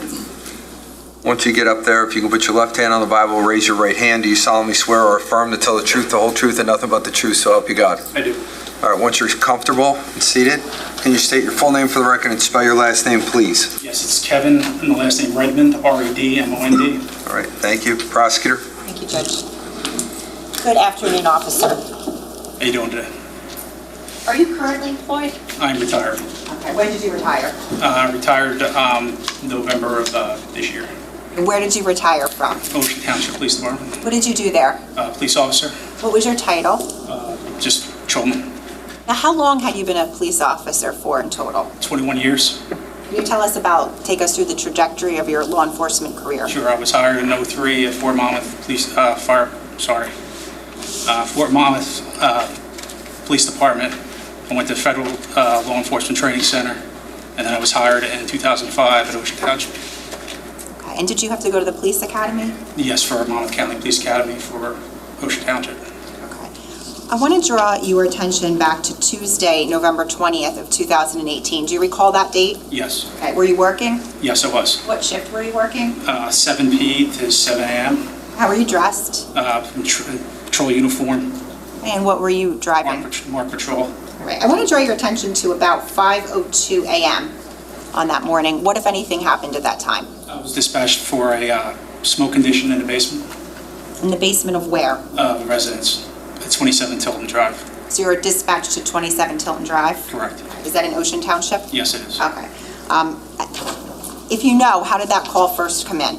I came into county, I believe at 4:59, and then dispatched at 5:02 to patrols. So what time did you arrive at 27 Tilton Drive? Probably minutes later. When you arrived, was there anybody else on scene? Yes, the homeowners. Okay. When you say the homeowners, who was that? That was, it was Paul, Suzanne, their two daughters, Caitlin and Marissa. Okay. And did you learn their last name at some point? Caneiro, yes. Okay. So when you arrived, you indicated that the homeowners were on scene. Was anybody else on scene? Yes. Who was that? The firefighter, Chris Sorrentino, had arrived just moments before me. When you say moments before you, when he arrived, do you recall where he was? Yes, he pulled up, I believe, right in front of me from when we to the residence at 27. Got it. Where did you park? I parked towards the south on Tilton Drive, just past the residence. Okay, so if you're facing the house, south would be which way? If I was facing the house, I was to the right. Okay. And where did firefighter Sorrentino park? He pulled in towards the front of the residence, facing south. Do you remember which side of the street he parked on? I believe he was on the left side. What kind of vehicle was he driving? I'm not sure at that time. And do you recall how he was dressed? Plain clothes. Came from his residence. What was the first thing that you did when you arrived on scene? I spoke to the homeowners to make sure everyone was out of the residence. And was there any response? They said yes. Okay. And the homeowners specifically, I know you said they were across the street, but specifically where were they? Directly across the street from 27 Tilton. Were they? They were facing south. Were they in a car, outside of a car, or something else? They were in a car. Okay. And when you say you spoke to them, what did you say to them? I just asked if everyone was out of the residence, and they said yes.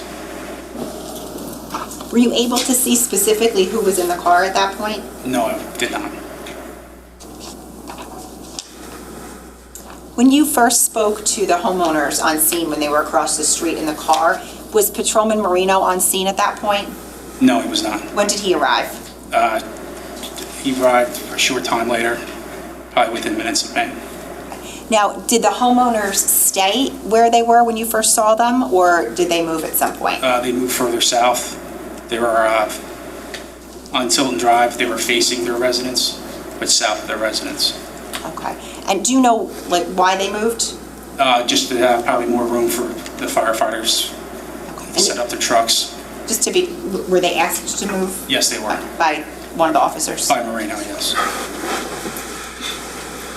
What were your initial observations when you first arrived on scene?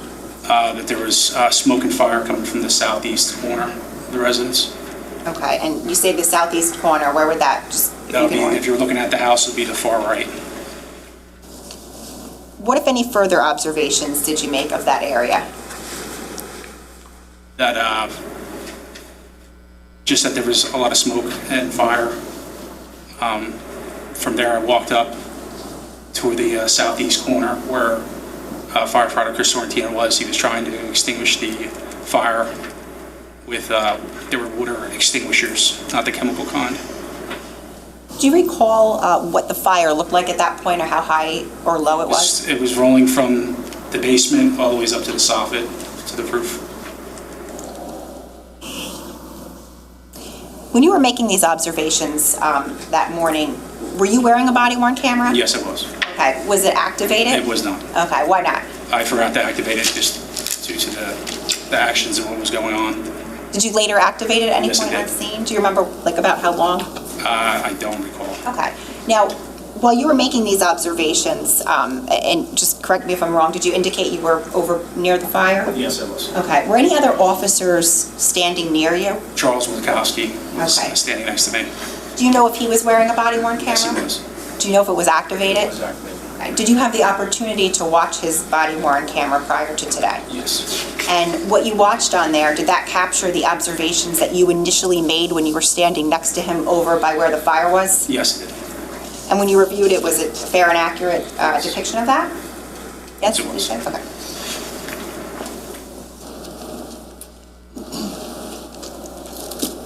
I'm showing council S76. Sir, I'm showing you what's been marked as S76. Yes. I'm going to ask you if you recognize that. Yes, it's the body-worn camera Of who? of Charles Witkowski. Okay. Judge, the state would seek permission to publish, this is specifically 76A, it would be clip 1, 12 seconds to 27 seconds. The objection? No.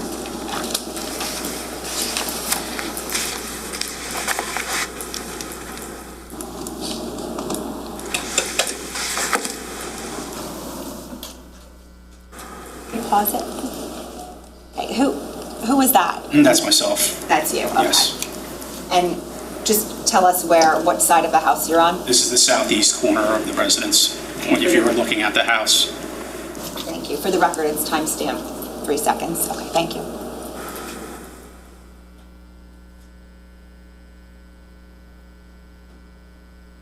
Who is that? That's Chris Sorrentino, firefighter.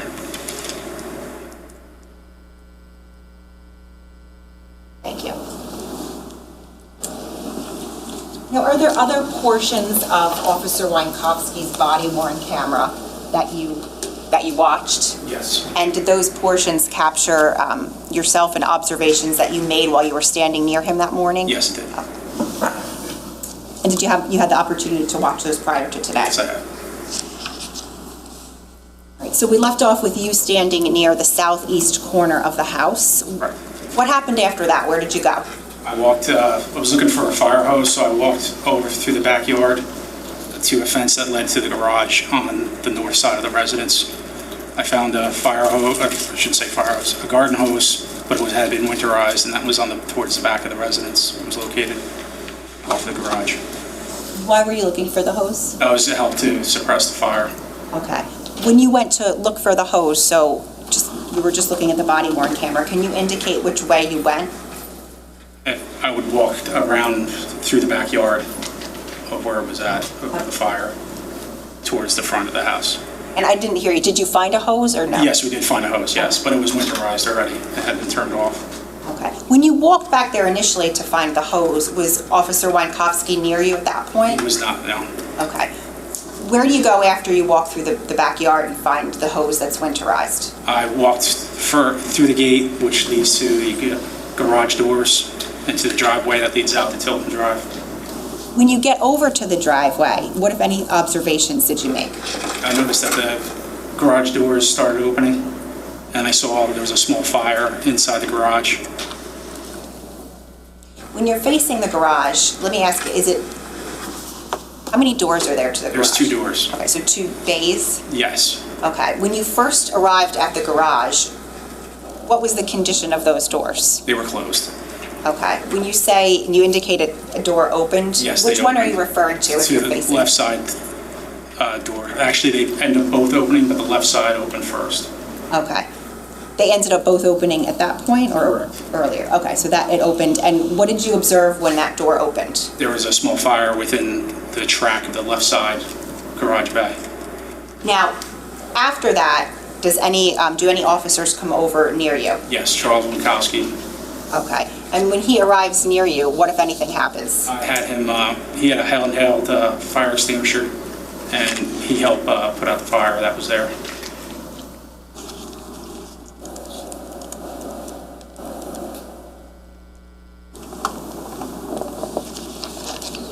Were there any other observations that you made of that area after the fire was put out? Yes, I found a gas can that had the burnt nozzle on it, and there was a white Porsche Macan that was in the driveway that had burn marks on it. The white Porsche Macan, can you explain where that was located in relation to the garage bay doors? That was parked in front of the left bay garage door.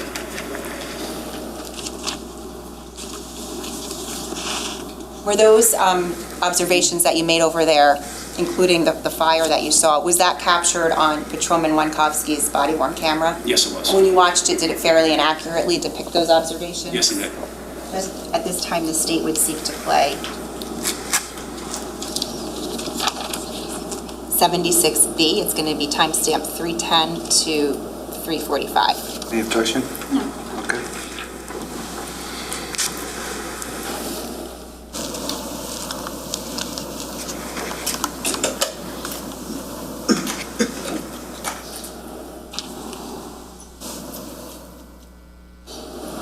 Where are you located? I'm located right there in front Can you of pause the it, garage please? bay.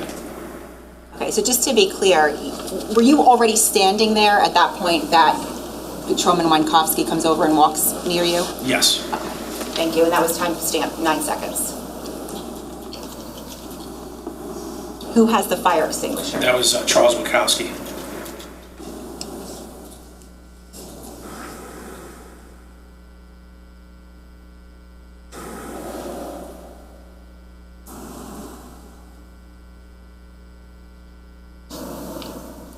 What is the flashlight? What did that just shine on?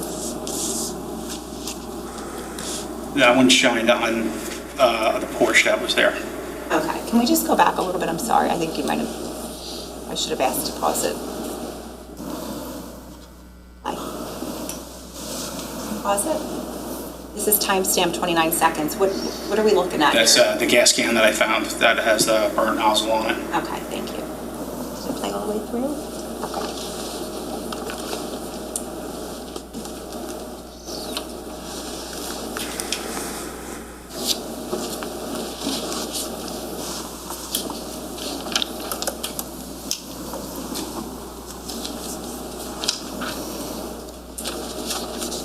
After you made your observations that we just observed of the gas can, excuse me, did you notice anything else about that particular area? That area now I don't.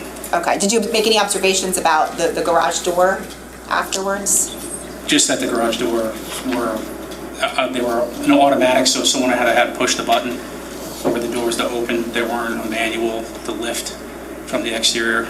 Did the doors stay open or? Yes, they did. Okay. Who, if anyone, did you notify regarding the observations that we just observed and that you made at the garage That area? was Sergeant Malone. That was my shift supervisor. Okay. Now, at that point, or shortly thereafter, was anyone else arriving on scene? Yes, other patrolmen. Other patrolmen, okay. At some point, do fire personnel and firefighters arrive? Yes, they do. Okay, do you remember about how long afterwards? I don't know, after, probably within 5-10 minutes of the call, I would assume.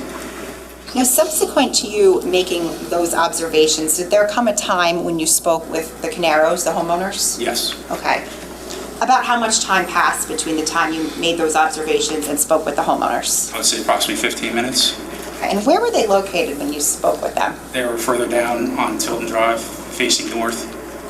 Okay. Were any other officers with you when you spoke with them? Charles Wankowski was with me. Okay. And what was your purpose in speaking with them?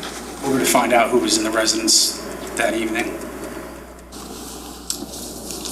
Did you speak with them at that point? Yes, we did. Can you tell us about that, how that took place? So we talked, we ended up speaking to them. They were standing outside the vehicle, and then the homeowner came over, and I explained to the homeowners about the fire that I saw, and Paul responded to me when I asked him about the gas can, or where he keeps his gas cans. He stated that he keeps them in the shed that's located on the property. And was there in fact a shed on the property? Yes. Okay, and did you later go over to that shed at some point? Yes, we did. Okay, and did you make observations about the shed? Yes, I looked through the window of the shed, and there was numerous red gas cans there. Okay. I'm going to get to that. I just want to, I want to ask you first. Were the conversations that you had with Mr. Caneiro captured on Officer Wankowski's body-worn camera? Yes, they were. Okay. And were they fair and accurate? Yes, they were. Judge, at this time, the state would seek to pass out transcript S77 and, I'm sorry, S77 and play S76C, which is the body-worn camera clip 15 minutes to 16 minutes and 36 seconds. Any objection? No. All right, ladies and gentlemen, remember what I said before as it relates to transcripts. We give you that as an aid. It's not something that, if you disagree with whatever the transcript says, you're going to rely upon what you hear on the screen, okay? All right, thank you. We're going to hand those out now. Judge, may I approach? Sure. Thank you.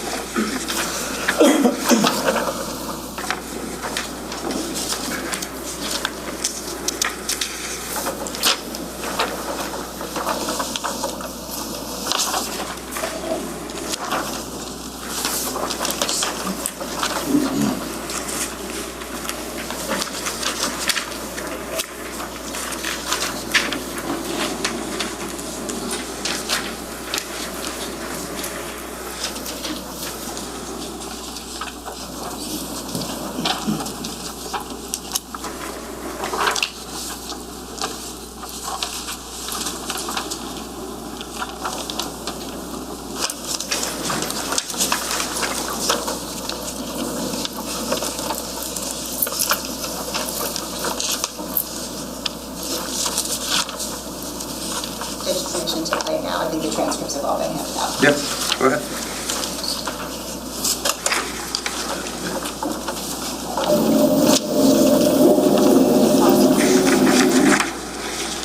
Officer, can you just tell us our vantage point at this, what we're looking at? Okay, so we're looking at the homeowner's vehicle, which is now parked further down the street. If you're looking at the residence, it's further to the right, and it's parked on the same side as the residence, but facing north. Thank you. That was timestamp, 3 seconds. Hey, how you doing? You all right? Sorry, Judge, can we have these lights out? It's hard to see. There's a glare on this. It's in the back, please.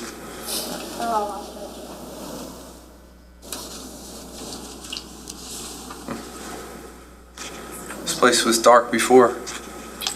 That one light was on before for some reason, I don't know. Okay, I guess I can't. Might be an ADL. Can you see it, ladies and gentlemen? Yes. Yes. Yes. Okay, go ahead.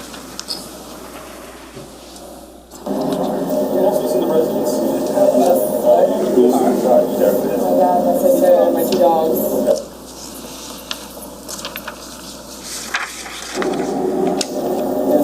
You got this, just yourself.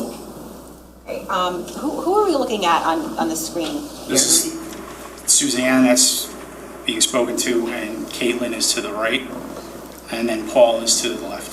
Thank you. Yeah, that's it. You guys are safe. You guys are good. You guys are good health. The house was rebuilt, that's the main thing, is that you guys are right there. On the opposite side of where it was at when I got here. That was the first one.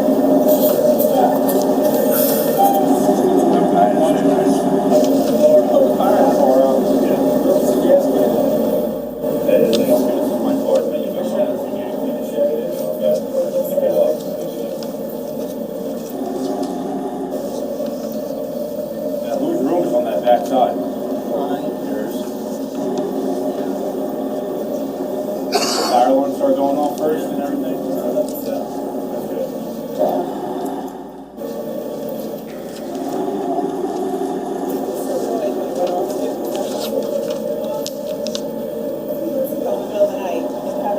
If this is the all be it, I hope next time it doesn't work like that. In reality, you're like, thank God it actually does work.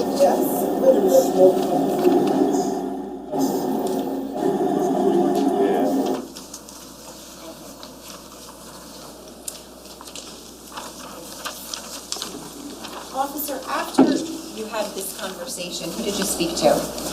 To my sergeant, Jeff Malone. And without telling us anything that was said, what, if anything, did you show your sergeant? I showed him where the gas can was located that was burnt Okay. and where the fire was. So you went back over to the garage area? Correct. Okay, after you showed him that area, where did you go? I went from there, I went to the back shed, and I peered through the front window, and then located that there were gas cans, red gas cans. There was numerous ones inside the shed.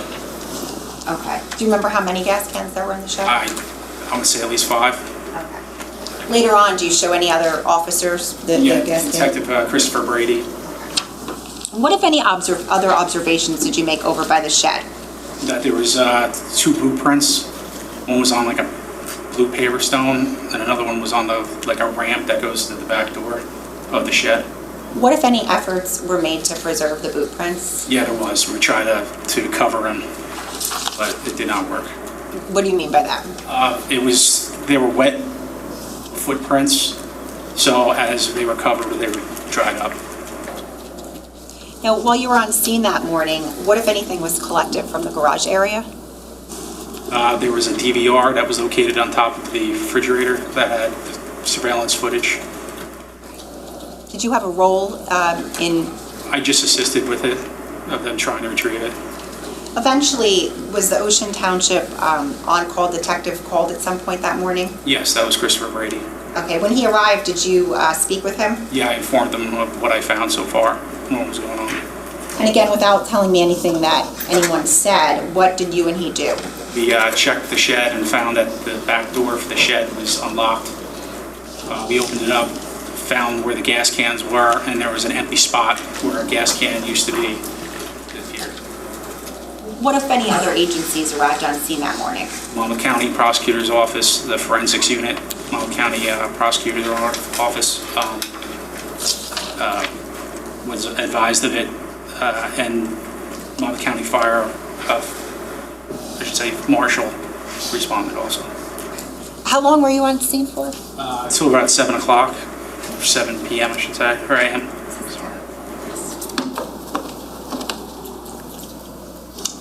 I'm going to show it to him first.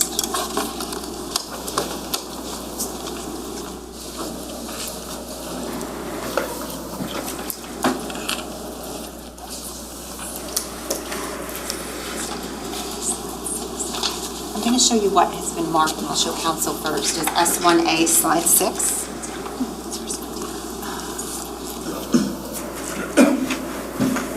Officer, do you recognize this photo? Yes. Okay, and what are we looking at here? That's the driveway for the residence, 27 Tilton. Okay. Judge, permission to publish? Any objection? Okay.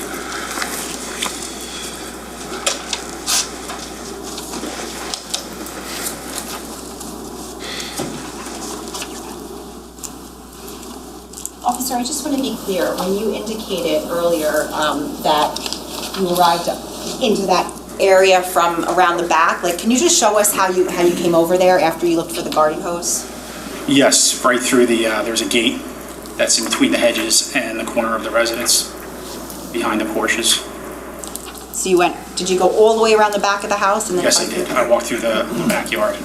Okay, and where were you when you saw that garage door open up? I was standing pretty much at the corner of the residence. And where was Mr. Caneiro located at that point? He was, at that time, he either was across the street or he had already been moved south of there. Okay, so you're not sure where the car was So located? I don't know, yes. Okay. That morning, did you make any observations about any fixtures on the house? Yes, there were security cameras. Do you see them in this picture? Yes. They're in the front right corner of the residence. Is that the only one you observed, or were there others? There were others around the residence. Do you recall where around the residence? I do not know. I know they were around the front when we were originally looking at it. Okay. Can you, the camera that you see, can you just put a circle around it? Sure.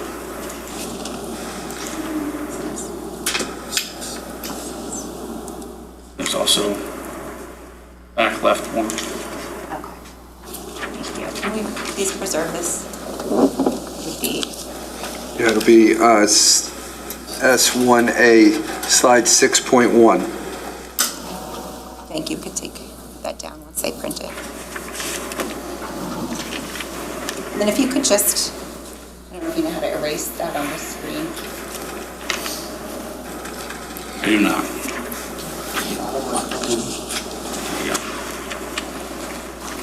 Thank you. I have no Sure. further questions. Ross?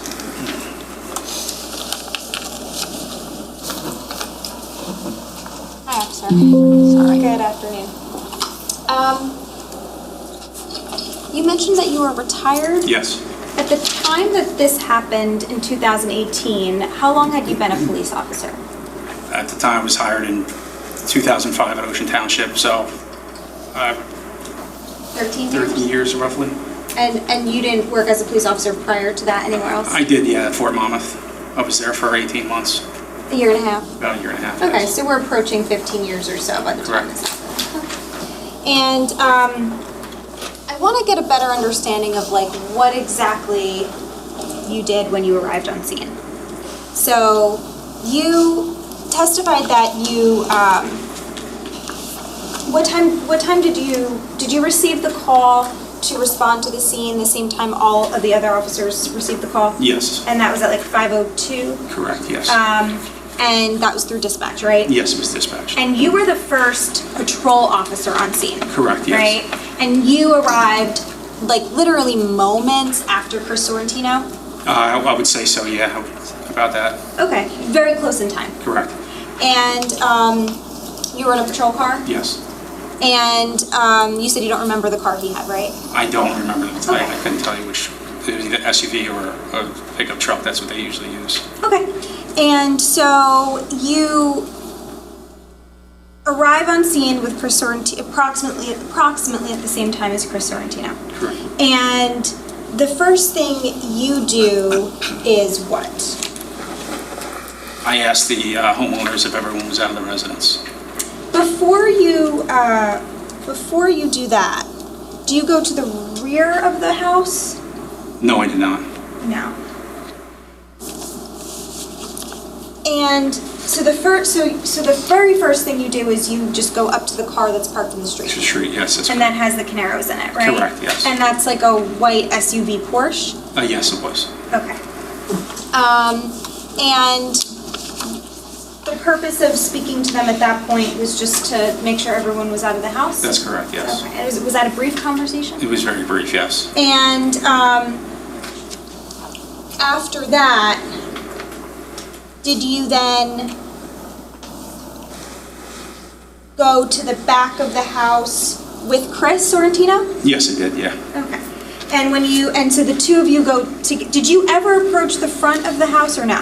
I did not know. Like the front door area? No. So you and Chris Sorrentino, so you go to the car, you speak with the Caneiros, then you and Chris go around to the back of the house together. Correct. And when you do that, you are doing what? At that time, I was just looking where the fire was coming from. Okay. And he was at the time going to go and use the water cans, try to suppress the fire. And where exactly, have you walked through the gate now? Is that what we saw on the body worn Yes. camera? Can we actually, can we bring that up? It was S76A? Do you mind if that was a really short clip. Can we just?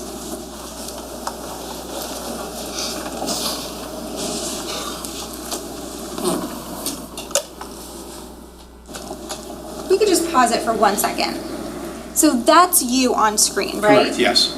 And this means that is it Wankowski? Wankowski, yes. He's here now, right? Correct, he's right So behind. he's already on scene. Yes. Within a couple minutes of you being there? Yeah, I would say so. Okay, because the only thing you've done so far is you parked, got out of your car, walked over to the Caneiros, spoke to them briefly, and now you're walking around with Chris Sorrentino and with Wankowski, right? That is correct. Okay. And you're walking through that's a gate, correct? Yes, it's a gate to the backyard. It's a gate to the back, to go into the backyard area. Yes. Okay, can we play it again?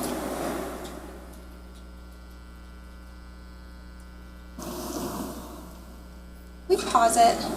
Now that's Chris Sorrentino, right? Yes. He's in plain clothes. Yes, he is. He's wearing like a hoodie, Yes. but he doesn't have a baseball cap, right? No. Okay. Can we keep playing it?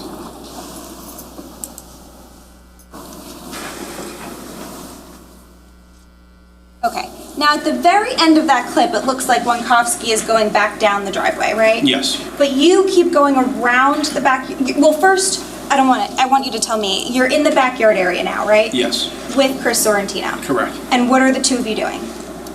Chris is now going to start suppressing the fire with the fire extinguishers, and I walk around the back. There's like a patio you can kind of see. Mm-hmm. I walked around that to try to see if there was a hose. Okay. And when you,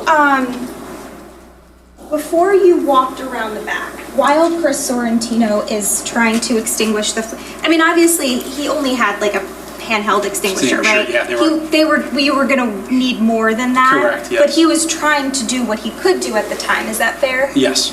Okay, and, how long would you say you stood there with Chris Sorrentino before you continued around the backyard? I would say a couple seconds. Once, I saw that he was using the fire extinguishers. That's when I walked around looking for the fire hose. So Or I should say fire hose, the garden hose. Just a few seconds is what you're saying? I'm going to say roughly, yeah. Okay.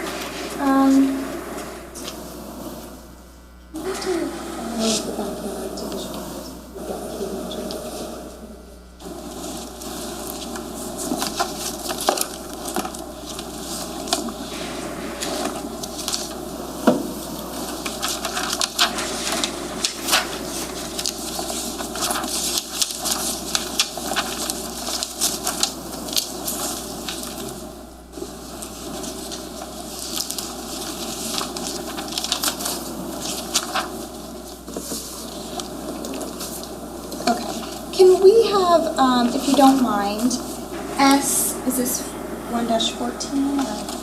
S1A14. S1A14.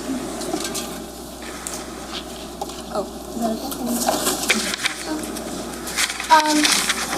Now this is a photograph that was taken after the fire is out, right?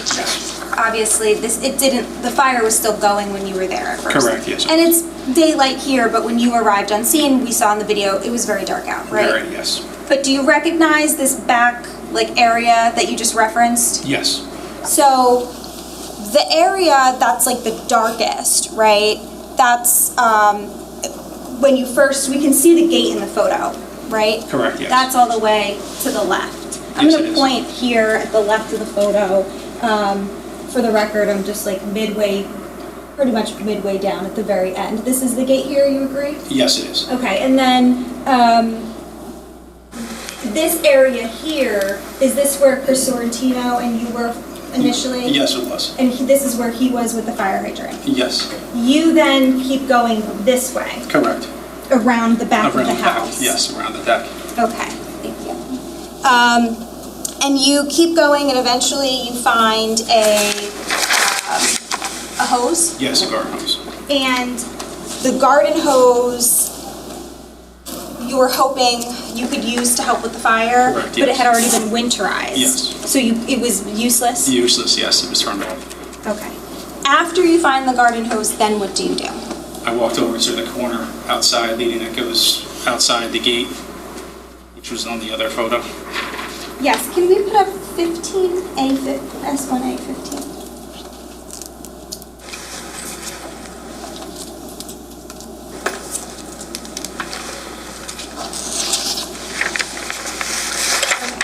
This is we're looking at S1A15. You continue to recognize this as the back of Mr. Paul Caneiro's house? Yes. And that's we saw that's the deck, right? Correct. But now we can see more of it on the right side of it. Yes. And specifically, I'm just gonna point here, this area, for the record, I'm halfway down the screen and all the way to the right, there's a second gate on this side, Yes. right? And these are the Porsche cars in the driveway? Correct. And that's because the garage is this lower part here? That's correct. Or, is that right? That is correct. Okay. So you're walking through that gate, Yes. Is that what you're doing? Correct. Okay. And then you end up at the garage. Yes. And Winkowski, is he is with you the whole time, or he meets back up with you He there? meets back up with me probably moments later. Moments later. So he's going around like the front? Yes, he must have went back to his patrol car because he didn't have a fire extinguisher at the time. So he must have went back to get a fire extinguisher, and he came back to the front of the residence, through the front of the residence, through the driveway, and then up to where I was at. Okay, so if I'm understanding you correctly, you're saying at the time that you separated with Winkowski initially, which we saw at the tail end of that body-worn clip where you're coming through the gate on the other side, he did not have a fire extinguisher? No, I don't Okay. think so, no. So you walk around the back, you go through that gate, and by the time Winkowski comes up with you, he now has a fire extinguisher? Yes, he does. So you're surmising he retrieved it? Correct. Okay. Now, everything that I've stated so far, right? Just to recap, you arrive on scene, you speak with the Caneiros, you come around the fire side of the house, go through the gate, you're there for a few moments while Chris Sorrentino is putting the fire out, you continue to walk around, and then you end up at the garage and meet back up with Winkowski with the fire extinguisher. Is that accurate? Yes. Okay. Are we missing anything that happened in between, or is that No, best of your recollection that's exactly my what happened? recollection, yeah. That's- Okay. So at no point in time were you in the driveway on this side? Is that Marilyn Klein's driveway? Are you familiar with it? I don't know who she is. Okay, a neighbor's driveway. Okay. At no point in time were you just crouching down watching the fire? No. Okay. And we saw you weren't wearing a baseball cap, right? No, I was not. And so you get to the garage area, and now you see a small fire. Correct. And thank you. We could take the photo now. We see you and Winkowski are the only two that see the small fire at first? Yes. Or I guess, are you the only two that see the fire ever, because you then put it out? You put it out, yes. Okay. So, of course, you're not going to let the fire burn while you go get another officer to look at it. You're going to put it out. Put it out, correct. Okay. So, and you said you saw the garage door was like rising at that point? Correct, yes. Okay. And so you see the small fire, you tell Winkowski to hit it with the fire extinguisher? Yes. And then you notice a few other things in the area too? Yes. Okay. And what you noticed was the gas can? Yes. And it's a smaller gas can? Yes, it's on the smaller side. Okay. Do you know like exactly how big it is or no? And that's I don't know how many gallons it was, no. Okay. I don't remember. You just know, relatively speaking, it's smaller. Correct, yes. And did you notice it had a burnt nozzle? Yes. Did you say that? Okay. And then, in addition to that, did you see you saw the burn marks on one of the Porsche vehicles? Yes. Okay. And you also did you see gasoline splatter or anything like that? I did not know. No, okay. Did you see anything else in that area that I haven't mentioned? No. Okay. Now, once you saw these items, you told your sergeant on scene, right? Yes. Was that like the next step? Yes. Okay. And just to be clear, the sergeant is like your supervisor? Yes, it He is. ranks higher than you, so to speak? Yes, he does. Okay, so that's why you're reporting it to him? Correct. Because he's your supervisor. So you report it to Sergeant, is it Sergeant Malone? Yes. And then at some point, you show it to him? Yes. Is that right? Correct. Okay. And when you show Sergeant Malone the items, you're showing it to him, why? Like, why is it important? Because there shouldn't be a gas can located there. It's suspicious. It's suspicious, That's correct. fair to say, right? Yes. So within the first 10 minutes or so, maybe 5 minutes or so that you're there, and this happened pretty quickly, right? Correct. Within the first, can we say first 5 minutes? Is that fair? Or am Yeah, I that's probably correct. Within the first 5 minutes that you're there, you see this gas can right on the ground, you see the fire, you see the burn marks in the car, and it is suspicious. Correct. Now, at some point, relatively soon thereafter, Sergeant Malone directs a crime scene to be set up. Yes. Is that right? That's correct, yes. Okay. And what that means is, one of the things that Sergeant Malone does is he decides to set up crime scene tape, or have one of the officers set up crime scene tape. Yes. And that blocks off the area of where the gas can in the garage was, right? That is correct, yes. Okay. And the purpose of that is to make sure that the area is not disturbed. Yes, correct. And that's because there's potentially now evidence there. Yes. And in addition to the crime scene tape, was there like officers establishing a presence in that area? There was. And that just means, and tell me if I'm wrong, that there's multiple officers in the area of where it's taped off to kind of serve as like a second barrier to anyone potentially coming in and disturbing the scene. Correct. Okay. Just to protect the scene, basically. Yes. And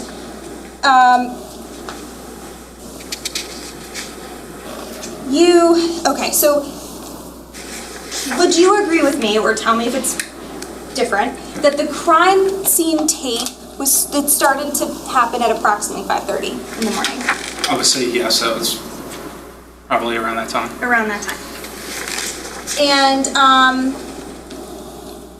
is it fair to say that the reason that there's a little bit of a time gap, like because we said you found these suspicious items within 5 minutes, you wanted to inform your sergeant, and then about another maybe 20 minutes later or so, it becomes a crime scene. Is the reason that there's a little bit of a gap is because for a little bit, Sergeant Malone was more concerned about the big fire? That is correct. Okay. And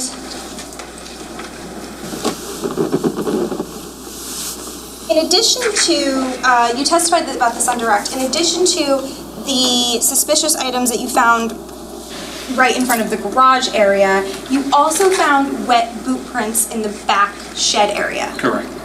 Okay, so I want to talk about those if we can.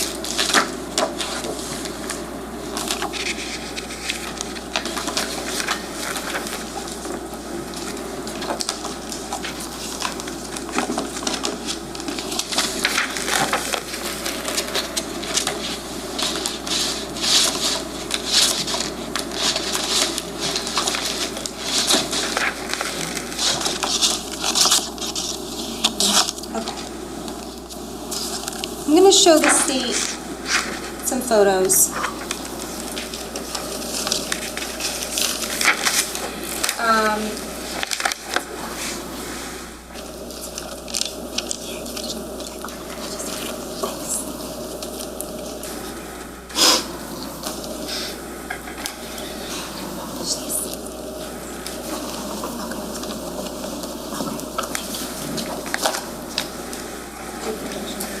No objection.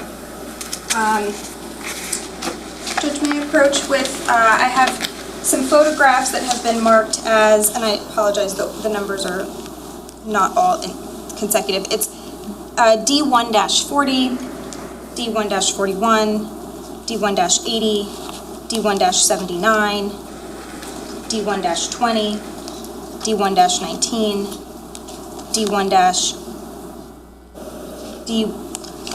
D1-21 rather, and D1-18, D1-17, and D1-16. May I approach? Yes, you can. All of the exhibit numbers, I'm just gonna go through these with you. So the first thing I'm gonna do is I'm gonna show you D140. Is this a photograph of the shed? That is not. This is not, is this?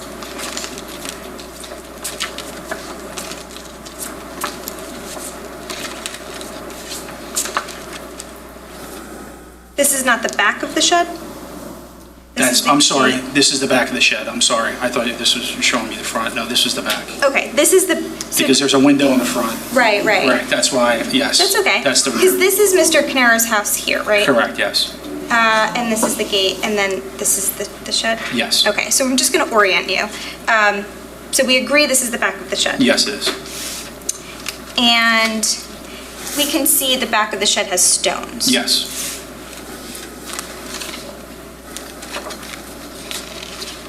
Now, this would be the front of the shed with,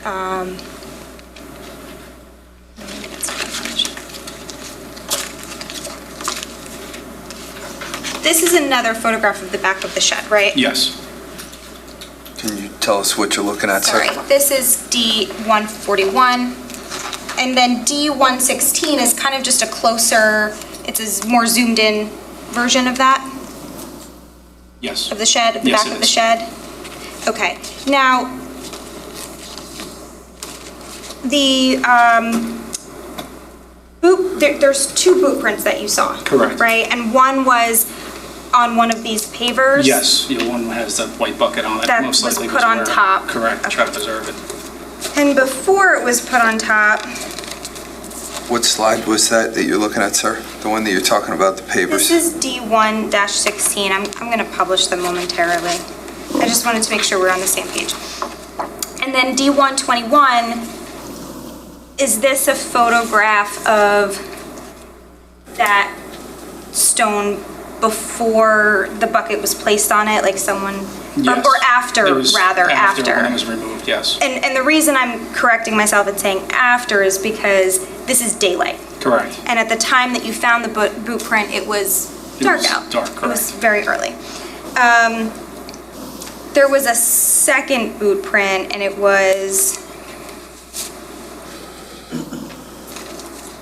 it on the wood? Is this the Yes. second boot print? Correct. Is this a zoom in of that? Yes, Okay. So one was preserved, but one was not. correct. So I'm gonna publish, I'm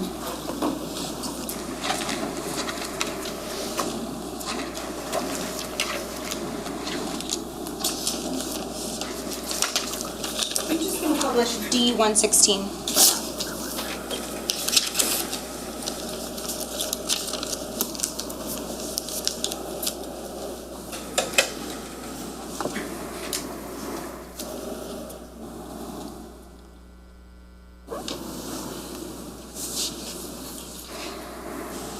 Okay, so I'm now publishing D1-16, and Officer, you agreed that this was a photograph of the back of the shed, That's correct. right? And we can see the gate on the left-hand side, Yes, it's part of the gate, yes. and then like there's more gate on the right-hand side. That is correct. Okay, and what was under this paver stone was a wet boot print that you observed? That's correct, yes. Okay. In an effort to try and preserve the boot print, this white container was placed on top of it. Yes, And do you know who placed the white container on it? I did. You did. Where did you find the white container? I believe it was on the side of the back of the shed there. Okay, so the container actually belonged to the property owner, to Yes, Mr. Caneiro? Caneiro, Okay, yes. and you took it to try to preserve the boot print.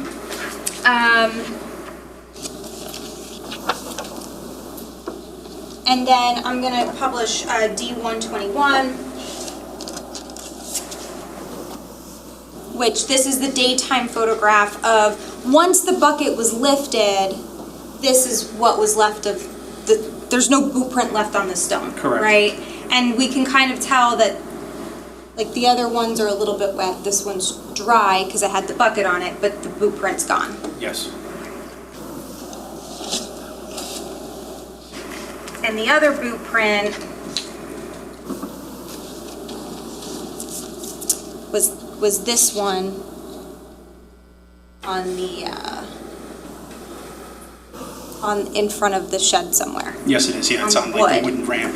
Yeah, Comes to the back of the shed. and this one was like a smaller boot print, like this one's small? Yes, Okay.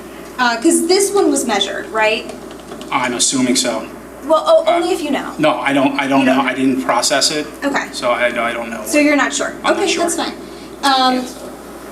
But, so you never measured this boot print? I did not know. And you never measured the boot print that was wet on the stone? No. Okay.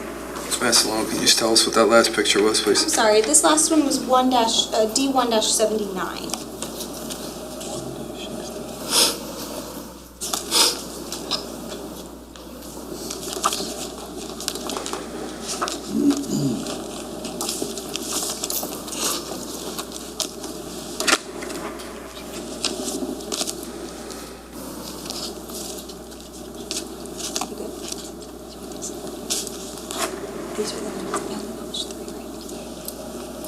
Okay. And just so we're, the rest of these photos that I showed you, they were just like different zoom in, zoom out versions of the ones we showed, right? Yes. Nothing different in these. No.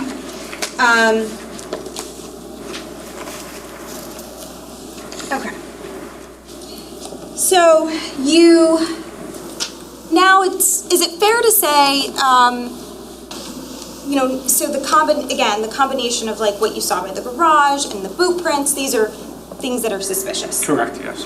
And then you have a conversation with Mr. Caneiro. This is your second conversation with him if you include the very short initial one where you were just like, is everyone out? Are you okay? Yes, Right? that's correct. And so I'm gonna turn to that. All right. So we saw the video of you having the conversation with Mr. Caneiro. Yes. Right?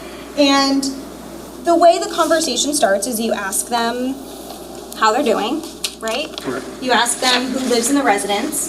Is that right? Yes.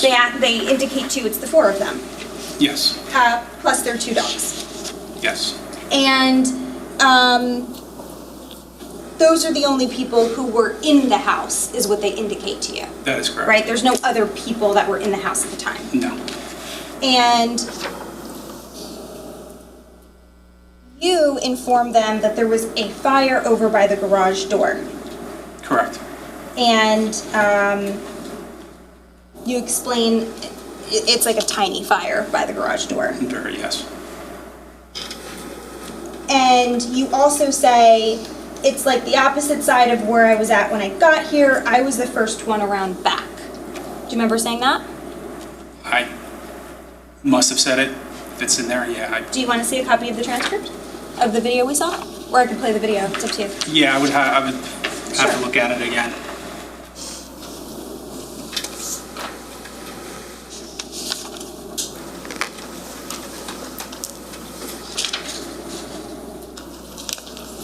Okay, I'm gonna, do you have this transcript?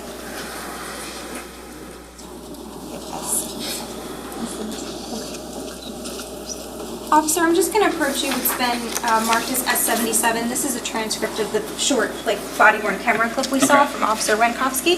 You see it has his name on it as the body worn camera owner. Correct. There's a legend on here where CW is Wenkowski, KR is Patrolman Redman. Yes, And then there's KC for, and SC and PC for the Camaros. correct. Okay, so I'm just going to direct your attention to this line here. And again, the video was played. You indicate, you're talking about the fire by the garage door, tiny fire. It's like on the opposite side of where it was at when I got here. I was the first one around back. Yes. Okay. And that's because you were, as far as you know, the first one around back. First one, yeah, that was the first one there, yeah. Okay. And that's why you saw the fire first. Correct. So at that point, you're making some small talk, is that fair? Yes. And then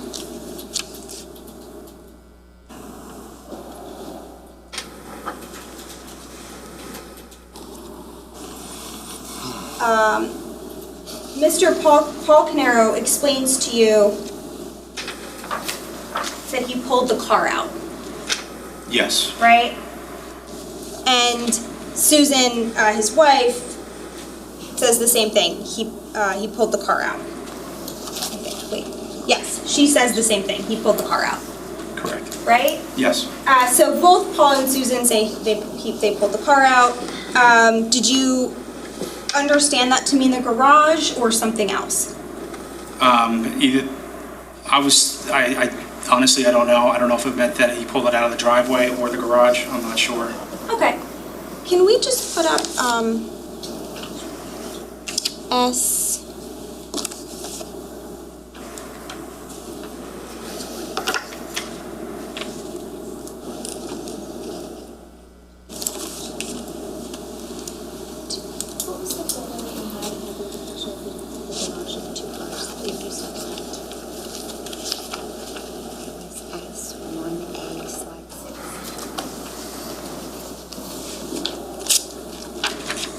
Oh, yeah, right.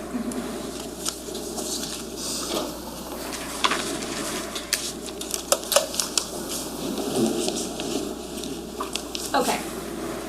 Would you agree with me, sir, that these two cars here are blocking this garage door? No. For a car to fit out of it? You can get a car to fit out of that. Yes. There's plenty of room. You're saying with this car here, you could pull a car out of it? No, not the one that's open, but the one that's closed, you can definitely get a car. Right, yeah, I'm Yes, sorry. I'm Let sorry. me be more clear. I'm sorry. Would you agree that these two cars here are blocking the left garage bay? Yes, it is. Right, but the right garage bay there's plenty of room to pull a car out of that one? Correct, yes. Okay, so if Mr. Caneiro had pulled a car out of the garage, we would be referencing the right side? Yes. And the left side is where the fire was, That is correct? correct, yes. The corner, you can't see it in that photo because the car's blocking it. Yes.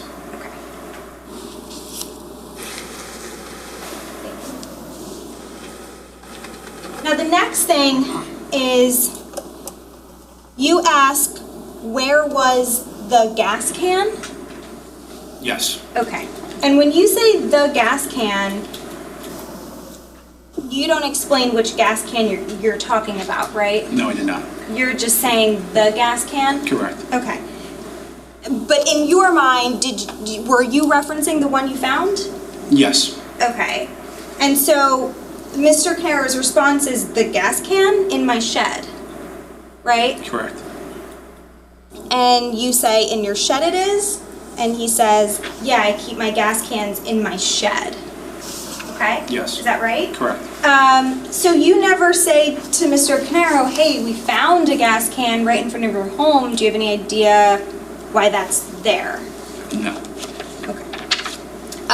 And you don't bring Mr. Caneiro to the area to show him, do you? No, I did not. Okay. So you were just asking about a gas can, and then you learned as a result that Mr. Caneiro typically keeps the gas cans in the shed. That's correct. You did not ascertain whether that specific gas can was or was not his. That is correct. And after that,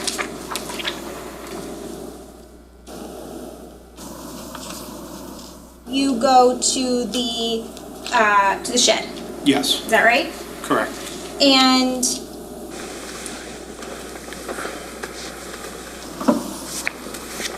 backing up, actually, when you asked him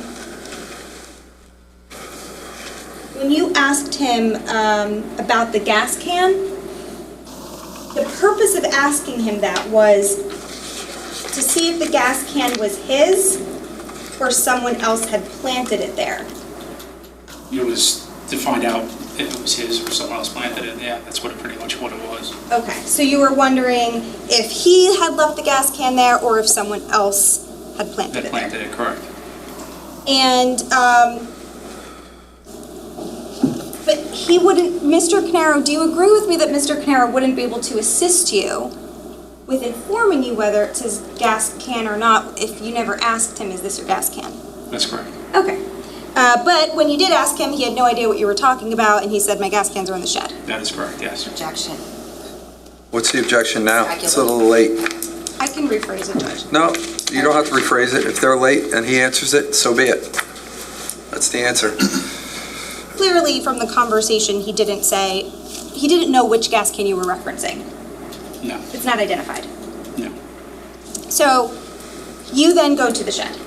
Yes. And when you go to the shed at first, you just peer in through the windows on the front of the shed, Yes. and you do see that there are gas cans in there. Yes. And eventually,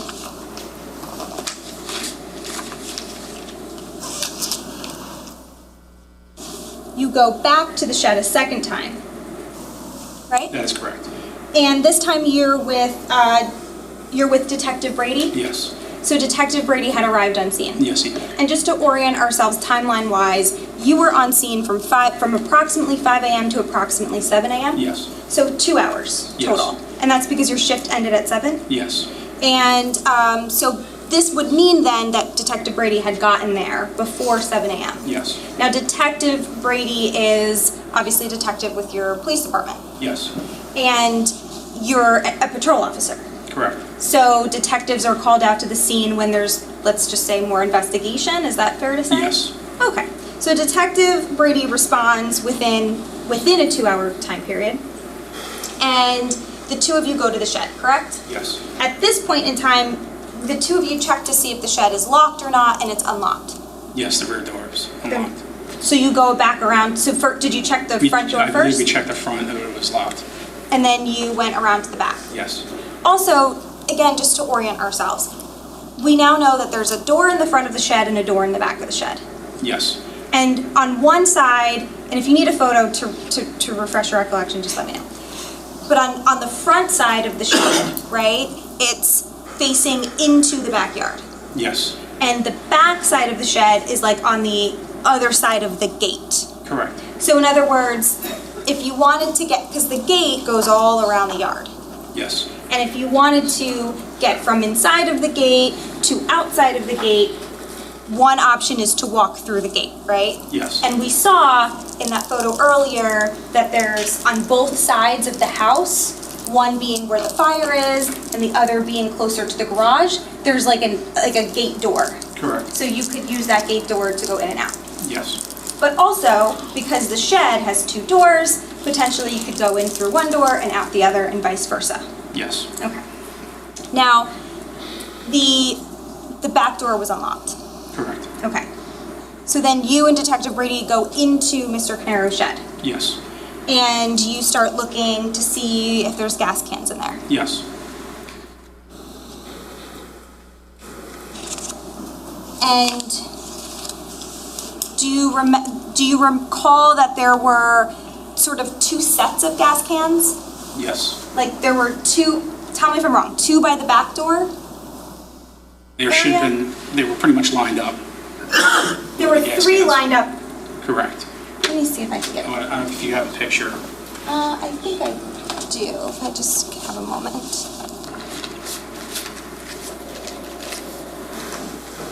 And looking at the jurors, I think it's a good time for a break. I'm going to give you guys your mid-afternoon break. Please don't discuss this case or do any research.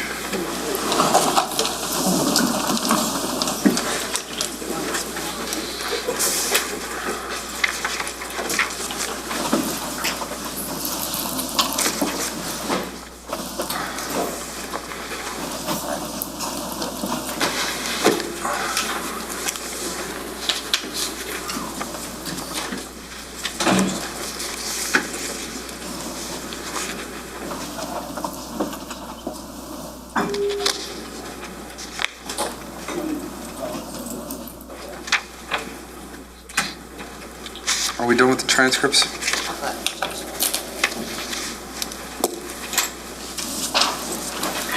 See everybody at 15.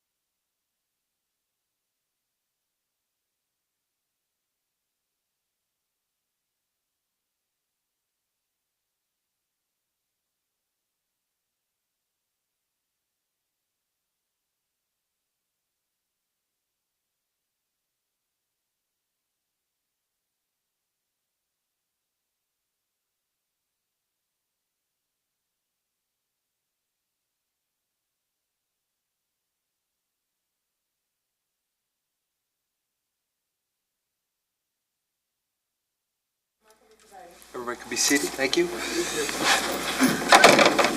Continue the cross.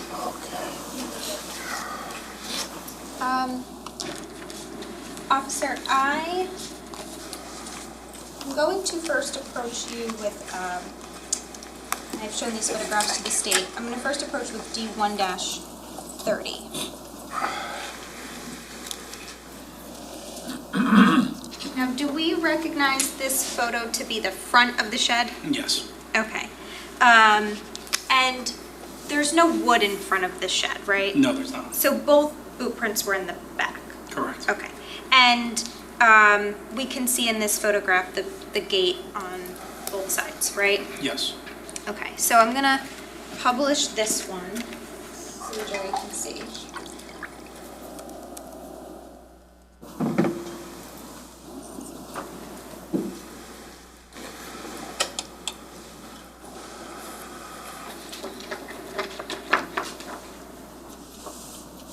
So, sir, you just indicated that this is the back of the shed. That's the front of the shed. I'm sorry, correct. This is Correct. the front of the shed. Yes. And there's the front door and the windows. Correct. And this is what you had originally looked through? Yes. And by comparison, I'm just going to briefly show what's already been published as D-1-16. This was the back of the shed. Correct. And we can see the gate on both sides, right? Yes. And similarly, when we look at the front of the shed, we can see the gate on both sides. Correct. It's a little darker here, but you can see it, right? Yes. And so again, like you could go in, you could get in and out of the backyard through, there's like a gate entrance on this side, I think? Or is it? No, maybe it's this side, right? I believe so. Okay. And, or you could go from the front to the back door. Correct. Sir, do you actually remember where the gate is, or are you just guessing? I'm assuming. Don't assume, sir. Okay. Only testify to what you know, please. Okay. Sir, I'll show you this photograph again. This is D-1-16, and this is the Caneiro home, right? This is where the garage area is? Correct. Because this is the back of the shed, right? Yes. And you had previously indicated you went through this gate when you were coming around the backyard into the, or was that a different gate, actually? It was a different That was gate. a different gate, okay. Do you recall that there's a door here? No, not on the right side. It should be Okay, that's fine. on the left. So, the front of the shed, and let me just ask you this, we talked about boot prints. Do you recall anything about a handprint on any doors? No. Okay. But you did go into the shed and you saw some gas cans. Correct. So I'm going to approach with what's been marked as D-1-15, D-1-29, 1-28, 1-27, and 1-26. The state has no objection to these photos. That's correct, Judge, there are photos. Okay, sir, I'm going to first show you D-1-15. Are these two gas cans that you recognize from inside of the shed? I don't recall. Let me show you this one first. This is D-128. Do you recall those photos? Yes, I do. Those are the ones you were referencing earlier. Yes. Right? Now,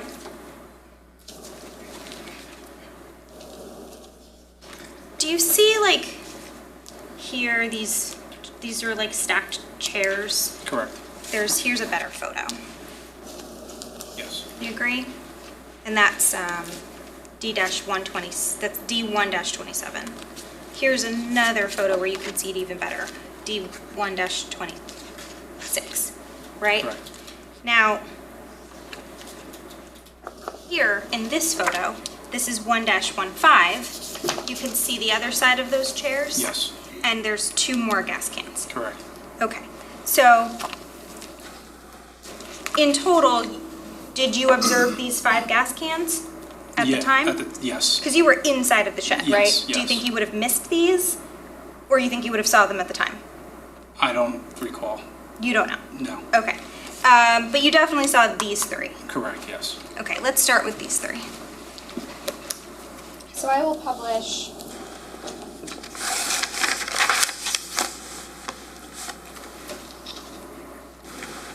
D1-27, and just so we're clear, I showed you a few different photos of pretty much the same thing. Correct. Just like slightly different angles? Different angles, yes. Okay, so D1-27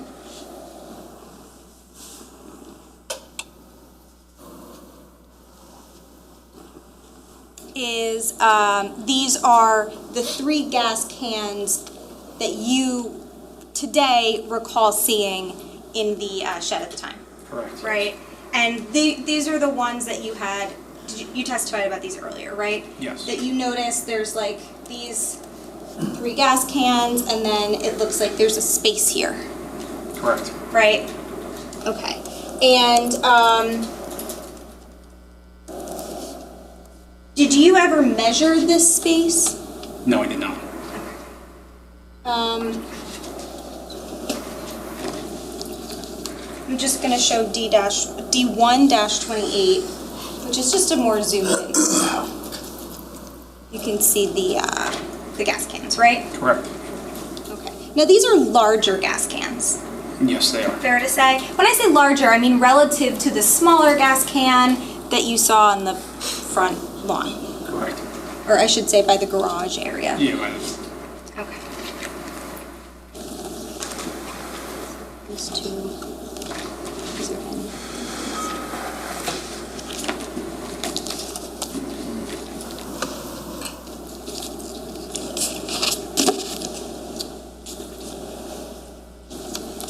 Now,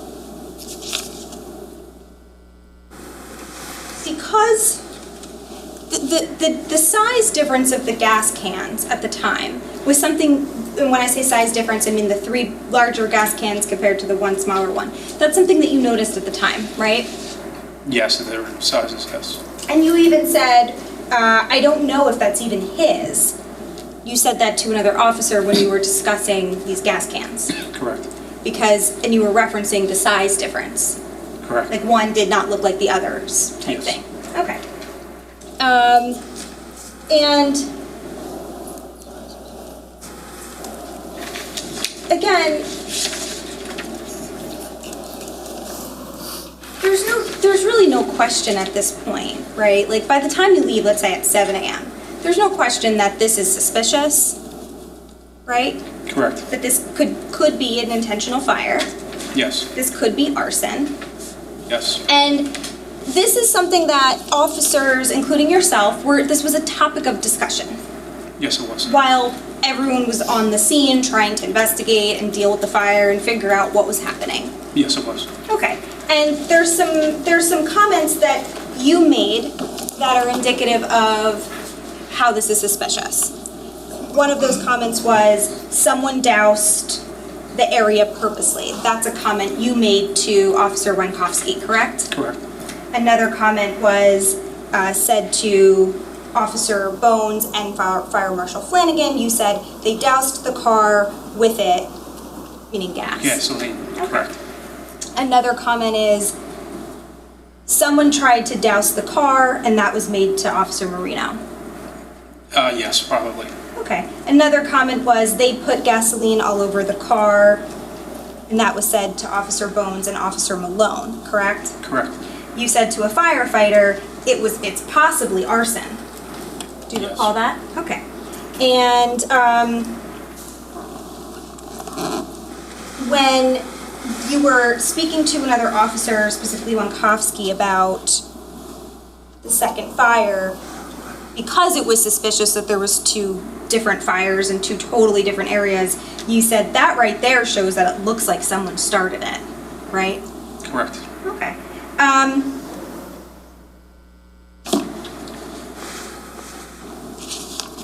And at that point, if it was intentionally set, if it wasn't arson, another thing you said was, but who was his enemies? Do you recall saying that? I don't recall, but I might have. Okay. Do you want me to show you a transcript to refresh your recollection? Sure. Okay. We're almost done here.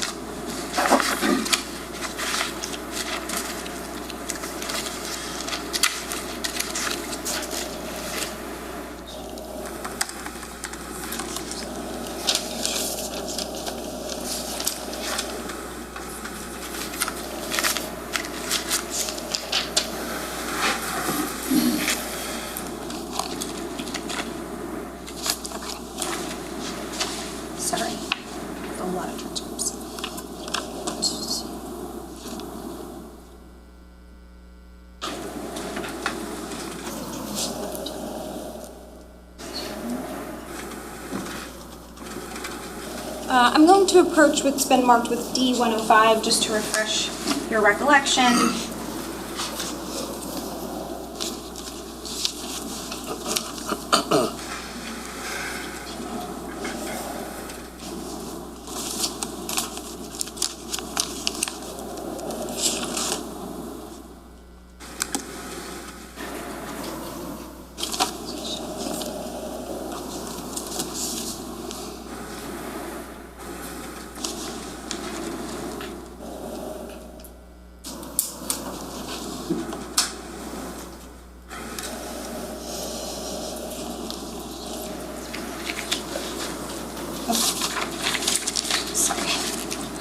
So this is D-105. This is a body-worn camera transcript of Sergeant Malone. Okay. And there's a legend here, so you can see that Patrolman Redmond, that's you? Yes. You're KR. Correct. Okay. So I'm going to direct your attention to page 16.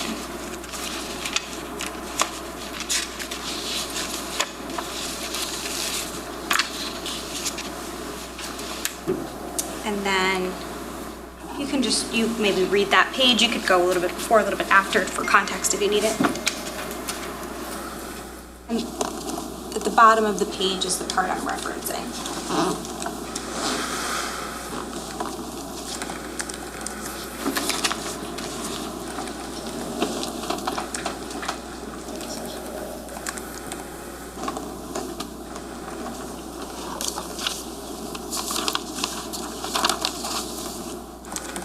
I see what you're referencing.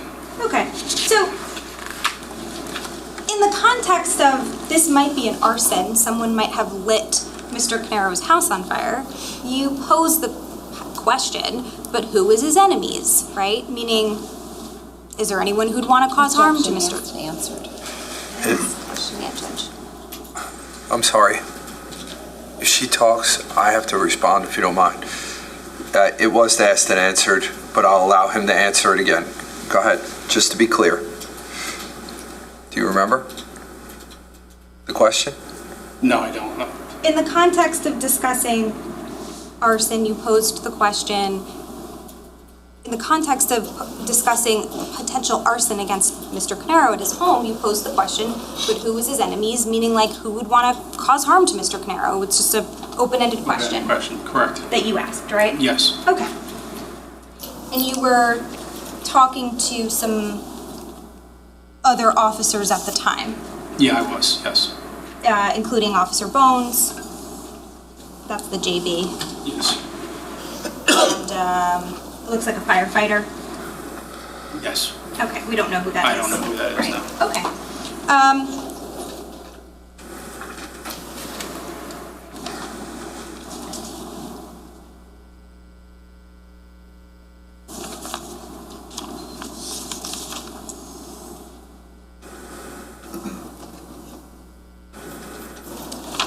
One last question. Well, one last topic, I should say. At some point, so we talked about, you only had 2 conversations with Mr. Caneiro, correct? That's correct. The first one was very brief. It was just, is everyone out of the house? Yes. Am I characterizing that correctly? Correct. The second one was a little bit more in depth. It was mainly, I guess, about the gas can. Yes. That was the purpose of the conversation? Yes. Okay. And did you never had a conversation with Mr. Caneiro about any injury on his hand, did you? No. Okay. But at some point, you do tell Fire Marshal Flanagan that Mr. Caneiro has a burn mark on his hand. Do you recall that? I don't recall that. Okay, I'm just going to show you one more thing to refresh your recollection.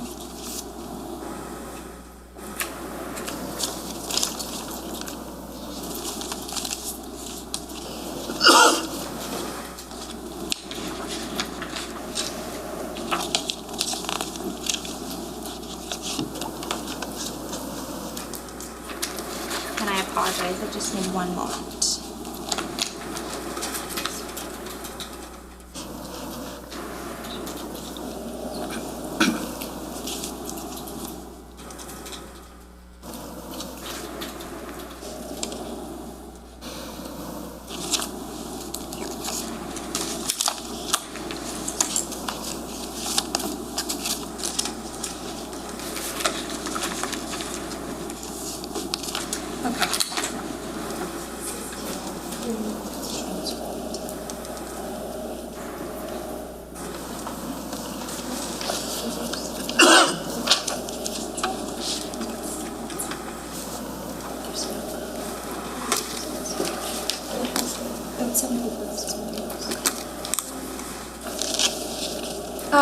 So I'm just going to approach you with what's been marked as D103. This is another transcript of one of the body-worn cameras. It doesn't actually say it, but I believe this is Officer Marino because we can identify it by the number. Okay. This one also has a legend, right? Yes, it does. And on the legend, you're again KR. Okay. So I'm just going to direct your attention to page 28 of 36.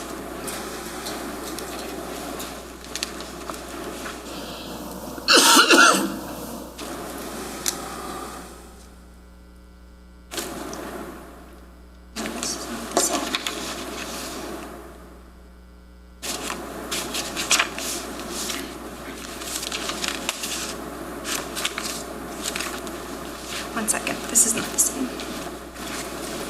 Do you have the transcript of 734? No, I'm sorry.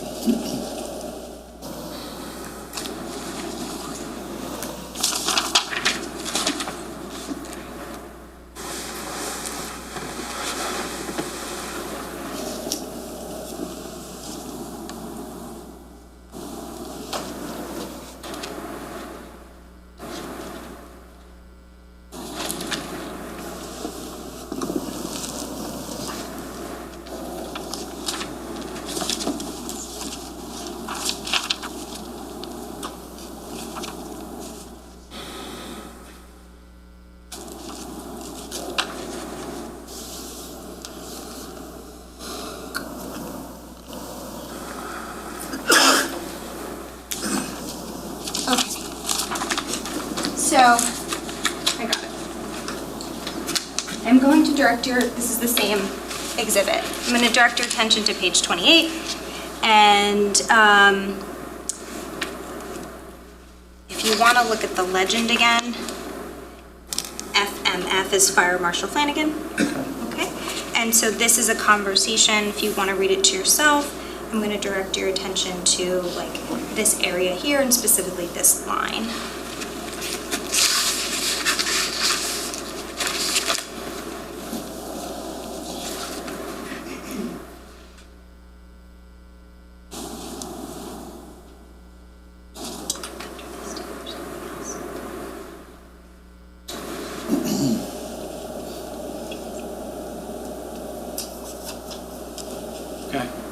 Okay, so during the course of a conversation with Fire Marshal Flanagan, you tell Fire Marshal Flanagan that Mr. Caneiro has a burn mark on his hand. Correct. But you had no first-hand knowledge of that, correct? I don't remember. Like, well, you never saw Mr. Caneiro's hand or talked to him about it? No, I knew he had an ice pack on it, and I was talking to other officers, but I don't remember what. So at some point, maybe someone told you that, but you were relaying it to Fire Marshal Flanagan, but you testified before you never discussed Mr. Caneiro's hand injury with him, right? That's correct. Okay. And just to be clear, when you're talking about Mr. Caneiro, you referenced him as the father, right? Correct, yes. And that's because in the family of the Caneiros, Paul Caneiro is the father. The father, yes. Right, okay. I don't have anything else, thank you. Go ahead. Sir, Correct. so you were asked on cross-examination, the question, Mr. Caneiro would not know which gas can you were referring to if you didn't tell him. Do you recall that? Yes, And I think you said yes? correct. Okay, well, if Mr. Caneiro was in fact the person who left the gas can there, then wouldn't he know which gas can you were referring to? Yes. I have nothing further. So, if Mr. Caneiro lit the fire, he would know which gas can you were referring to. That's what the prosecutor just said, and you said yes, right? Yes. But Mr. Caneiro didn't know which gas can you were referring to because he said, the gas cans, they're in my shed, correct? Objection, speculation. They opened that door, Judge. Can I see both of you?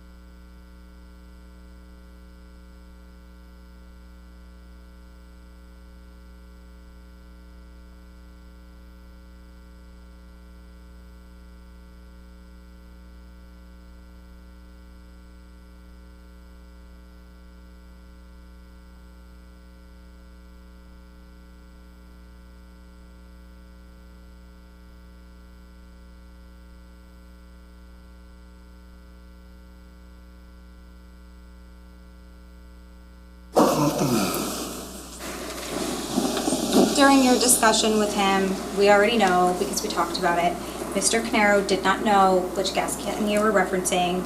When you mentioned the gas can, he said, they're in my shed, correct? Correct. Anything else? No, Judge. You can step down, sir. State and call the next witness. Thank you, Judge. The state calls Officer Brendan Bernhardt.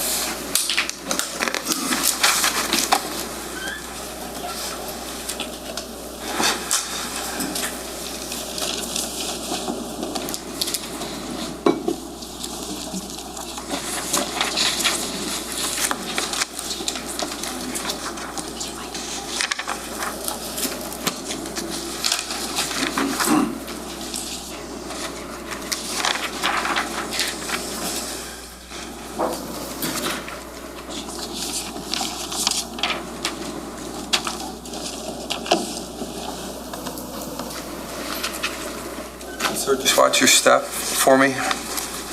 Once you get up there, can you put your left hand on the Bible, raise your right hand?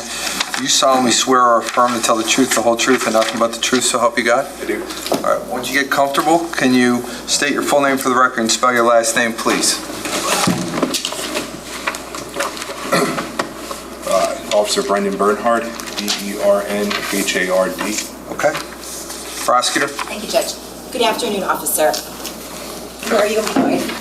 With the Ocean Township Police Department, How long have you been with Ocean Township Police Department? 11 years, Okay, and how long have you been a police officer for in total?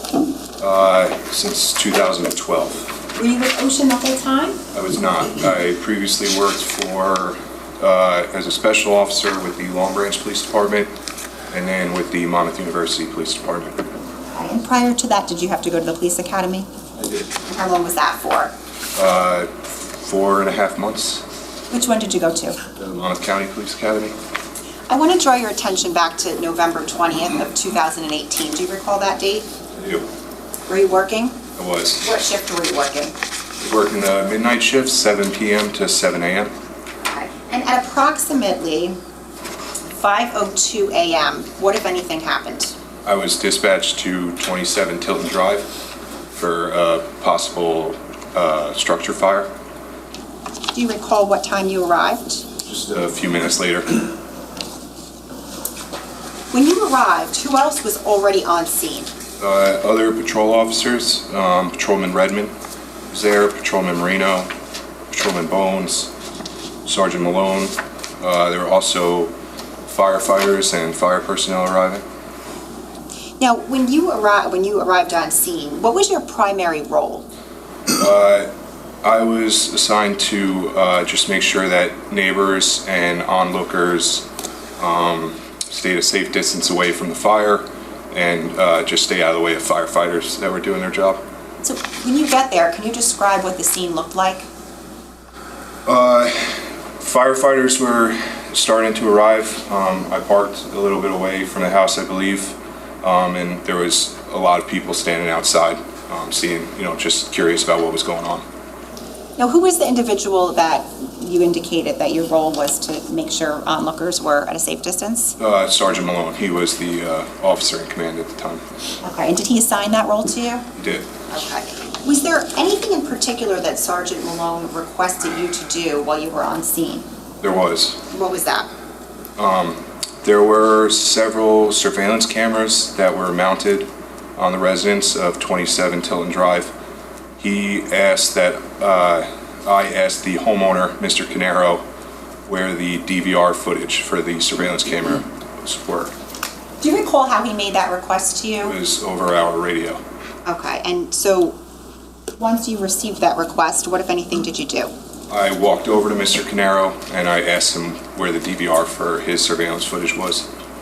When you approached Mr. Caneiro, where was he? His car was parked a little bit down the street south of where his house was. It was facing north, and him and who I believed to be his daughter were both standing outside in the area of his car. And can you tell us specifically what, if anything, you said to him? I believe I said where I asked if I confirmed he was the homeowner, and then I asked where the DVR was for his surveillance footage. And what was his response? He said, and then he looked away towards his daughter, and then his daughter answered on his behalf and said, in the garage. Okay, and what, if anything, did you ask him after that? I asked where specifically in the garage. And what was his response? He said, again, and then looked away, and his daughter answered again and said, up top and to the left. And what else did you ask him? I asked if the cameras were currently running. And what was his response? He said that he's been having problems with stuff in the garage and that he currently has a ticket open with one of the companies. Now, who, if anyone, did you relay that information to? Sergeant Malone over my radio. When things are relayed over your radio to, for example, to Sergeant Malone, can other officers hear that? Yes. Okay. How does that work? Just if they're if they have a radio, can they hear? Yeah, every officer has a radio on their belt. Most officers have a lapel mic like this, and this you could talk into and also hear other officers talking. Did you speak to Mr. Caneiro at any point again that morning? I did. When was that? Just a few minutes later, I believe. Can you tell us about that? Patrolman Marino asked me over the radio if the DVR for the surveillance cameras was specifically a white DVR box. And as a result of that, what did you do? I walked back over to Mr. Caneiro. What, if anything, did you say to him? I asked specifically if the DVR box for their surveillance cameras was white. And when you asked him that, where was Mr. Caneiro at that point? He was now seated in the driver's seat of his car, and I believe his daughter was in the passenger seat. Was that car in the same area as it was that when you earlier described it to us? It was.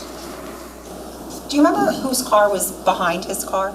I believe Patrolman Marino's car, patrol car, was behind his. And when you asked him about the color, what was his response? He said that he did not remember.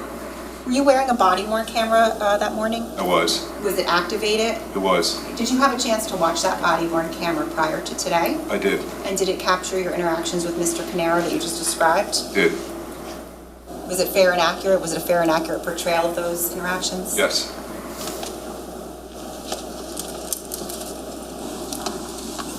S78, I'm showing council. I'm showing you what's been marked as S78. Do you recognize that? Yes. And what is that? I believe it's a DVD of my body-worn camera footage. Thank you.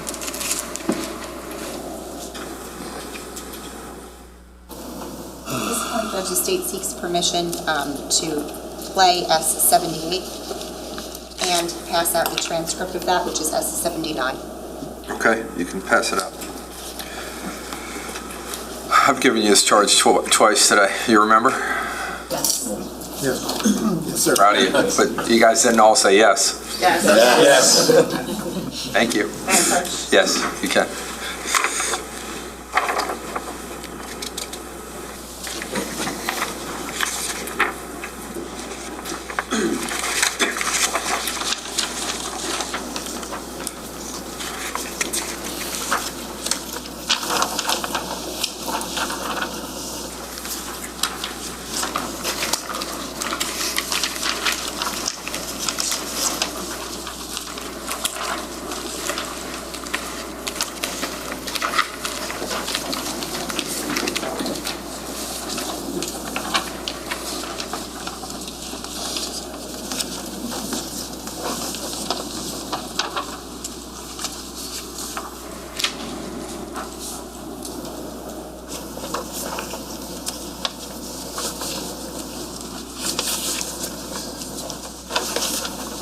Everyone's good? Everyone's got a copy? Yes, sir. Okay.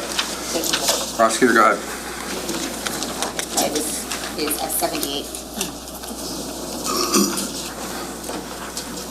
Pause, please. Pausing at a timestamp, 3 seconds. Officer, can you just orient us and tell us what we're looking at here? This is me walking towards where Mr. Caneiro was standing. And this is just a little bit south down the street from where his residence was. Okay. And is this going to be your first interaction with him or the second one?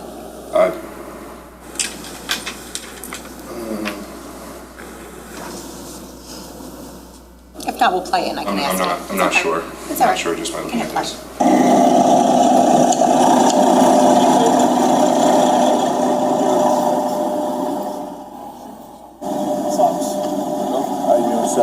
It's your house? Yes.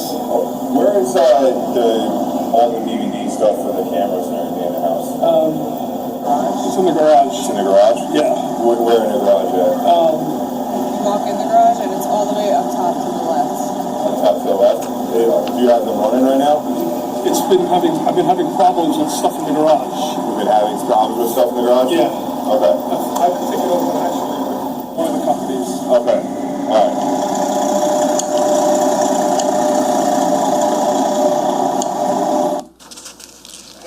Clarify, we're pausing at 47 seconds. Was that your first or second interaction with him? That was my first Okay, interaction. thank you. We can continue.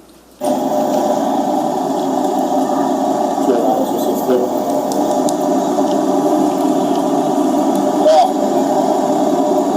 when you walk in the garage, it's to the left.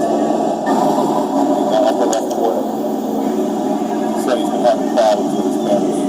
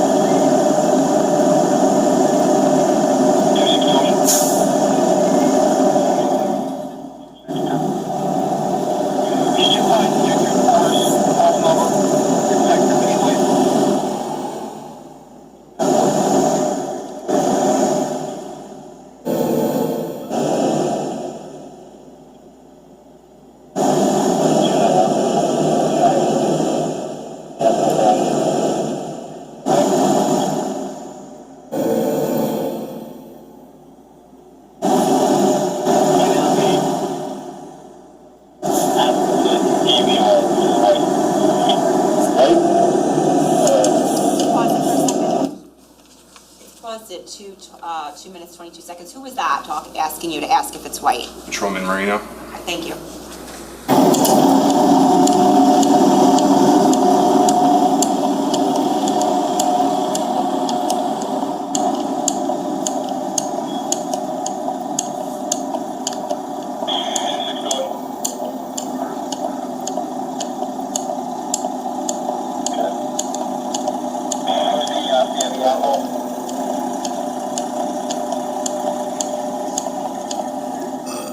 Is the DVR for the cameras a white box?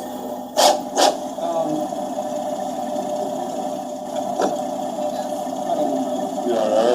Okay.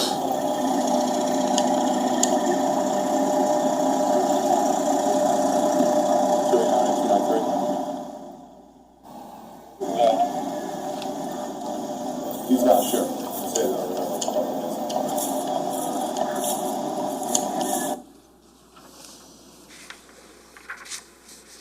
Was that the entirety of your interactions with the defendant that day? Yes. Okay. And how long were you at scene for? About 2 hours. Did you have anything more to do with this case? No, just later that evening, I drove the defendant to the Monmouth County Correctional Institute, but we didn't engage in any conversation. Okay. Did you, on scene, was your primary role scene security, I guess is what I'm asking? Yeah, just Okay. scene security. Okay. Thank you, Judge. I have no further questions. I can collect the transcripts. You can. We can just pass them down to juror number 1 and to juror number 9.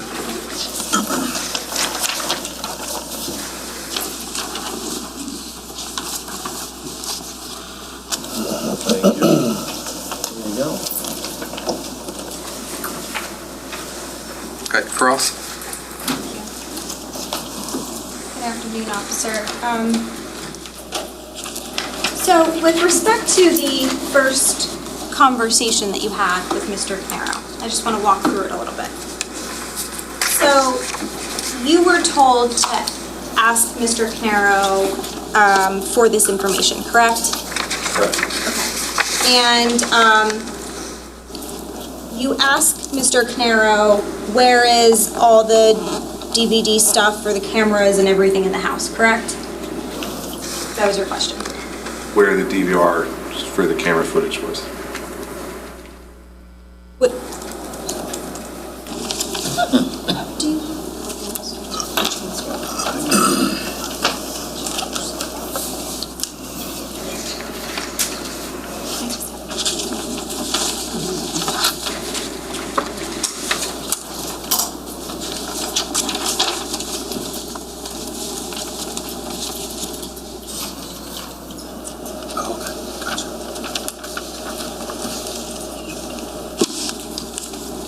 Sir, I'm going to approach with what's been marked as S79.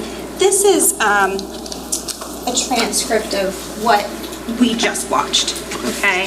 And you can see it's your body worn camera. It says reviewed by Brendan Bernhard, that's you, right? And it has a legend here. BB is Brendan Bernhard, CW is Wenkowski, that's another officer. PC is Paul Caneiro, KC is Caitlin Caneiro, and RT is radio transmission. So here is what I was referring to, sir. At the top of page 1, you say, where is all the DVD stuff for the cameras and everything in the house, correct? Correct. What you meant was the DVR, right? Correct. Okay. And after you ask that, between Mr. Caneiro and his daughter, you learn it's in the garage. Correct. Right, and specifically you learn it's like up to the right.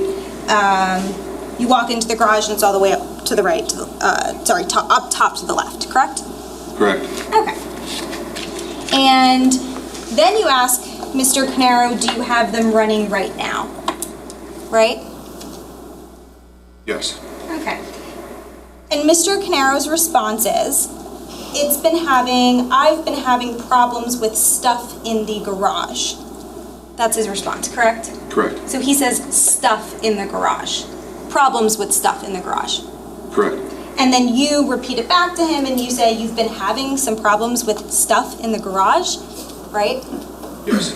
And ultimately, just So he says yes, you say okay, and then Mr. Caneiro says, I have a ticket open actually with one of the companies, Yes. indicating some sort of IT issue. Yes. So, Mr. Caneiro, to be clear, he never says, I'm having problems with my DVR system specifically, right? He did not specifically say that. He just says, I'm having problems with stuff in the garage, and there's no further clarification at that point, right? We were talking about the DVR for the cameras, though. Right, well, you said DVD, you say all the DVD stuff for the cameras and everything in the house was your question, right? Yes. Okay, so, and then you ask if they're running, and he says, I don't know, I've been having problems with stuff in the garage, right? That's what he said. And so, you don't ask him like, what do you mean by that, right? No. That's not your next question. No. You only have one goal at that point, which is to just learn where it is, right? Yes. Okay, so you're not engaging in a full-blown conversation with him, asking him to elaborate on what that meant, right? I did not ask that. Okay. And then you then relay, I guess it's over the radio, to Officer Marino where it's located, right? I'm at the top of the next page if you need to refresh your memory. I believe that was to Sergeant Malone. Oh, okay, Sergeant Malone then. So you relay over the radio where it is? Yes. And he said when you walk into the garage, it's to the left in the upper left corner, correct? Correct. And then you say, he said he's been having problems with his cameras recently, correct? That's what you say he said. Correct. But Mr. Caneiro never said that to you, fair? Correct. He never said I've been having problems with my cameras. He said stuff, right? Correct. And maybe that's how you interpreted it, because you were asking him about cameras, but again, there was no further elaboration or clarification. You're assuming at that point, right? You're assuming that he's having problems with his cameras when he said stuff. I wouldn't say I was assuming. We were talking about the cameras, and he said he's been having problems with stuff in his garage. So I took it as him having problems with his cameras. Right, that's how you took it, is my point, right? Okay. Yes or no? That's how you took it. That's how I took it. Okay.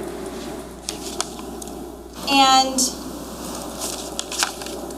when did this interaction with Mr. Caneiro occur? How long after you arrived on scene? I don't remember. Was it, so this is when right prior to the officers were going to retrieve the DVR, right? I'm not sure. As I testified, I was not really that close to the house. I was worried about scene security. The other officers were close to the house. They were out of view. I did not see them or where they were. Okay, but you also know that they got the DVR, right? Not that evening. I learned after the fact. Okay. At the time when they were asking you to ask Mr. Caneiro where the DVR was, you understood that to mean because they were looking for it and wanted to retrieve it. Fair? Not fair. I asked Mr. Caneiro where the DVR was just because my supervisor asked me to ask him that.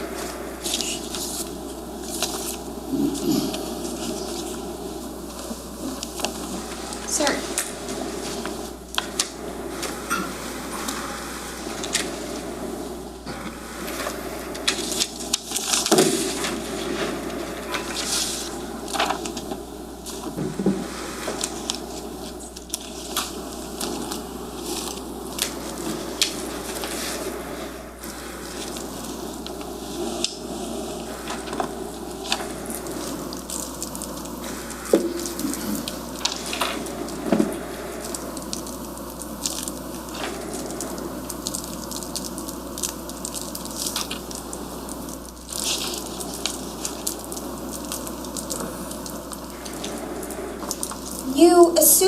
time that they wanted the security footage to review, right? Objection, asked and answered.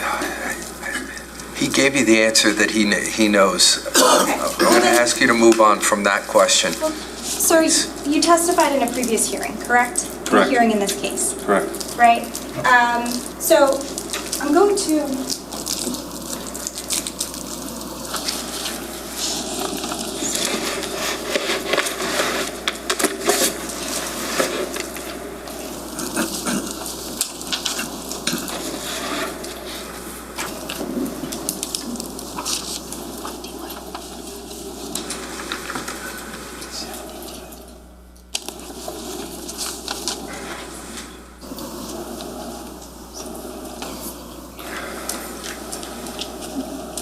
So I'm approaching you with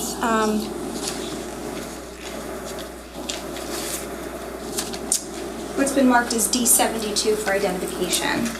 This is a transcript of a proceeding that you participated in back in April of this year, correct? Correct. Okay, I'm going to direct your attention to, first I'm going to direct your attention to page 159.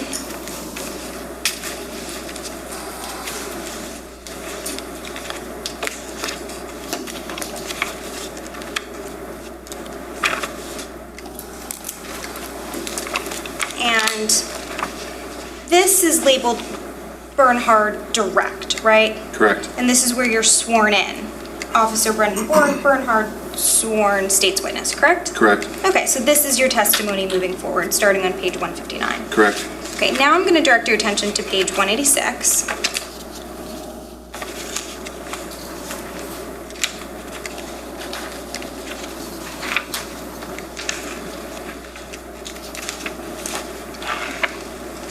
We're going to start at the bottom. And you say,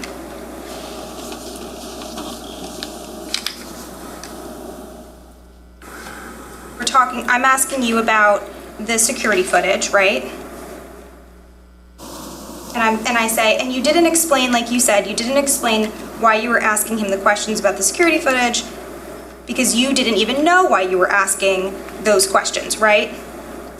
And then you say, I would say that's fair to say, I mean, yeah, I wasn't entirely sure. And then you say, I assumed that they wanted security footage to view, but I didn't know why they wanted to view it exactly. Did I read that correctly? You did.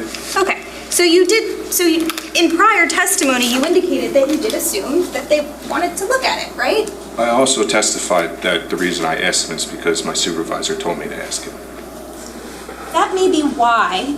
We can agree that that's why you asked him, correct? That's why you asked him, Correct. right? But the reason why the question was relevant, why you were directed to ask it, is so that the footage could be viewed, right? It's a reasonable assumption. Judge, objection. I don't even know where we're going. Can we come up here, please?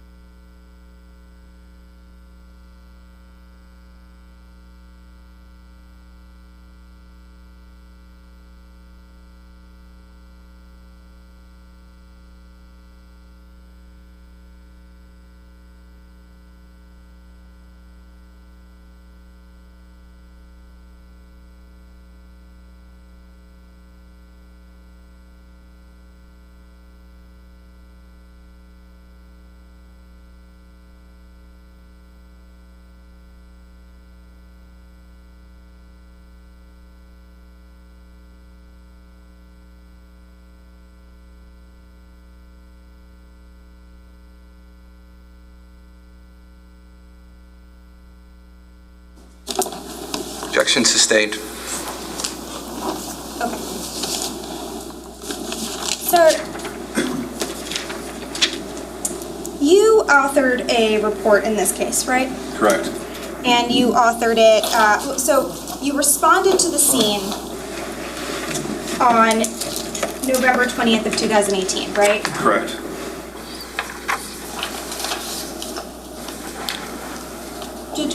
approach, actually? Sure.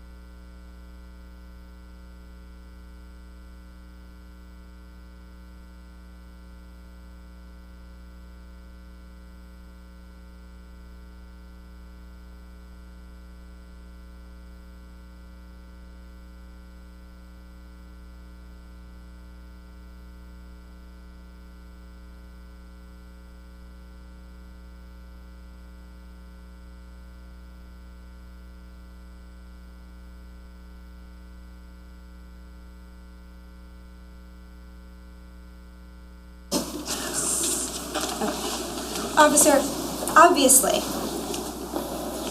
this conversation with Mr. Caneiro happened before the DVR was retrieved, because that's the purpose of you having the conversation with him in the first place, is so that they know where to then find it, right? Correct. Okay. So, that was on November 20th of 2018, correct? Correct. Your report was not, you authored a report in this case? I did. It was not provided to the prosecutor until last year in 2025, correct? Objection. What's the relevance of the date of his report? The fact that it was provided 7 years later, and and the reason is a Spillman reason, which is relevant. Go ahead. That's correct. Okay. And so the reason why your report wasn't provided until 7 years later is because at the time that you wrote the report, you weren't able to enter into Spillman, is that correct? I wasn't able to enter into that particular call in Spillman. Okay. And and when did you, tell me if I'm wrong, at the time that you tried to enter your report, you were trying to write it directly into Spillman, correct? Correct. And just so the jurors are aware, what is Spillman? Spillman is the police database that my police department uses, which we write reports on, and there's a lot of police data on it, confidential police data on it, and that's where we write our police reports on. Okay. And when did you write your report originally? I'd like to clarify, I believe I previously testified that it was estimated a day or two after the call for service. Right. A more accurate depiction would be between November 20th and November 29th. Okay, so somewhere in a 9-day time period is what you're saying? Correct. So originally you thought maybe it was a day or two, now you're saying it could be a little more than a week? Correct. You're not sure when? The report was saved to when Spillman was locked and I could not access it.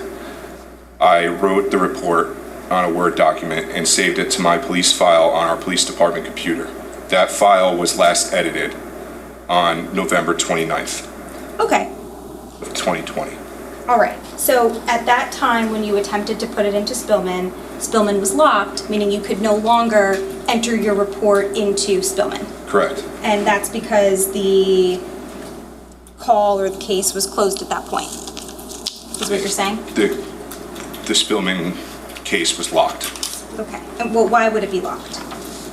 so no reports could be added or deleted. And does that normally happen when the case is concluded? I mean, in my opinion, the case is still active. I guess if the investigation is concluded, if that's what you... Well, like, who decides when to lock Spillman? Objection. I'm not sure. He doesn't know. So,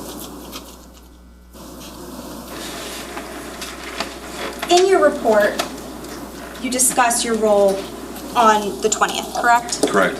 And at the end of your report, you write NFAT, which stands for no further action taken? Correct. Okay, but there was further action taken because, as you just testified, you actually transported Mr. Caneiro that night, correct? Correct. And that was, it was the same day, but it was later that evening, Correct. maybe going into the next day, but like around midnight or so? I don't remember the exact time, but yes, later that evening. Okay, and you didn't memorialize anything about that in your report, correct? No.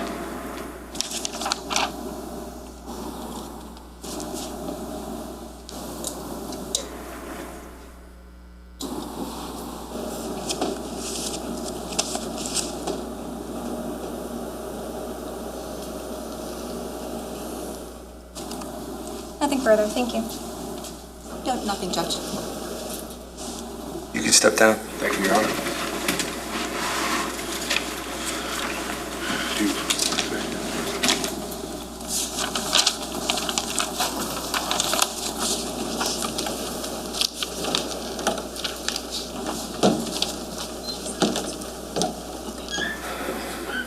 How you feeling? Super. Bring the next witness. I'm going to let you go home for the day. I've seen a lot of your eyes during this afternoon. I'm trained to look into your eyes. So I'm going to let you go home for today. You've had a full day. So we will be back tomorrow morning, same time, same place, better jokes. Have a good night. Please don't discuss this case. Don't do any research. We'll bring you back downstairs. And thank you very much. I really appreciate all your efforts.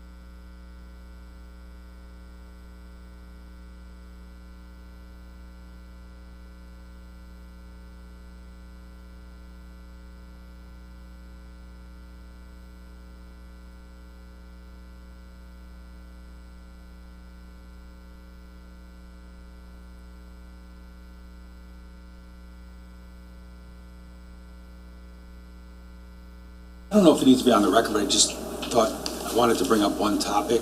Sure. Very briefly. I mean, can we do it in chambers? I don't think it I was needs bringing you back to chambers anyway. to be your mind. Anybody else need to put anything on the record? No, thank you, Judge. All right. So I'll see the attorneys in chambers.